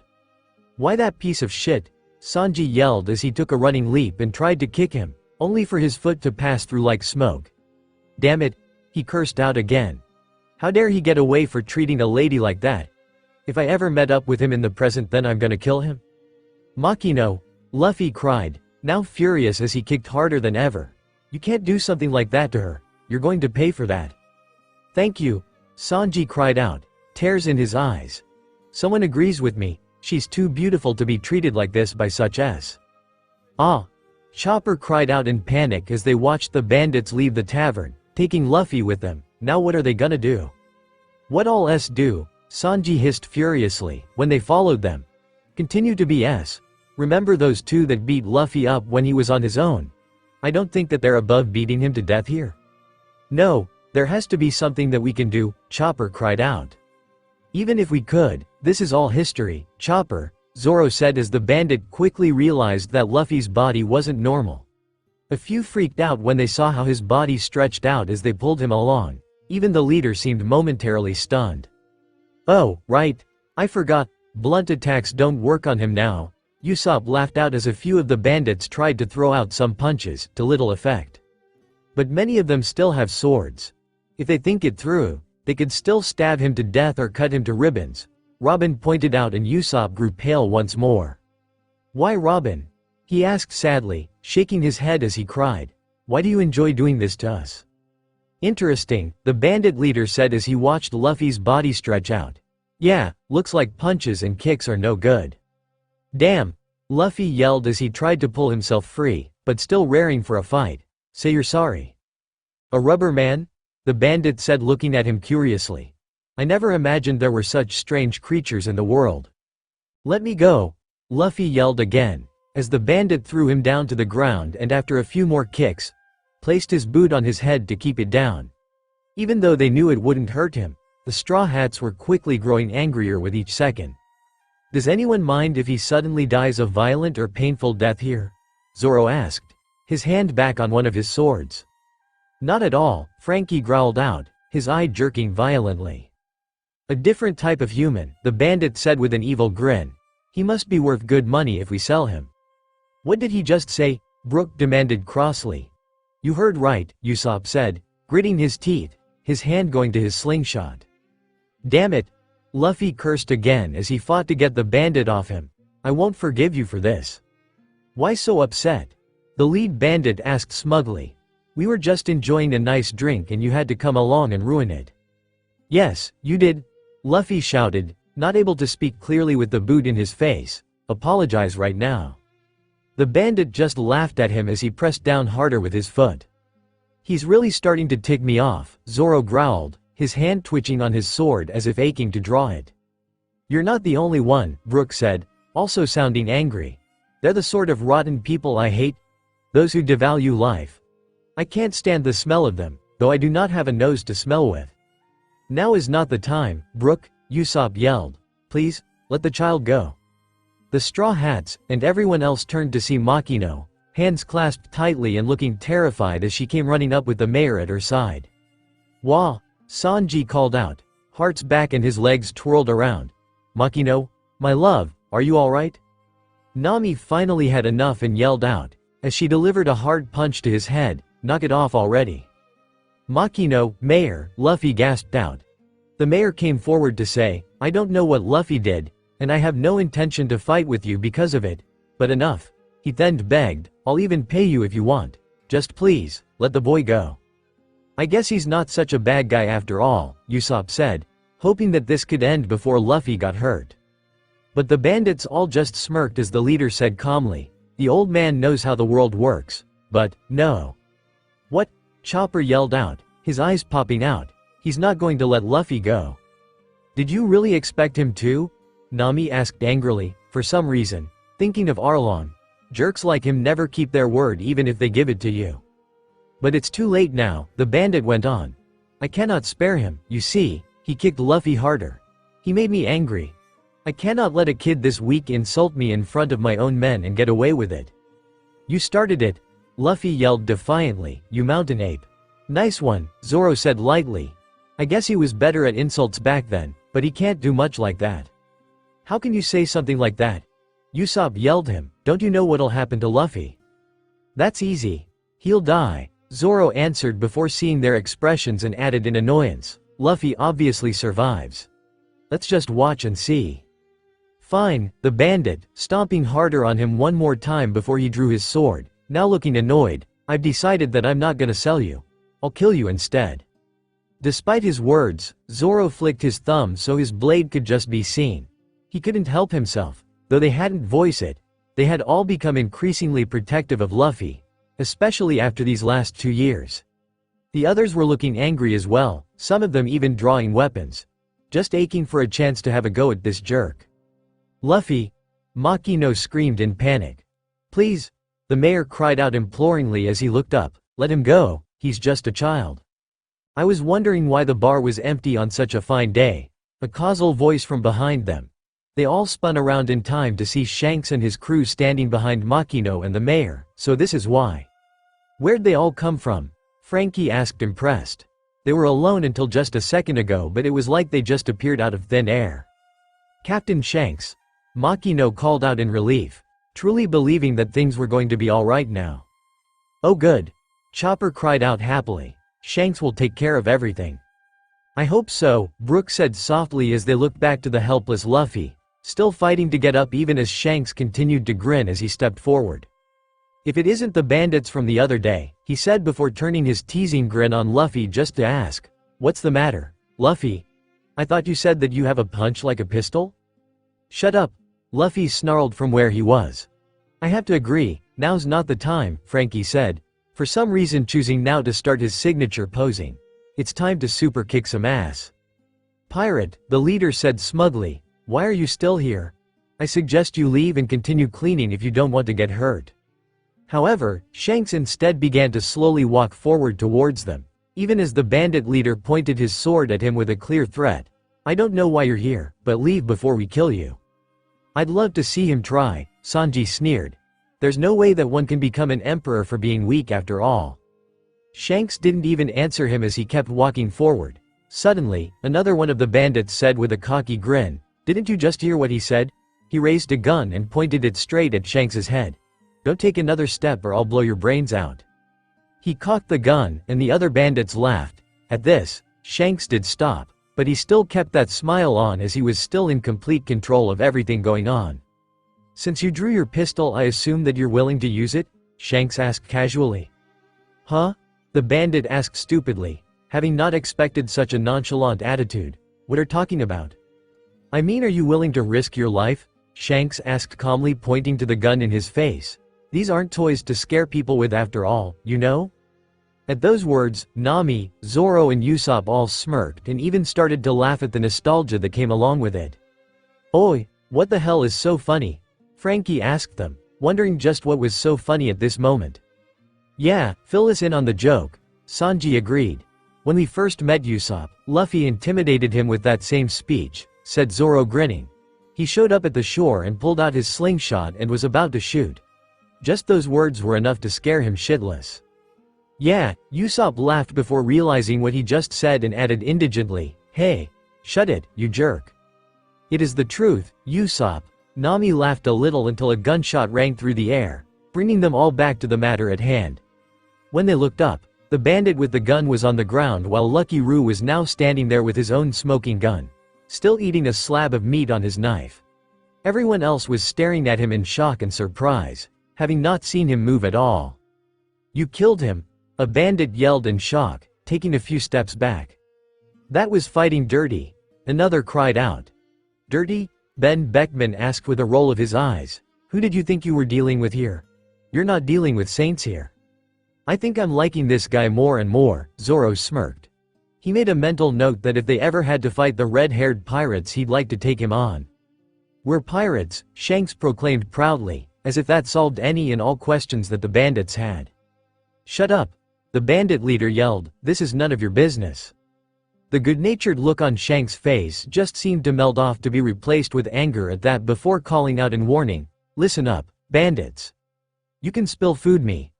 You can pour drinks on me. Hell, you can even spit at me. I'll just laugh it off." But then his face grew furious as he said, "But, no matter what the reasons, I won't forgive those who hurt my friends. Now for the last time, let the lad go." The words seemed to echo around them and Luffy was staring up at Shanks with literal awe in what little of his face that could be seen from behind the bandit's boot. "Wow!" Chopper cried out, stars sparkling in his innocent eyes. "Shanks is so cool, I want to meet him." "I can see why Luffy looks up to him," Sanji smirked. "Shanks is definitely his main influence on who he is today." Despite the warning though, it seemed that the bandit leader still hadn't learned his lesson for he just laughed and asked mockingly, "Won't forgive you say? You bunch of pirates who float around on the sea want to challenge bandits? What a joke, kill them all men." At his command, the bandits all raised their weapons and charged ahead. "Amateurs," Zoro said while shaking his head, seeing how clumsily they were waving their swords. "They barely know how to use those things." Beckman clearly thought the same thing as he stepped forward and said, "I'll handle this. I'm more than enough for them." Shanks just grinned as his friend strode forward, pulling out the rifle he had tucked in the sash at his waist, stance relaxed and casual. When the first bandit came at him, he used his smoking cigarette to run it into his face so the first bandit hit the ground before the cigarette did. He then raised his rifle up like a club and, in no time at all, the bandits were all lying face down in the dirt. "Don't flatter yourselves, bandits," he told them, pointing the rifle at them as he lit another cigarette. "If you want to fight us, you better bring a warship with you." "Wow," they heard Luffy whisper in wonderment, even with a boot still stuck in his face. "Luffy took the words out of my mouth," Nami said, a smile spreading across her face as well. If this didn't cement the idea of cool pirates into Luffy's head, she didn't know what would. Not bad, though they were just taking out these weaklings. They're barely fighting at all, so we have no idea how strong they really are. D on his swords again as he watched Beckman walk back to his friends.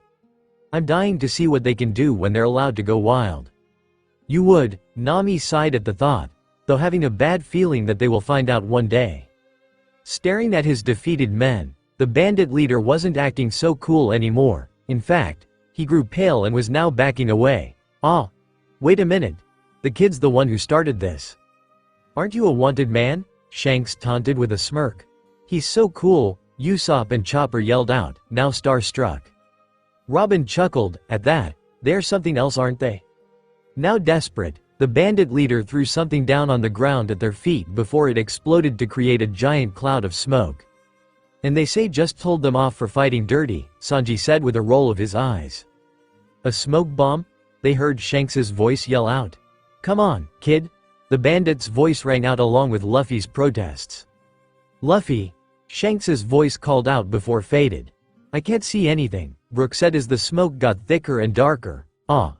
But I don't have eyes to see with anyway. Yo-ho-ho-ho." "What's happening?" Chopper cried out as it only continued to get darker until everything faded out. "I've never seen a smoke bomb make everything this dark," Frankie said looking around before adding to himself, "though that's not such a bad idea for a new weapon. I'll have to work on that." "Idiot, the memory's obviously changing," Nami yelled at him. She was right, for soon, they were standing on the ocean waves, everything coming back into focus. "Oh, I didn't miss this," Usopp said, still finding it so awkward to be standing on the water, but what was? "Now's not the time. Look at what's happened," Sanji yelled, pointing ahead. They looked up to see that the bandit leader was standing in a small rowboat with Luffy sitting as far away as possible from him at the other end. "That's not good," Robin said, now sounding anxious. "If he falls in, he'll die for sure." "How can you be so calm about this?" Usopp yelled at her. "I'm calm about most things," she said coolly.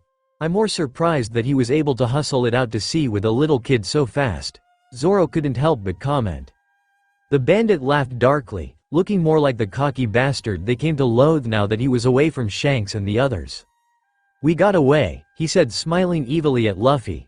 "They will never think to look for a bandit at sea. I only brought you as a hostage, but now there's no more use for you. I've always killed those who irritated me. You will be the 57th. You jerk," Chopper yelled out furiously, transforming into Hornpoint. "Wait, till I get hold of you. You'll wish that you were never born." "Yeah, besides, fleeing out to sea.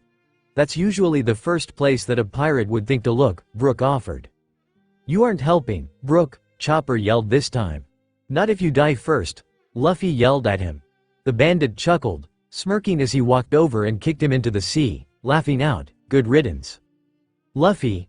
Usopp yelled in panic. They watched as Luffy flew through the air, as if in slow motion, before he hit the water. He ended up coming back up for a moment, but he was floundering in the sea, trying desperately to keep his head above water.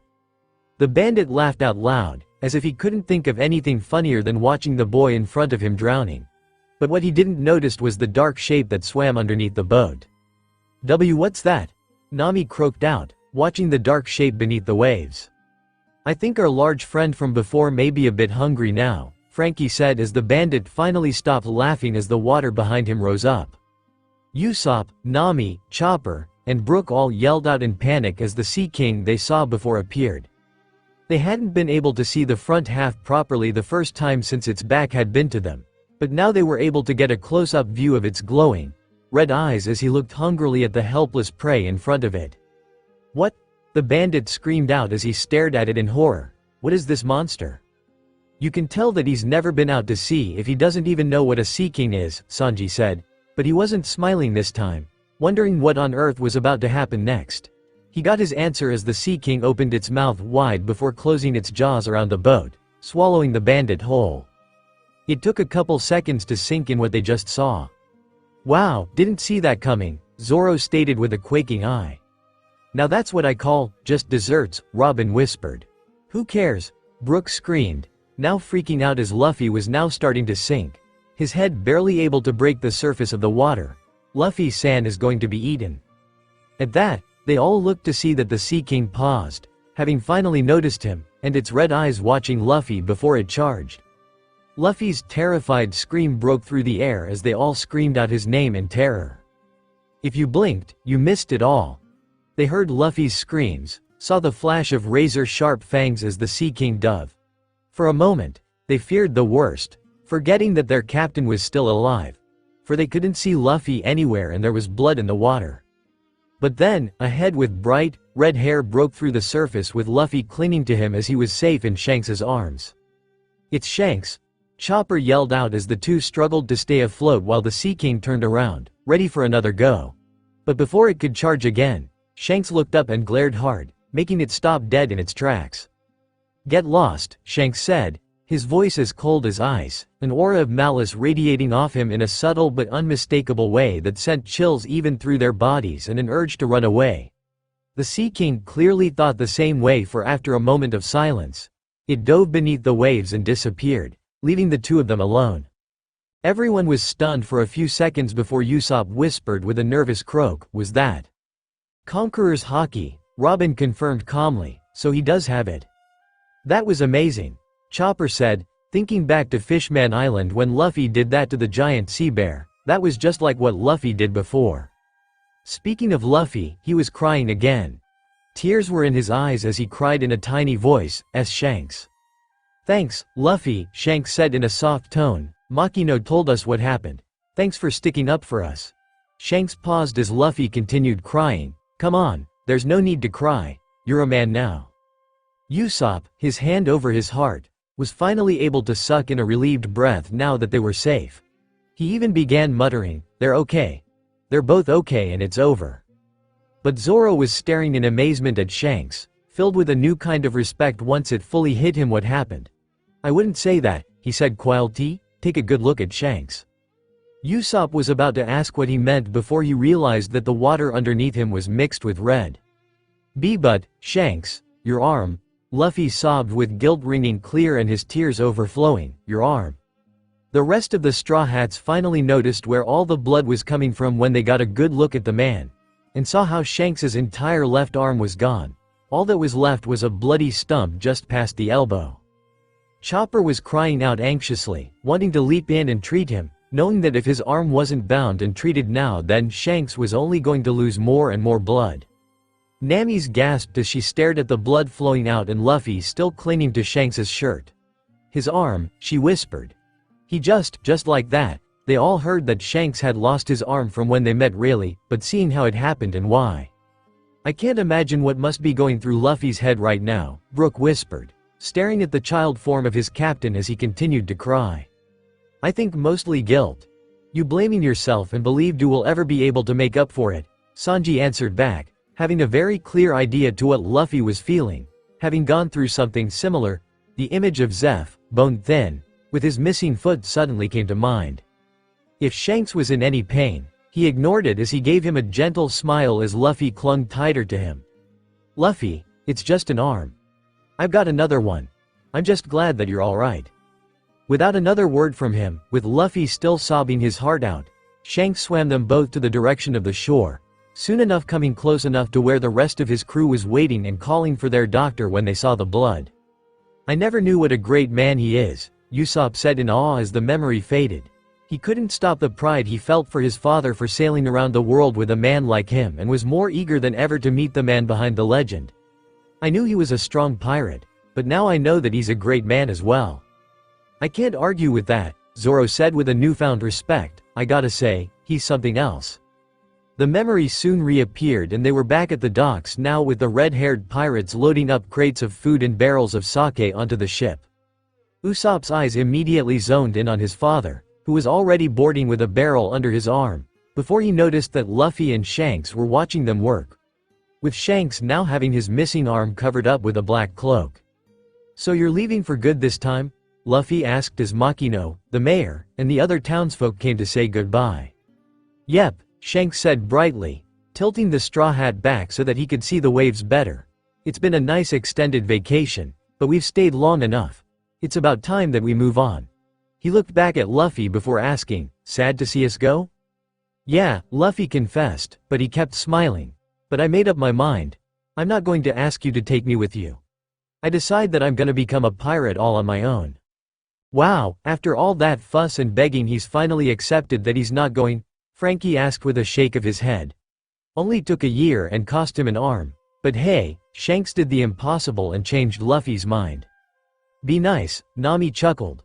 Shanks seemed to have been thinking the same thing though, for he turned and stuck out his tongue to tease. "Hey, I wouldn't take you even if you begged me. You don't have what it takes to be a pirate." "For someone who lost an arm, he's surprisingly upbeat," Robin commented. "Yo ho ho ho. Well, you know what they say. That's half the battle in life. Having a good attitude," Brook laughed.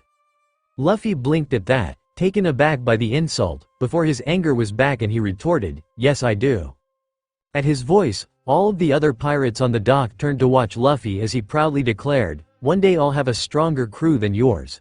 And then I'll find the world's greatest treasure. You hear me? Someday I'm gonna be king of the pirates." The weight of his vow could be felt all around them as waves of understanding washed over them all. Zoro, in particular, was suddenly reminded of that night so long ago when he had made a similar declaration with his rival and he smiled at the memory.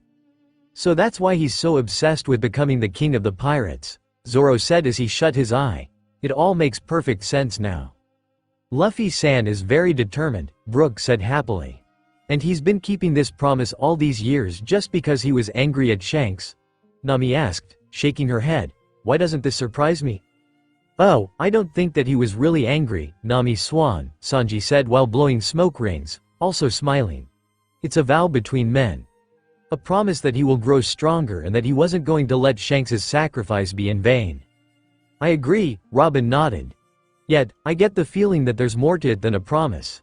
I can't help but wonder what else it is that drives Luffy.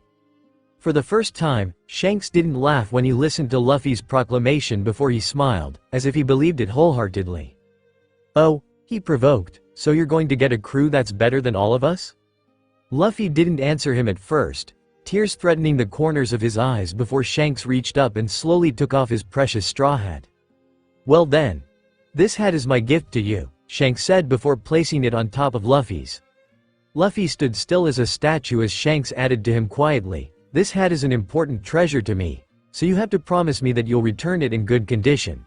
Shanks pulled away from him before finishing, "And only after you become a great pirate. That'll be our promise, Luffy." Chopper laughed joyfully at the sight, his own little hooves gripping his own hat tightly as he grinned. "Shanks is really nice. So that's why the hat's so important to Luffy." "Yes, the man who once saved his life has been waiting for him out here on the sea for years," Brook said, now looking deeply touched by what he was seeing as tears ran down his face at the scene. "Luffy is very lucky indeed," Robin agreed with a soft smile. "He is," Nami agreed. Luffy took the hat in his hands as he watched the Shanks board the ship. Makino came up behind him and stood with him, smiling as kindly as ever as she waved goodbye to the others. "Raise anchor," they heard Shanks yell, "and set the sail." "Aye," the rest of the crew yelled before they began to pull out, but making sure to have the time to wave to Luffy, Makino and the others. All the Straw Hats, except for Usopp, who was staring at his father, was looking at Shanks. They watched his ship until it sailed away from them and disappeared over the horizon. "That's got to be the sweetest thing I've ever seen." Robin smiled as she watched little Luffy put the hat back firmly on his head and rub the tears away. "Yeah, so Luffy has been fighting to keep a promise for all these years," Zoro said softly, his hand on Kuina's sword. "It's like saying that it was a challenge for him to grow stronger, and it was a challenge accepted."